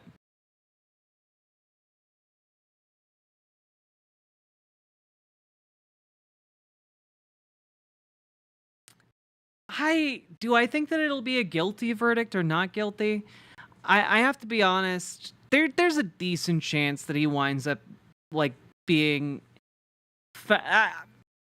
not found not guilty, but I think that there's a decent chance that this could end with like a hung trial, like a hung jury. You know, I get that feeling in my bones. Like, I feel like it's a pretty straightforward case where they should be able to find that he's guilty. I think though that there might be like a juror or two unwilling to commit to the verdict. I don't know. Things aren't looking great. We'll see. We'll see. We're talking about Trump, Distron. Trump will be found guilty. I mean, we'll see. Let me put it this way. I'm not going to believe it until it happens. You know, I'm not going to set my expectations for a good thing to happen in American politics right now.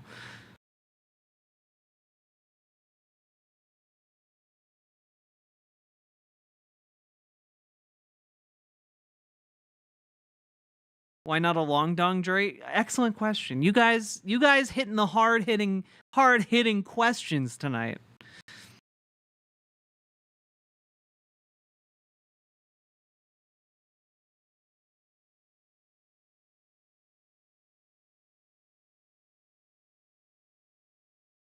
Pretty sure things wouldn't have gotten this far if that was going to be a problem. I mean, a lot of trials get this far and it then becomes a problem. I'm not saying it's impossible for him to be found guilty. It's just that I'm not, like, the amount of power that he wields and the amount of, like, legacy,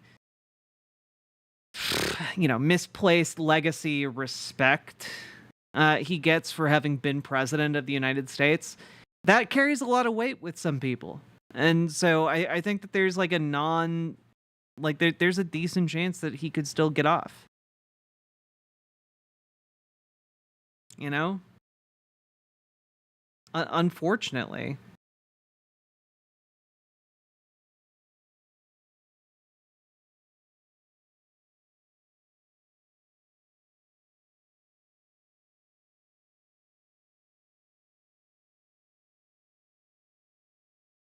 Yeah, but the reason it's not a normal trial is because of the legacy power.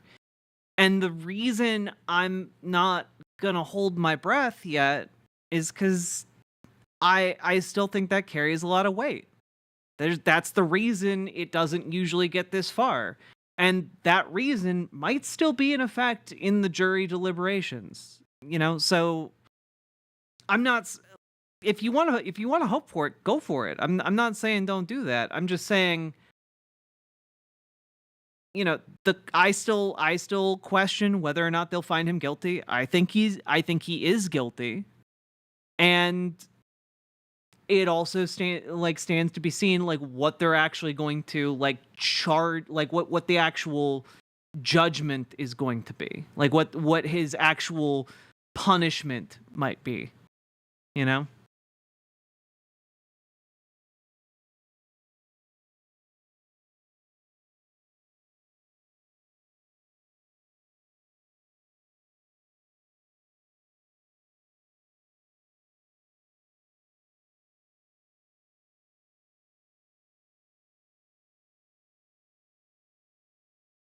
Hey, OS Crane.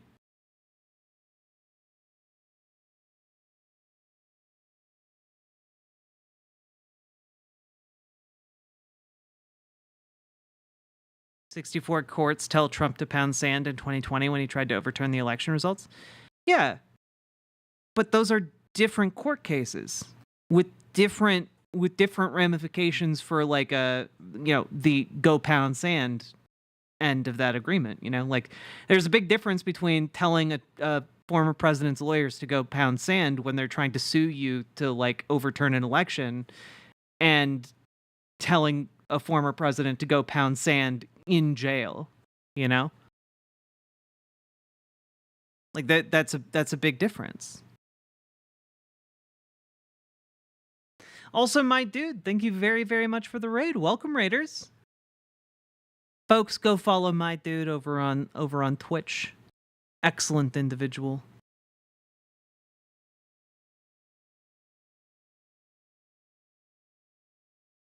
I feel like I'm saying the words and folks are not hearing them. I agree that it's likely he's going to be found guilty. I'm just not willing to say, yeah, 100% he's going to be guilty. He's going to jail for 500 years. Fuck yeah. No, he's just a very powerful guy, likely the most powerful guy the US judicial system has ever found guilty of a serious crime. And so what I'm trying to say is, I find that level of power is possibly a major roadblock to him actually seeing the justice deserved in this situation.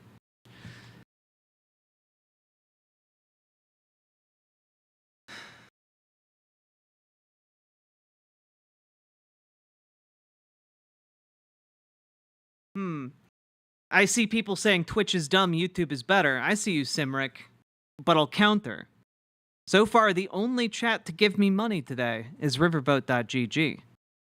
And that, in my book, that makes the .gg denizens a little bit better.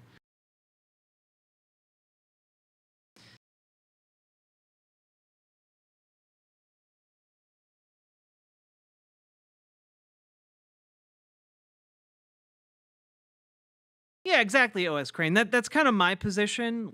If things work out, fantastic. But I don't have a level of confidence in our judicial system as it relates to former presidents.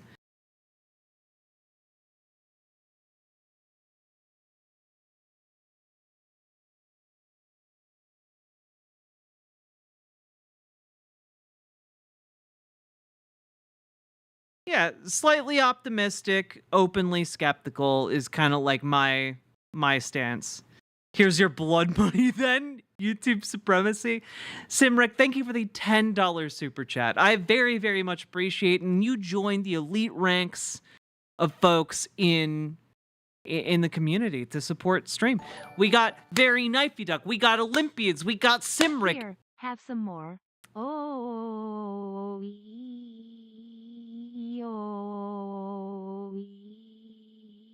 Oh God, the E.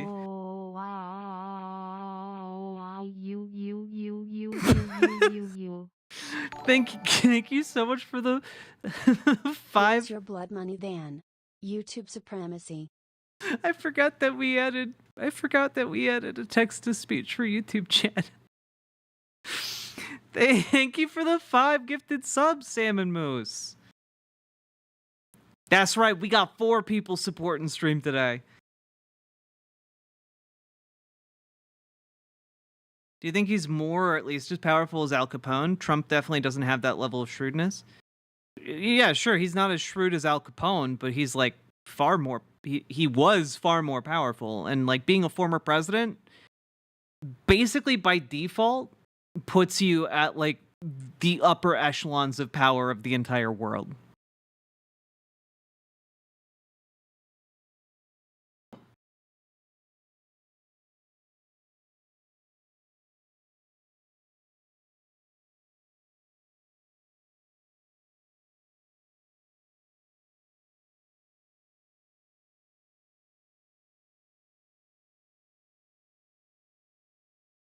Oh God. Wow, you.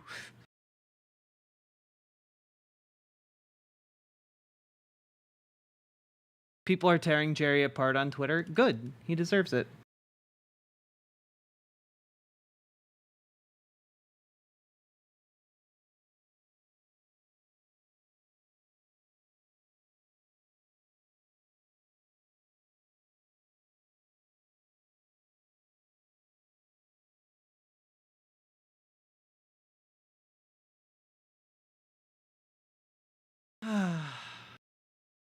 God.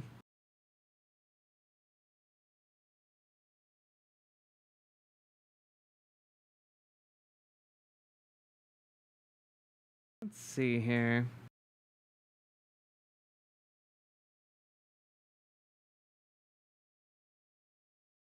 One day. Boo-doo-doo-doo. Do-do-do-do-do.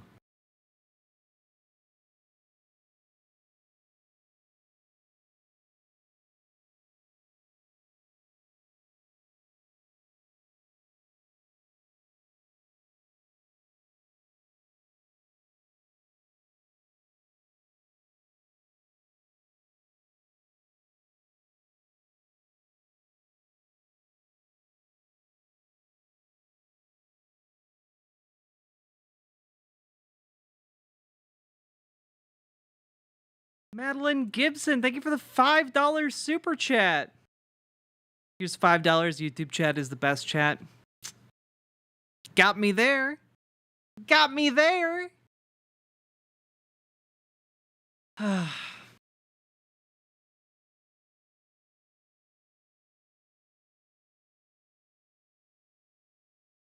Fake news? I don't know. YouTube chat kind of looking pretty good right now. YouTube chat is not a cult. Yeah, y'all just pray to the one and only God together. Here is $5. Chat is the best chat. It's true. It's true. It's true. The text to speech said it. It must be true. Hello, Horizon. I wish somebody would French me. Maybe later. No. The internet said it, and then I said it looking at you. Aspirationally. Yeah, only good for you to redeem for me. Yeah. You have the only coupon to the Jack store. The Smooch store.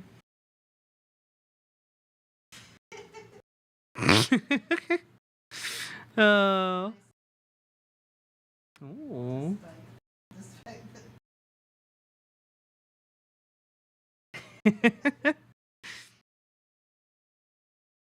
Oh God.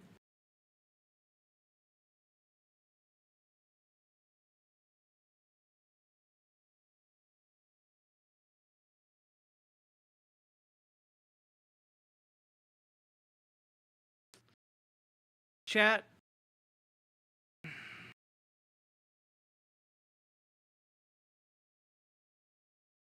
I think it's been too good for too long. Hey, Metal Kitty Mom, hello! Prepping to go back to school this fall? Hell yeah!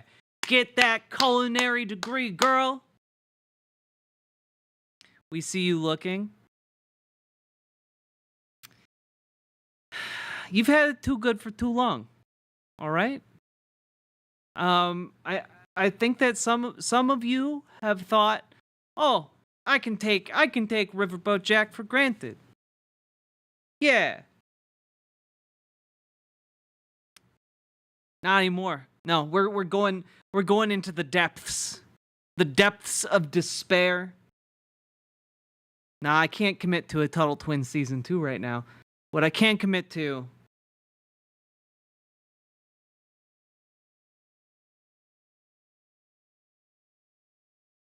is a Steven Crowder Man on the Street video. Why do you think it's a messaging issue if, for example, the vast majority of Americans just say, no, in my day-to-day, it's worse than it was 4 years ago? Good question. There seems to be a real disconnect. Very big disconnect. They're going to put you all back in chains. Their crazed faces, illuminated by torches, veins bulging, and bearing the fangs of racism. Equality and democracy are under assault. We do ourselves no favor to pretend otherwise. Don't.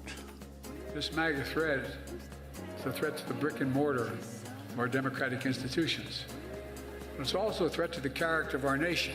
Insurrections had come to stop. Don't you be trying to get me with the DMCA here. What is democracy? The trail of broken promises still leave black communities behind. Don't you be doing it, Crowder. For Change My Mind, so we just say, hey, let's go out and talk to people today about the election, probably the economy and immigration. I don't know, let's see what they think. Don't you do it. Don't you do do this it. series for a while here, but every now and then there's a fundamental shift that doesn't go unnoticed. Start with this. Picture the stereotypical Republican voter. Got it? Now picture the stereotypical Democrat voter. What idea comes to mind? I have a guess, but for kicks, go ahead and comment below. Now, as the nation faces some big decisions to make, do those stereotypes still hold true? Statistics would say no. But even more interestingly, when you actually get out, reach beyond maybe your echo chamber, which we all have, the picture... When you reach out and get beyond your echo chamber, my brother in Christ, you are the echo chamber. You have an entire conservative network. What are you talking about, bro? You're making conservative propaganda right now. Becomes even You're more not this clear. impartial, What do the like, country's third voters party. look like today, and why? This is Talking with People. Wow, he's got a new series. Michael, nice to meet you, Michael. So, Michael, are That old lady was like, "Please stop touching me." you thinking about this upcoming election here? Is it at the front of your mind? Yes, I am. I'm very concerned about democracy on the line here. Okay. Is that your top issue in this election right now? I'd say it is a top issue, and the second issue would be freedom of choice. Freedom of choice, meaning? One should not be restricted to somebody's Supreme Court's decisions. Oh, okay. Are you referring specifically to the overturning of Roe v. Wade? Yes, I think that might have been a mistake. Uh-oh, based alert. So, what do you think needs to be done about that, I guess, and how is that at stake this election? I think in the next administration, which will be Democratic, presidential and congressional, they can remedy those situations. Actually, add a few Supreme Court justices also to the court. So you would support packing the court, adding more seats? Balance it more. Okay. Well, how do you mean balancing? Well, you have a strong conservative element, add a couple of liberals, and balance it out. Okay. Now, does it concern you at all, though, that would start an arms race where the next person can just add more seats and more seats, since it's pretty unprecedented? No, because it'll be difficult to get the kind of majorities they'll need. And in this coming election, we'll probably see the majority come to pass. Okay. So the logic for you, being the most important issue, is democracy at stake, freedom of choice. Add more seats, just get a majority, add more seats to the Supreme Court, and then hopefully shut them out so they can't do that. Don't shut anybody out, just put some balance in the program.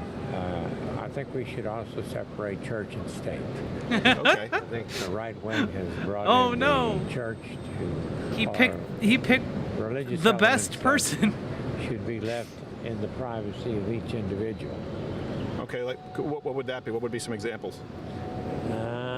Well, example. By the way, you know he threw this part, like they edited this video, he put this up front to be like, look at this old white guy, but he's secretly a leftist. And like just to like soften the vitriol to come, I'm sure. Would be the abortion issue. I also agree that abortion is a negative thing, but at the same time, there are elements of it that are required for women's health. Okay. You rob a woman of her health options, and you have an opportunity to rob everyone of theirs. Okay, so the concern would be if there are limitations on abortion, they'll just take away other private health care rights from people? It'll be progressive based on someone's idea of their relationship with the good Lord. Okay. Do you have any examples outside of abortion where that's the case from the right wing? Well, I think anytime you do gerrymandering the way they do, where they create false majorities for the purpose. Damn, this guy's batting 100 on these questions. Very conducive to democracy. Sure. So, would it be fair to say that both sides do that, though, too? I mean, politicians in general. Gerrymandering is how all districts end up effectively being. Well, they do, but not as effectively. Wait, what? Gerrymandering is how all districts wind up being? That is not true, my guy. There's a difference between a district that goes predominantly for one party or another and a gerrymandered district. It's a Republican state. Oh, okay. So just do it more effectively. Let me go back to democracy being at stake. How do you think democracy is at stake in this election? Well, I think anytime someone wants to be a dictator for a day, it'll turn into weeks and months. Unfortunately, I'm kind of running short on time, All right. so I'm going to have to make an exit. Final question, then. Final question. You listed those as your two biggest issues, democracy at stake and abortion. Why do you think... Freedom of choice. Sure.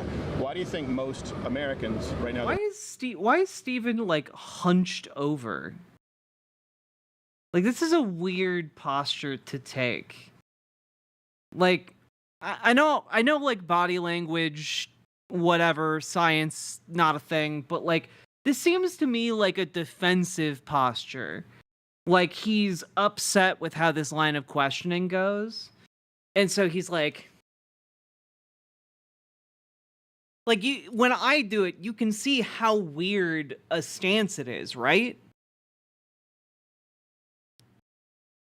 It's weird. Yeah, maybe he's like trying to make himself look big to this old man.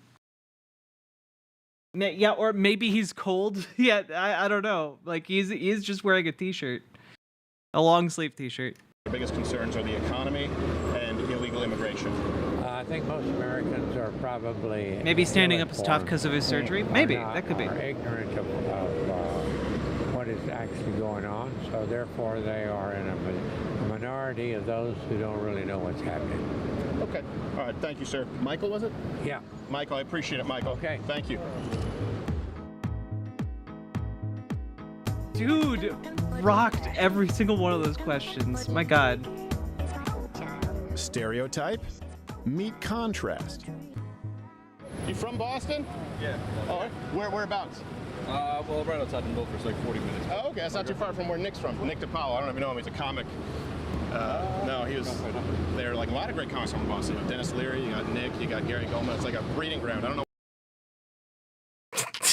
Hey, have you ever heard these washed up comedians that work for my company? Yeah, I'm gonna list all of them. Never heard of any of them? Why people are so funny there. You funny? No. Okay, that's fine. I'm not. So what's your name, brother? Rob. Rob? Steven, nice to meet you. Nice to meet you. So we're He has talking to go with people past here, it as quickly as about possible. Kind of the state of the country and going into an election. Is it something that's been at the top of your mind? Are you paying attention to it? Not too much. No? Kind of try to stay away from politics because it's Okay. I'm a little curious here about this 88 symbol on this guy's shirt.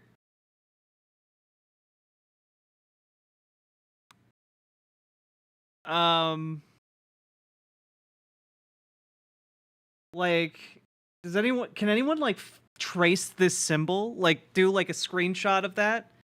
And like, holy shit! Lady Domina! I got paid, so you got paid. Ooh. Thank you for the $100 dono! My god! Well, riverboat.gg is back on top, obviously, in the rankings of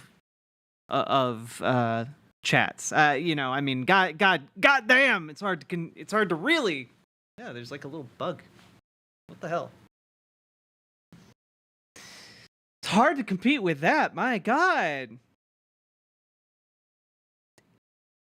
Twitch is winning the arms race. Nah, that's riverboat.gg. Okay, different entity. Legally speaking, Bug wants some of that money. But yeah, if someone can like screenshot this and like Google if this is like, is this? I'm genuinely curious because this is a Steven Crowder show. Is this like neo-Nazi merch? Distron, I don't see any dono notifications on my end. Oh wait. No, I do. I'm so sorry. I muted I muted notifications at the beginning of stream so that Ashley wouldn't be interrupted. But I'll read out your dono. Distron, thank you for the $20 dono. Now that you have a theme song, we gotta get on making that riverboat game. Here's some funds. Thank you for the $20 dono. And well, the thing is, we're working on various themes. We have that AI-generated Riverboat Jack song that Forlorn79 put together. We have the Alex Van Aken song that I commissioned, the Riverboat Nocturne. And I'm looking, if any of you would like to add a song to our lineup, I'd be honored to feature that. But yeah, it's a weightlifting brand. Barbell 88.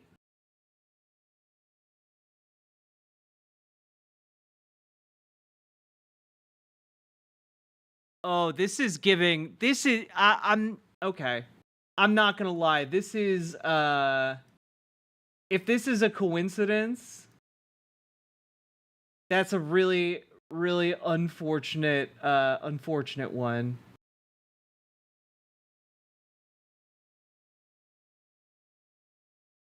I'm curious. I'm very curious here. Uplifting heroes. About us.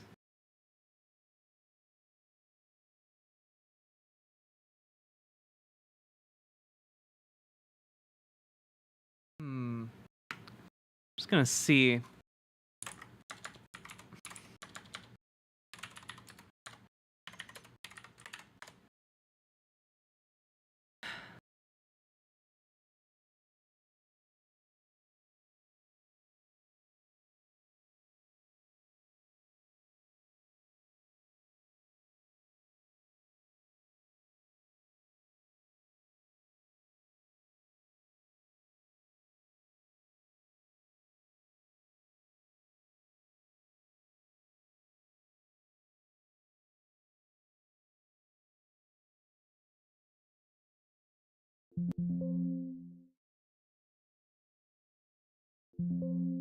No? Okay.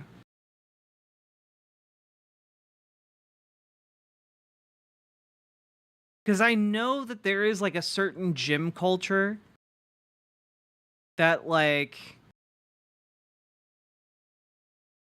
there's a certain gym culture that is like trying to turn men into like white nationalists, etc. Vice did a news story. Neo-Nazi fight clubs are fat shaming men into white nationalism, which is just absolutely wild. Fitness groups and fight clubs exclusively for white men, known as active clubs, have become a crucial recruitment tool for white nationalists in the United States. This is from April of last year. Let's see. Named after Robert Rondo, a 32-year-old neo-Nazi who fled the United States to escape riot charges in 2017. Let's see.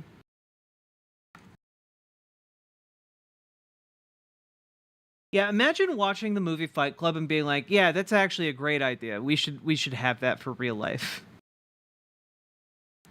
But I do want to know,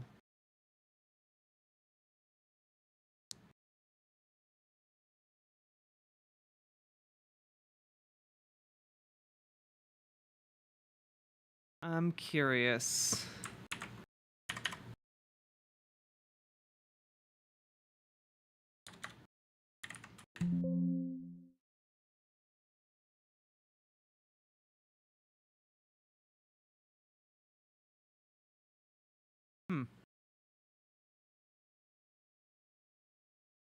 Their gallery seems pretty diverse.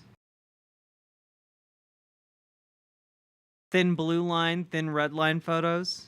Yeah. But I don't think from what I'm seeing, there's no direct link that I'm finding. Just gonna look at one more thing. Because their website seems to indicate that they're like good eggs, and you know, maybe they are.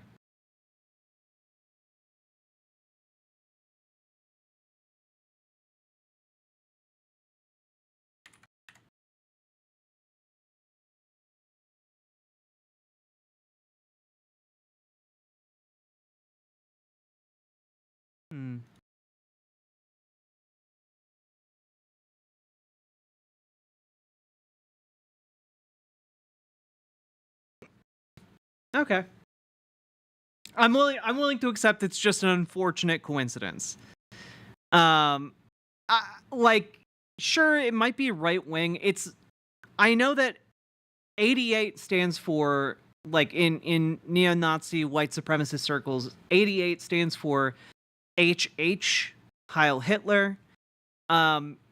I'm willing to give them the benefit of the doubt that, like, that's not what the branding of their company means.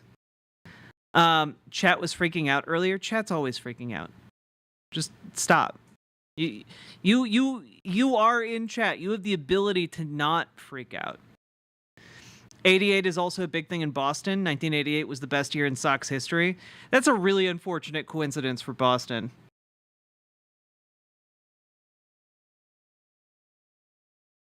Yeah.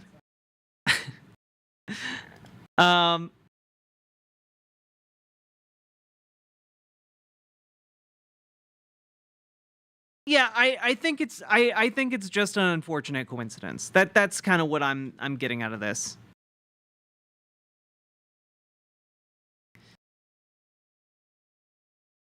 They might be racist, they might be conservative, whatever. Like, all I'm saying is I don't think that they're not. I don't think that there's evidence that they're Nazis. I think that this logo is just deeply unfortunate.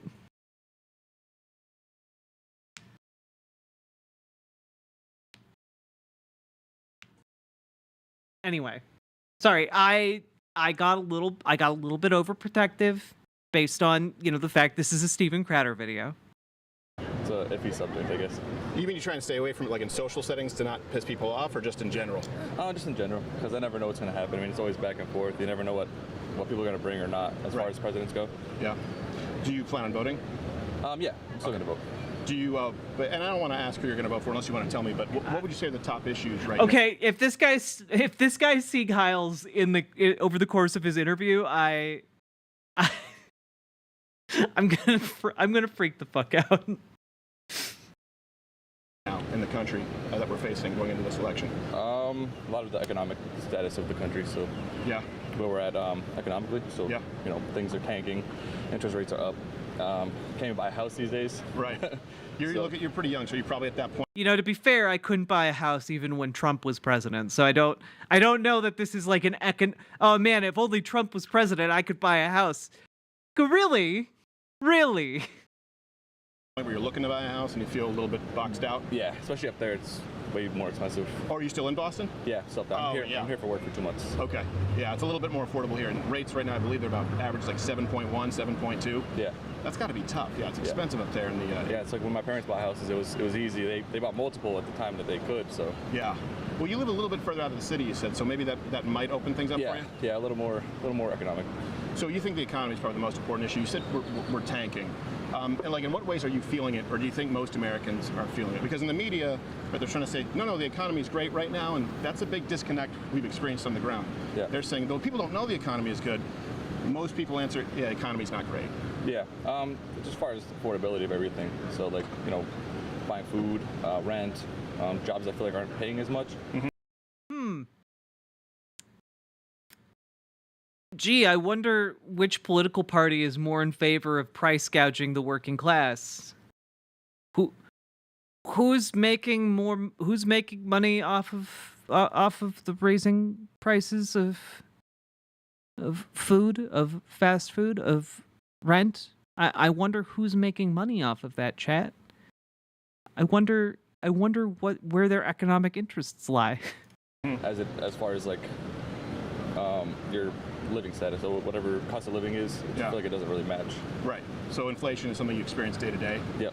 Food, gas, and then of course the big one if you're looking to get into a house. Yep. Yeah, that's pretty terrible. You just look at the average cost of really just the interest in a 30-year mortgage right now at 7.2. I think the number is like on a $250,000 house, you'll pay something like $600,000. Yeah, you end up paying like double the price of the house when you're done with it.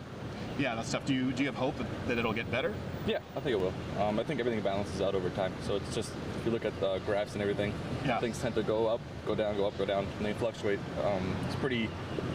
Yo, Narodia, can you share that picture?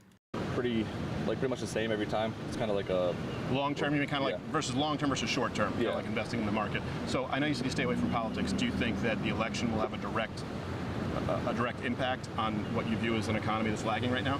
I feel like it could, depending on who's there and the other houses as well. So it's not just the presidential. Right. You know, God. So I'm gonna make an inference here. It's like a game of guess who. You're saying. Okay, I declare them not guilty. Okay, I declare this Jim not guilty. Okay, this man is just very Bostonian. Like,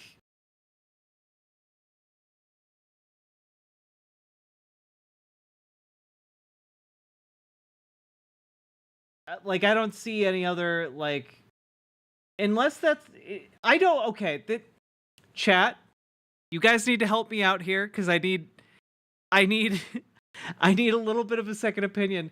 Is this a Ferris wheel or a sun and rod? I honestly can't tell.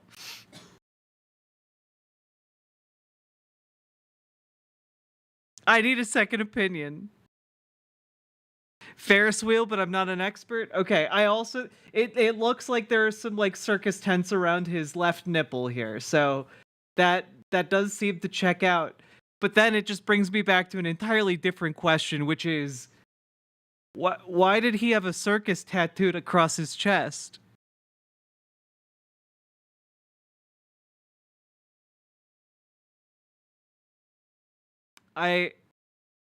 Yeah, the nipple tents. You know, chat, is this a Ferris wheel or a sun and rod? All-time greatest Riverboat Jack quote. Anyway. You know, stay away from politics. The economy's not doing that well, but depending. Oh, Narodio, you gotta like screenshot off of. Yeah, it's hard. It's there's no easy way to save an image off of Instagram. Who wins? Maybe it could improve. I'm willing to bet you're probably voting for Donald Trump. Probably, yeah. Yeah, there you go. Boston. Oh yeah, that guy. I don't think that guy was fat. I think he was pretty fit. fit. Friends like that who maybe you feel that guy like was changing powerful. a little bit, you know, younger, but secretly like, yeah, we gotta change this. Yeah, I think a lot of the younger generations looking at how things were done before versus now, and then they're kind of changing their mind as far as, you know, the state is mostly Democratic. But how old were you? How old are you now? 31. 31. Okay, so with Donald Trump. Okay, so you were in your mid-20s. Yep. So that is something, kind of the first time in your lifetime. I'm 36. Where did you feel like you noticed a real contrast? Kind of like, you know, you're a little younger than me, but Clinton, Bush, kind of similar, but there was a big contrast with Obama, Trump, and then back to Biden. Was that something that you saw? Yeah, I feel like it was like run like more like a business. So you see like all the numbers look good. Yeah. Everything. Except you don't run the government like a business. A government and a business are two different things. One runs to make a profit for the people who own it, and the other works in the public interest, even if it might be at a loss. Because profit isn't the goal of a government. Should be pretty straightforward, and yet I hear this point all the time. Look good on at least on paper and everything. So. And you think you had a more hopeful, positive outlook during those? Yeah, I thought about buying a house then, but then I didn't because I wanted to wait, and then you screwed up. Yeah, I screwed up. It'll come back, man. No, I appreciate it, brother. I know you're busy, but that's it. We're just polling people. I appreciate it. That's great. Thanks, brother. I just want to apologize for investigating this man to such a great degree. I apologize to him. He seems like he's fine. Seems like a fine dude. I disagree with his politics, but he seems fine.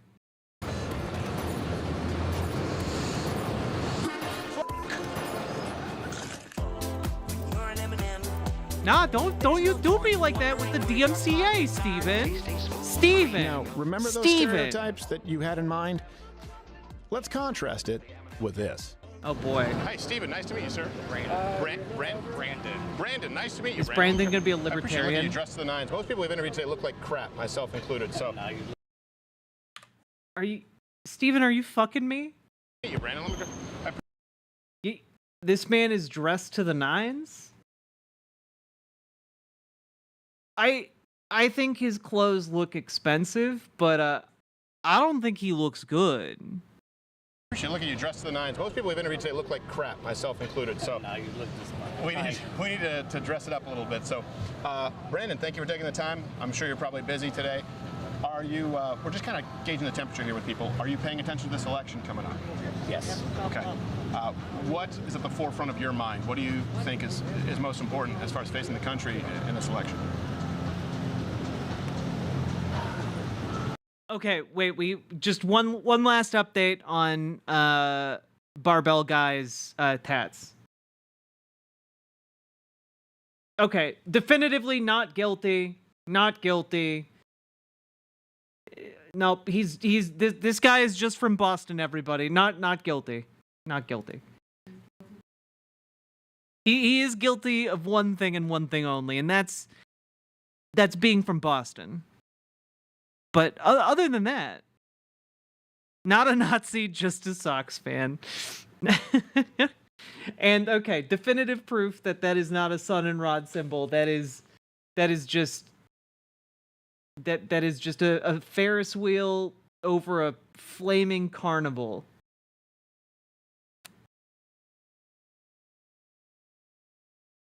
Also, he loves his mom and dad. Nice. Good for him.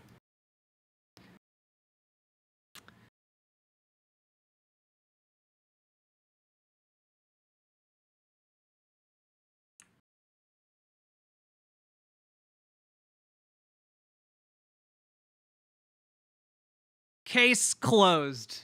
Just your average Bostonian.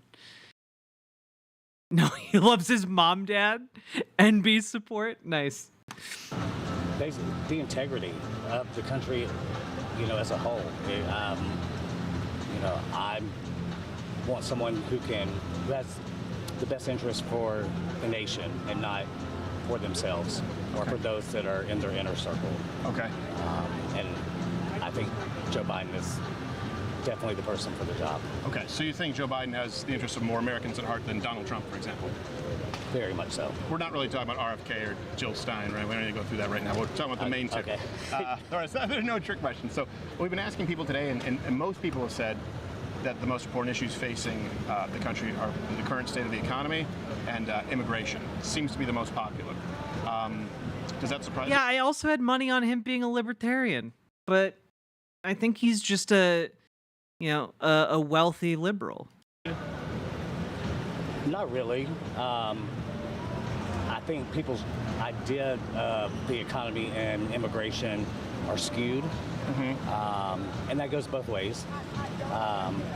But you have individuals who are far away from the border chiming in on issues that, in my opinion, they're not there, so they don't. Okay, but Polo Bear would wear like 3 more layers and a hat, and it would all come together much better.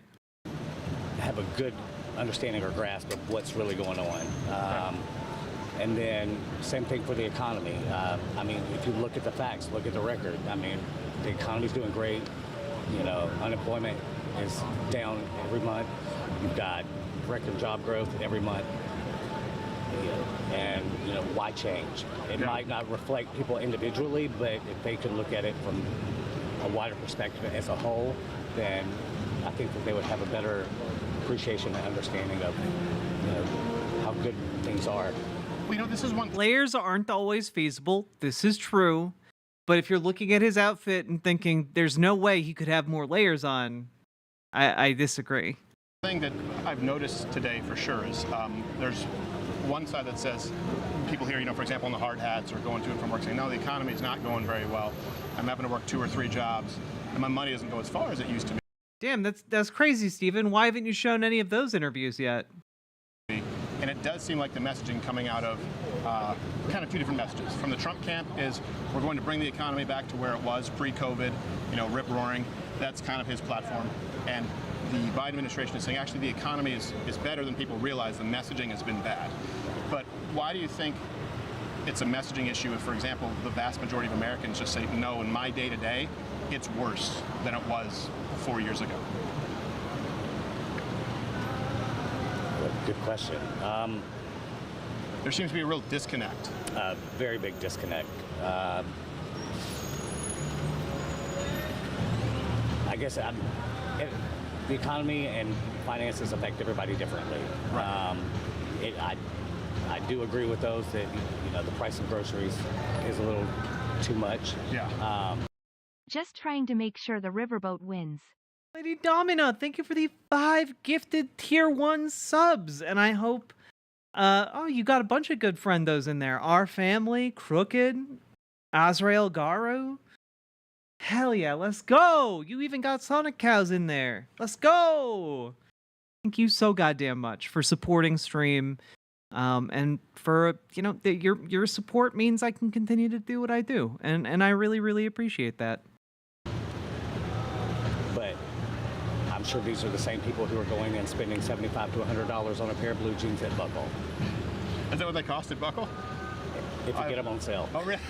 Yeah, if you get them on sale. But that's the thing, I hate his pants. Okay, I'm all my cards on the table. I hate his pants, and I think they make him look like he shit himself. Okay, I think it looks like he shit himself here. Okay, I think he is bad and should feel bad about his outfit. I know people that's what they complain about the price of. We must drag him farther left. We must radicalize him to the far left and towards better pants. Food and gas, yet literally will go and spend hundreds of dollars on clothes for 2 pair of jeans. Right. And I try to present that to them. They don't understand it. They don't want to see it. So you try to present to them, sounds to me like, hey, maybe there is a personal responsibility component. Very much so. If the economy is going that difficultly for you. I agree. Yeah. Is it interesting to you that that sort of is a switch in the sense that that's what a lot of Republicans used to say, and Democrats would say, hey, we need to look out for those who are more vulnerable or marginalized, and now it's kind of you saying, hey, you should actually take care of your own finances. Yeah, there's a definite switch. There is a switch. Very much so. Why do you think that? I'm so curious how this guy knows people living in poverty because they're buying blue jeans. Like, what are you talking about? How is this? You think it's a widespread problem of like the poor buying too many blue jeans? This sounds, I'm not gonna lie, this sounds like something like a Russian general would say when like trying to brief like the leader of Russia in like the 1970s about what's going on the other side of the Iron Curtain.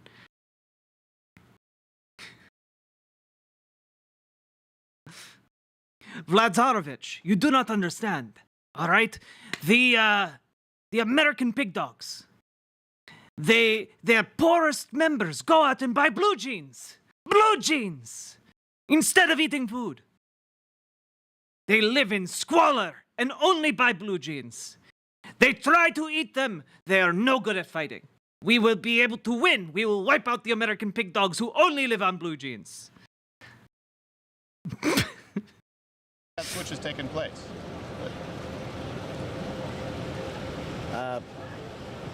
Disinformation and a false narrative, or yeah, the classic drill.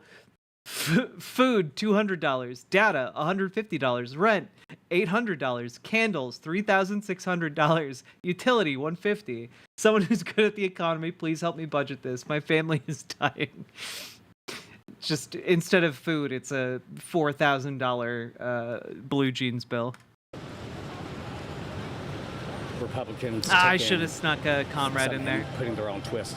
Okay. On, in my opinion, their own twist and emphasis on wordage, where it could be, you could say, hi, and you mean simply hello, but somebody could take it, inadvertently, and it's taken out of context. And I know that's a bad, No, I understand what you mean. But yes, it's just had them taking that one word and showing emphasis. And construing it to. Do you think that's why something? Do you think it's? Yeah, I'm not gonna lie. This is one of the funniest pictures of all history. Mikhail Gorbachev rubbing a Iowa farmer belly and looking just absolutely delighted. This looks like it's the highlight of his goddamn life. Like he's so happy about it. And you know what else? So's everyone else too, except for this one guy in the background. Everyone else is like, ha ha ha, look at that belly feeling.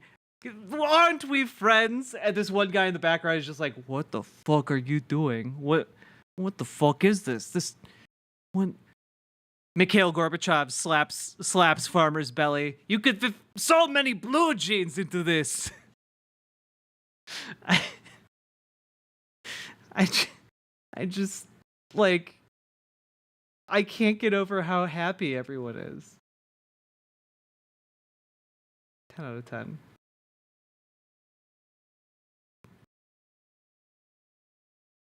If that misinformation, that's why Hispanics are now being won by Trump. Because that's a really big shift too. That Hispanic Americans are in record numbers leaving post Joe Biden to the Republican Party. That's what I don't. Boris meets the simple American blue jean farmer. Only harvests the finest of the blue jean trees. Understand, in my opinion. I mean, for them, under Trump, to separate families like he did, and some families are still separated. How I wouldn't feel comfortable supporting him. Right. But do we think that would maybe be the reason, because they are saying, hey, we're getting off the bandwagon here with the left. I mean, the biggest thing that we've heard from Hispanic Americans today, they say, you know, the woke ideology in schools, whether it's... Oh, why are people dunking on this guy? One, because I think he's poorly dressed, and two, because also he's kind of being like that rich out of touch lib who's like, yes, the poor are to blame for their own circumstances, and that pisses a lot of people right off. Gender, the LGBTQAIP, they're saying not having, a lot of them are deeply Catholic, you know. Is he about to call the LGBTQ the gender benders? The rarest kind of bending from Avatar: The Last Airbender. Christian, more conservative, and they're saying it's just gone too far, as well as, you look at 7.6 million illegal border, just the southern border. We've had people today say, hey, I'm from Mexico, but this is a problem, right? People just coming in, and I've gone through the process and paying taxes. There's been a really big shift, and it's just interesting to me. That's why we're trying to gauge the temperature, why you think that electoral map is kind of changing now, where a lot of working class Americans are... I think a lot of it has to do with the region. The goddamn Google debunkers. Which people live, you know, whether it's more of a red state or a blue state. Yeah. You know, when it comes to literature, I don't understand why they're wanting to ban, some of these books that are not intended for younger groups. They're meant for high school students. It's, a way of, thinking outside of the box, making them, think differently, find a different meaning maybe to a story, and they want to turn it into like they're teaching, they're pushing an idea on them. It's hidden, but they're pushing it on them. And I don't. Yeah. I mean, don't deny someone the opportunity to learn. I'm gonna be honest. While I do have a level of contempt for this man's libness, I also just kind of get the impression he's just a normal guy, he doesn't walk around spending his time thinking about this stuff, so when he's asked to actually articulate his point, I think it comes out in a lot less organized and a more easily clippable way, if that makes sense, I think he's a well-meaning but incoherent voter, which is, frankly, I think the vast majority of voters. So maybe I was being too mean to him. I just really don't like his pants. Because you feel like there's a secret meaning to it. Well, yes, but sometimes it's not a secret meaning if it's like a drag show like at a library or grade school students. Hey, Steven, they're fully clothed when they're doing the drag show for grade school students.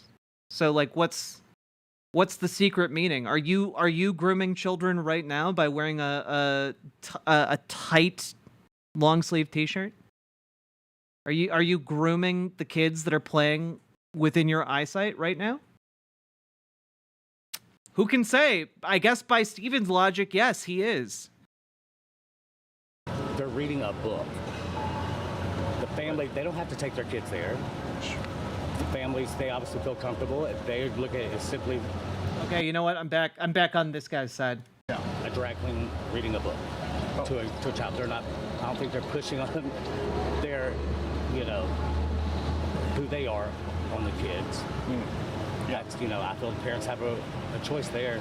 If they don't want their kid to go, they don't have to take them. Sure, but if parents don't have, a lot of parents who may not have money for private schools, but if they're in a public school and this is what's happening, they notice it's a big shift. And a lot of them say it's shifted very, very quickly, and that's why some voting patterns seem to be changing. I just wonder sometimes if, people talk about common ground. It's so interesting when Steven talks. He uses the phrase seems to be, or seems. It really seems like. I feel like the word seems is doing an awful lot of heavy lifting in the things Steven Crowder is saying right now. If the left today is a little bit out of touch. If the solution is, hey, your economy's fine, and they're saying, no, it's not. I'm making $4,000 less and $12,000 more. Because Crowder is super far right? Yeah. He's a fascist. He's like a straight up white nationalist. Yeah. I'm just pointing out here, like, what he's doing is not actually citing a lot of facts. He's just making an appeal to what seems to be true, which is convenient for him because he, as part of the media, is part of the body of folks who make things seem to be. My cost for inflation, or people say, immigration's not a problem, and they go, well, 7.6 million at the southern border, that's kind of an issue. You know, you have DACA recipients who've literally committed sex crimes. 7.6 million immigrants, not an issue. It's a non-issue for the United States. Like, our economy literally relies on them in order to function. It's a non-issue. The only issue about that number of people is how do we give them a path to citizenship? That's it. And there absolutely needs to be one. Sex traffic. They're saying we're living this. I hear you, but there has been also, you know, weirdly enough, if you ask like actual people, actual experts about on sex trafficking, it turns out they aren't advocates for shutting down immigration. That's just a talking point spread by people like Steven Crowder. Opportunities with legislation to on border security, to work to help resolve or mediate the situation, and it just gets it's a stalemate. Yeah. In Congress, and that there definitely can be a stalemate. I mean, I would say the tens of billions of dollars to Ukraine in an immigration bill probably be something that was shoehorned in. People go, oh, what does that have to do with the border? But I just wonder if we can't find common ground if the messaging, like you've said, the messaging, if the economy is doing well, if immigration is not an issue, there can only be this messaging for so long of, no, what you're living isn't what's actually going on. Because it's been pretty valuable today just talking Lily to the people Chaos saying, God. and I don't feel heard. My money doesn't go as far. I've been working just as much. I'm picking up another job. You can be anything you want to be, Lily. And things are rough for me. And I think today, honestly, I've probably now maybe 10 people. Would it surprise you for me to say I think Donald Trump after today is going to win in a landslide? I think it's like I think there's something that maybe you may not know is beneath the surface. It's going to be devastating. I don't think it'll be a landslide, but I don't feel good about this one. You don't feel good? I don't. You're not so confident. If you wouldn't bet on it. My younger brother's jumping for joy, but not me. No? Your younger brothers are Republican? Oh, One second, God, chat. yes, we don't. 1 second.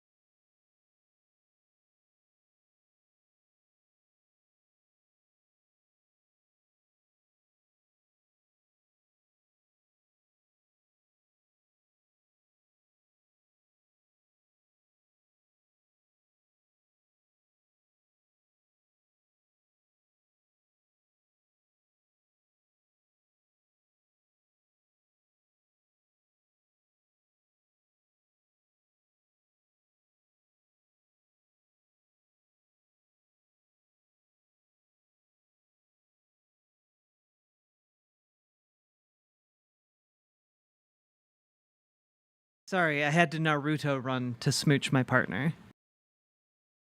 It was very important. I ran really fast.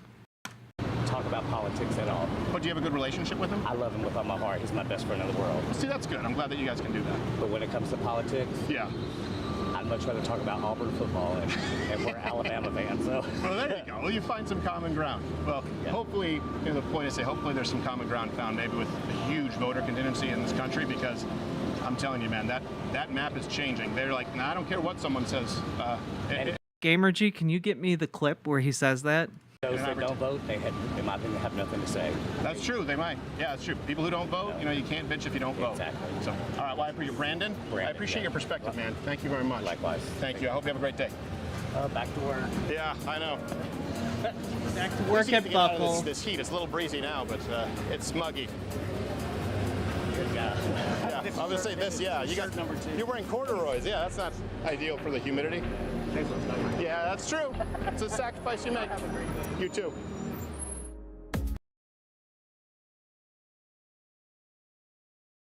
That was a weirdly specific.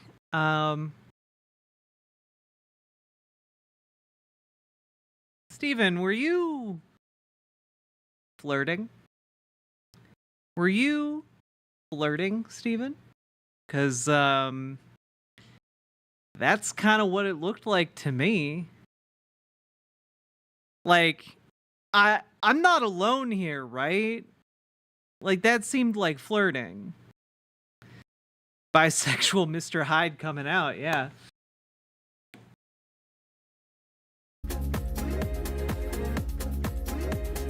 Don't you hit me with the DMCA? Don't you do it. Don't you even think about it. Stop. Nope. Stop. Nope. No. No. Stop. Okay. What's your name, sir? Robert Queen from Arpanet Media. Robert Queen? Yes. Steven, nice to meet you. Okay. Steven. There you go. I mean, people, myself included, dress like bums these days. So we're like, we need some eye candy. Yeah. So, that's okay. So Robert. Yes. Okay. So Robert, are you paying attention, or is it? Steven, if you were any kind of any, you'd tell him to, like, your shoulder strap is keeping half your clothes down. Man. On your mind this upcoming election? Yes, I am paying attention to this upcoming election. Oh, no. And what would you say are the most important issues in this election that are at stake? I think the most important is that financially our economy is going through a recession and nobody sees it. The reason why is because here lately in Dallas, I've seen the homeless population really increase. Right. And not just, per se bombs on the street, but regular people like you and I can't afford a living. The jobs are not paying as much. And so I think we really need to pay attention closely. Man, one would think that this would be an opportunity to realize that bums have always been people just like you and me. Yes, please. It's okay. It's okay. It's okay. I'll eat it. I love you.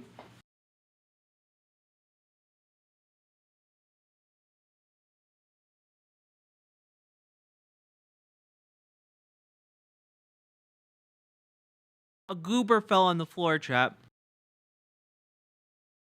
It was a crisis.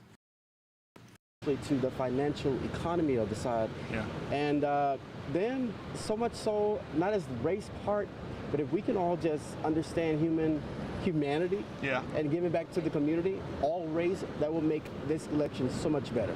So a couple of things. One thing that was interesting was you said you don't think people see it, the financial issue, but one thing I've noticed in talking with people is the media says the economy is doing fine, but people who we talk with say the same as you. The economy is not in great condition. So it seems like a lot of people, like you said, everyday working people feel that. What did you mean by it's something that maybe a lot of people don't see? Because everybody's just paying attention to just the minorities.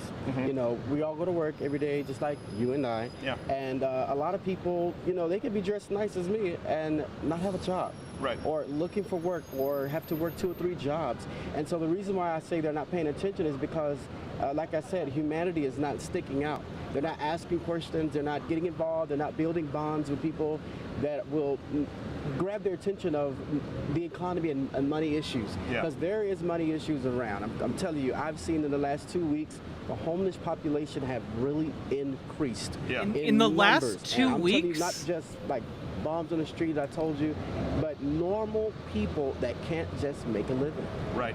And how do you think this election will affect that? Do you think it could go one way or another? It can go one way or another, but I think the election will affect that, and so much so is that we pay attention to more voices as myself Well, I'm blessed with a job, of course, but more voices of people that don't have a job, those that are looking for a job, those that are homeless, and those that just need a better income. Because I believe that's a problem too as well. The income status is not reliable enough. Yeah.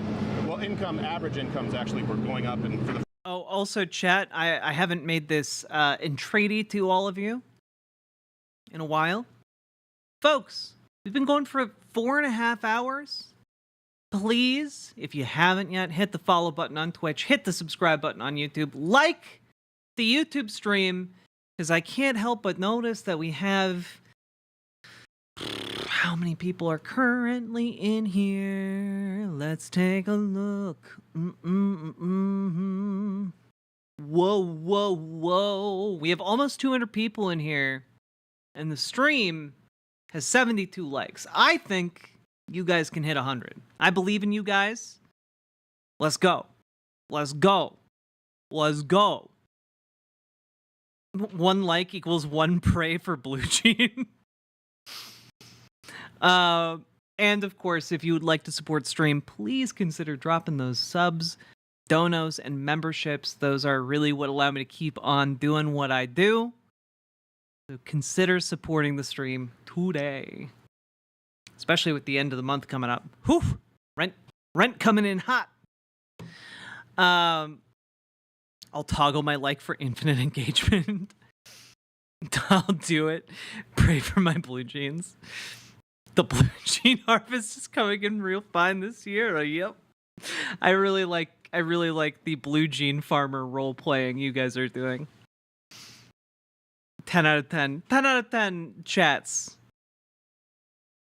All right, folks. Let's keep on trucking. first time when you take into account inflation, they're actually down now. Yes, of course. They went up about $4,000 from about 2016 through 2020. COVID obviously was a hit, and now they're actually down about $4,000 as far as your earning power. You think that's something that you feel? Yeah, it's something that I feel, and then furthermore, the city of Dallas has been offering different job fairs, career fairs. They had one at UNT Dallas. They're having one tomorrow at Hilton, somewhere on Stemmons Freeway. And it's not only the issue of the economy is not paying attention, but I don't. Chat, I need more subs and donos and memberships so I can afford to feed my partner more lemonade Sour Patch Kids. It's becoming an addiction. I'm scared. For me or for you? Sour Patch. They were our Sour Patch Kids. They were joint Sour Patch Kids, communal, if you will.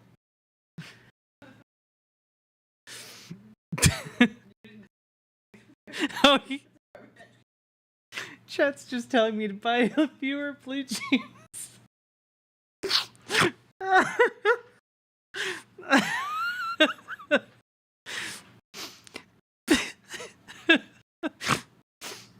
People said that denim farming wasn't a great job, that I should have gone and become a lawyer or a congressman, but it's honest work. And at the end of the day, when you harvest a fresh crop of 501s, the smile on your family's faces, it's worth the struggle.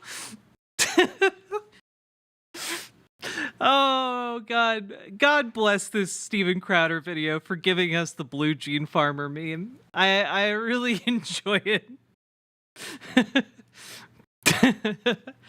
Ah, yes, what a fine crop. what a fine crop you must have had this year of your American blue jeans. I think that when we don't pay attention to these opportunities that are headed our way, it will make the economy not pay attention. So if they offer the opportunity, you have to come and grab it. Right. So you're saying there's maybe some issues that could be remedied by DC, but also Yes. people need to start taking some responsibility themselves because they're out there. Exactly. Take some responsibility for yourself and get out there because although the pay may not be good and stable, I want to make but you blue can still have jean an farmer opportunity to fan get art up and work and go do. You know, so much so as in public relations. I'm in public relations now. I've been in retail for 16 years, but I started. Do job fairs actually help? They can. Yeah, the job fairs can help. They're not like ideal, but they can help. my own newsletter by myself. Oh, good. 11 years ago. And so I didn't wait on the economy. I didn't wait on the government to give me anything. I didn't do any, what you call it, business loans or nothing. I just did in the background by myself at home. And for 11 years straight, I've done it. And you have to make the opportunity worth it. Why not take a business loan to expand your business faster? Because they're not going to share anything if you don't do anything. Well, it sounds to me then like the American dream isn't dead if you're able to do that. That's, of course. You started off on your own. Then, of course. Well, yeah. It's good to start off on your own, but don't look for a handout.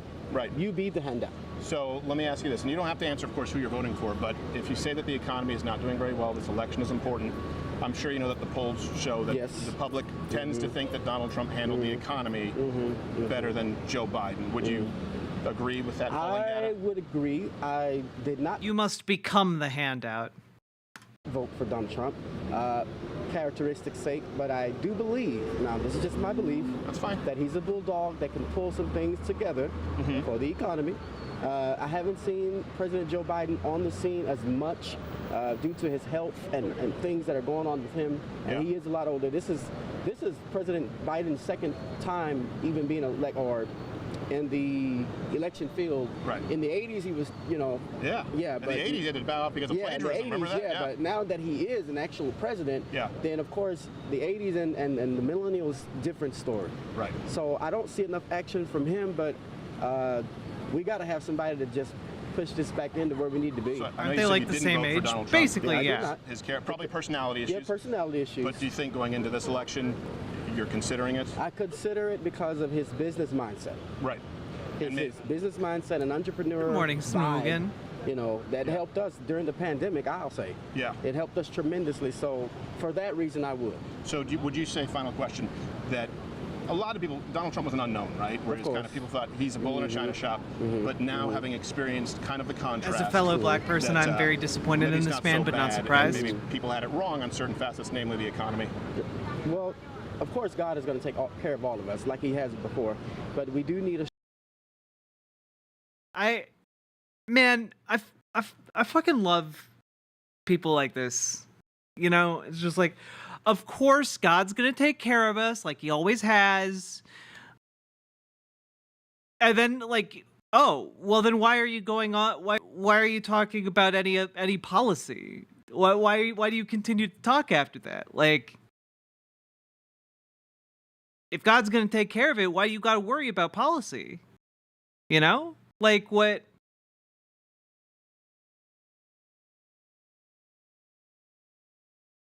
If he's taking care of it, then God wants there to be more bums on the street, or God wants there to be more homeless people who aren't like those other worse homeless people. Like that's God taking care of you right now, right? Like I don't get it, man. Either God's looking out for you, or you also need to do shit. A strong leader to not nitpick at different situations, because our world in entirety is in trouble right now. Right. Our country is, like you said, downhill, decreasing economically. So we need someone to just take the horns of this country and first of all be led of God, because I'm spiritual and I'm a Christian. Yeah. Be led of God and then do exactly what we're supposed to do. Right. Do what you're supposed to do. Don't give any twists and turns. Just take care of this and run it the way it's supposed to be ran. All right. Thank you. It's Robert. Thank you, sir. Robert I appreciate it, man. Thank you. All Hey, right. God bless you, too. God bless you. That's a positive message. Good success story Yes, for sir. folks. Have Hope a it good goes day. well. Thanks, man. Be well. If any of this has been illuminating, or you just want to see more content like this, consider subscribing to the channel, or understand that it is entirely funded by viewers like you. Please do consider joining. Guys, Steven Crowder is stealing my shtick. I'm funded by viewers like you. I should sue for copyright infringement. Anyway, there's still more of the video. You thought it was done? It's not done yet. Joining Mug $1 a month. There's a whole net. I'd like to grab a couple minutes to talk about issues right now? Hey, man. How you doing, bro? What's up, brother? Was that your head I saw? Yeah, bro. Oh, okay. I just looked like Mario. Just the head popped up. Yeah, that's the way it is. You want to grab a few minutes? Yeah, man, I got a couple minutes. What was your name again? Joey. Joey? Steven. Did you hear my wrist just pop when you shook it? Yeah. I got to fix it, but he's got a firm handshake. All right. Joey, thank you. I know you got to go back to work. Haha, you crushed my hand. Haha, I gotta get that fixed. Haha. So, you paying attention to this election? Oh, yeah. Yeah? Yes, sir. What do you think are the most important issues Man, facing? I think the border crisis is huge, brother. You know what I mean? It's I got friends that I work with that worked hard to get here, did it the right way. You know, they had their family put them through and help them. You know what I mean? And for it to come through here, and just economics is the economy's horrible. You know what I mean? I've made more money this year than I ever have in my life, but I'm broke. Really? You know what I mean? So it's just. Is that just things just cost too much? Oh yeah, everything's going a high, real high. You know what I mean? Gas is crazy. You know what I mean? It's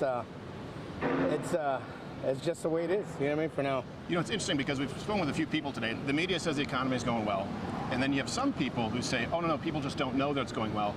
But the people who we've spoken to, who either run businesses or work typical or average jobs, yes, sir, echo exactly what it is. Oh yeah, of course he's cherry picking these people. Like he's cherry picking them, and also he is like ordering their appearance in the video. You know, like it's all edited. You're saying it seems like everyone you can lie to them for however long you want, but people are feeling it. Yep. Do you feel that way with all the people you work with too? Would they share or a lot of them share your opinion? Yeah, you know what I mean. And the thing is a lot of them they're Hispanic. Yeah. You know what I mean? And believe it or not, a lot of my Hispanic coworkers, they come from countries where it's bad. Yeah. You know what I mean? Where it's they don't have the vote don't count. You know what I mean? So hopefully they come here and they don't want to go through the same crap that they went through in the country that they left. Right. They want to be able to come here and it be, their vote count. Yeah. You know what I mean? And things change. You know, they don't have to suffer here the same way they suffered in their own country. Right. Why do you think it is that the map has kind of changed where in some polls Donald Trump is winning Hispanics, but he certainly has closed that gap compared to the last election? Like just in those 4 years, it's been a huge shift. Yeah. Why do you think that is? Well, because my family comes from Mexico. You know, a lot of my family, my great grandparents, my grandparents, and they're conservative. Right. You know what I mean? They have conservative values. You know what I mean? And then I think a lot of the woke agenda's kind of killing it. You know what I mean? Yeah. You know, because people see what's going on in the country. You know, people are pulling more and more away from God. And that's the problem with this country right now. You know what I mean? Is that they in the schools they. That's the problem with this country, man. It's not a theocracy. You know what I'm saying? Like, just like Jesus take the wheel. You know what I'm saying? And what that means in America, it just means like you let God be the one who decides how everything works. And since God like can't talk to each and every one of us the same, we pick one guy who can like speak for God as like the leader of the country, and like God can just talk to him, and then he can tell us what God said, and then like under his leadership we'll be fine. That's the real problem with America these days. It just needs to be a dictatorship, a theocratic dictatorship, but the right kind of theocrat and the right kind of dictator. So, like, a cult leader? Yeah, cult leader, charlatan, whatever. Kelsey Soloway, thank you for telling me I look snazzy. I've been trying to up my fashion game. I have 4 kids, and my wife homeschools them all. Oh, wow. You know what I mean? Because, you can't. You have 4 kids and your wife homeschools them, and you're broke. Uh-huh. It's hard to fight the devil, you know what I mean? The devil don't ever sleep, you know what I mean? And when you have propaganda that they teach in schools and everything, it's hard for parents. Do you think that bro is loaded? Yep, bro is absolutely loaded. Like there's no way he is broke, has 4 kids, and his wife stays home to homeschool and take care of them. Like, Nah. If you were really broke, you'd send them to public school, and then your wife would work. With it, because the Hispanic community, immigration was a big issue. Obviously, Cal Thickness, thank you so much for the raid. Welcome, Raiders. And thank you for being here. Folks, go follow Cal Thickness over on twitch.tv. Twitch.tv/Cal Thickness raid. Not raid. And let's see. Shout out Cal Thickness. There we go. I'll also hit that follow button. Thank you very much, Anonymous Gifter, for gifting a sub to Cal Thickness. Appreciate that. Putting Twitch chat on the board for the first time tonight. Thank you so much. Let's go, folks.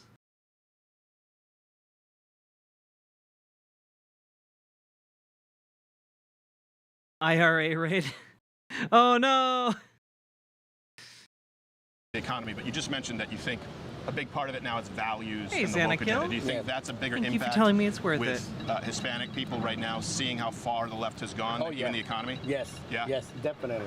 The backfiring with the gender stuff and public Oh schools. my gosh, it's crazy. Man, it's crazy. That's good to know. That's that. Oh, but Xanakill, you missed the absolute gold portion of the Steven Crowder segment we've been doing today, where we came up with a new stream character, the humble American blue jean farmer. That's illuminating. Because Is this alarm people going look at this off? going, Yeah. Why is there such a shift? Yes, sir. My theory was and I know your phone is ringing, so I know you probably got. Man, I gotta get, brother. Hey, Thank you, man. I love your show, man. Thank you, Hey, brother. You guys take care, man. Be God well. bless you. Well, isn't that a surprise? When you actually get out and talk with people. Wow, isn't that a surprise? Sometimes you find a guy who's a fan of your show. Well, it seems, maybe surprising to some, that those most insulated from today's problems in society are the ones most likely to sympathize with the leftist platform. But there's a silver lining here in that nothing is predetermined. Voters can change their mind, and it seems like quite a few of them are listening. They're looking for strong policies. They're looking for actual solutions, not pandering. And stay tuned tomorrow for the next edition of Talking with People, Election 2024, as I get to stand with 3 Gen Z women. And trust me, it's a doozy, though maybe not in the way that you expect. Well, come on, of the 2 candidates, who do you think is going to be tougher on China? Trump, for sure. It's practically a catchphrase. Yeah, for sure. So you still don't know how you're going to vote? Yes, yes, Trump would be so much tougher on China. He only makes all of his merchandise there. Not yet. It's a hard His daughter only got like 96 patents while she was working for the Trump White House. election for sure. Join Mug Club today and fight like hell at louderwithcrowder. Wow, you join today and you get $10 off a $200 mug? That's incredible. Just as an FYI, if you type !merch into chat, you can buy a mug for like $24 at most. That's pretty good and has my logo on it. You can join my mug club for a fraction of the price of Steven's mug club, and it's a better mug too. Just as an FYI. Wait, it's Mug Club? I literally for months thought it was called Mud Club because that's how I heard it. Nope, it's Mug Club. God. China. Also, folks, we came to the end of the segment. We've been going for about 5 hours. If you've been enjoying the show, hit the follow button on Twitch, hit the subscribe button on YouTube, like the goddamn YouTube stream, and also consider dropping those sweet, sweet subs and donos that I rely upon in order to live. Hydrate, does it look like I'm made of water? No, I'm made of sunshine and the dreams of all the world's children. And the humble ambitions of an American blue jean farmer. We always check on him over on Rise's stream, and we always end up skipping it. It's good ride content if you can stomach it. Yeah. It's true.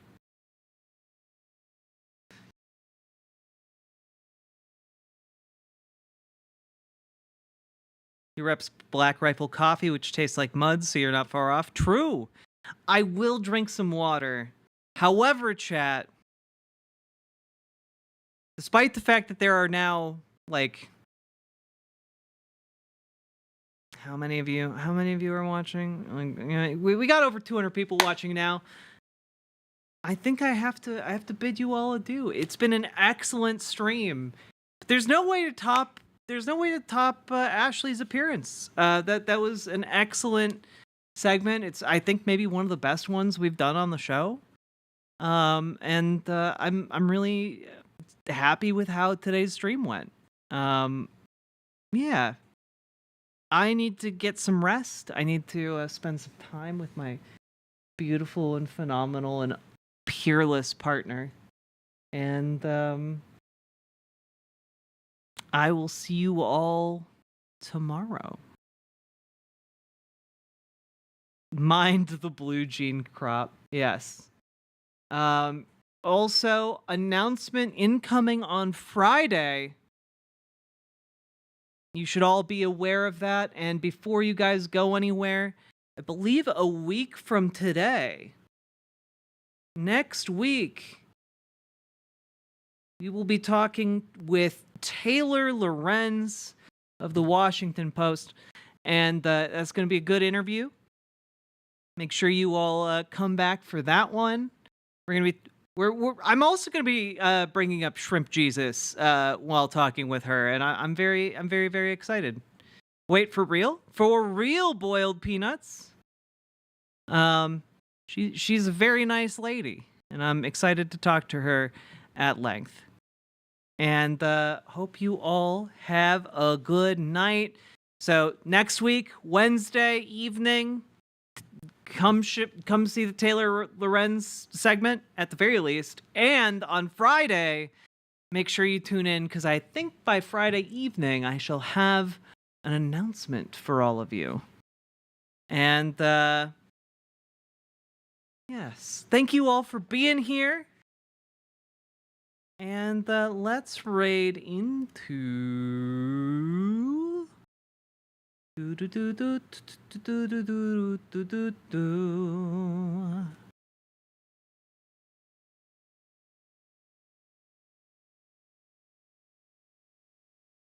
he up to?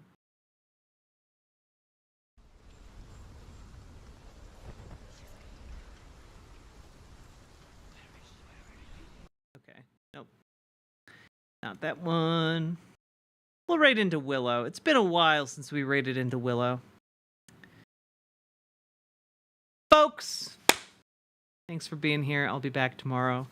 And you all keep it sleazy. Keep it easy, sleazy. Complainy Laney, the last minute sub. Thank you so much. Unless that was gifted to you, because the notifications for Twitch are a bit wonky. But whoever subscribed over on Twitch, thank you. I can't see it because I'm waiting to hit this start raid button. But you're awesome, and I like you. Thank you for answering the call to action. Unlike all of you other people. All right, I love you all equally. Bye. Starting the rain, starting the rain, starting the rain. Good night, fellow kaiju lovers. Whoa. Good night. Bye.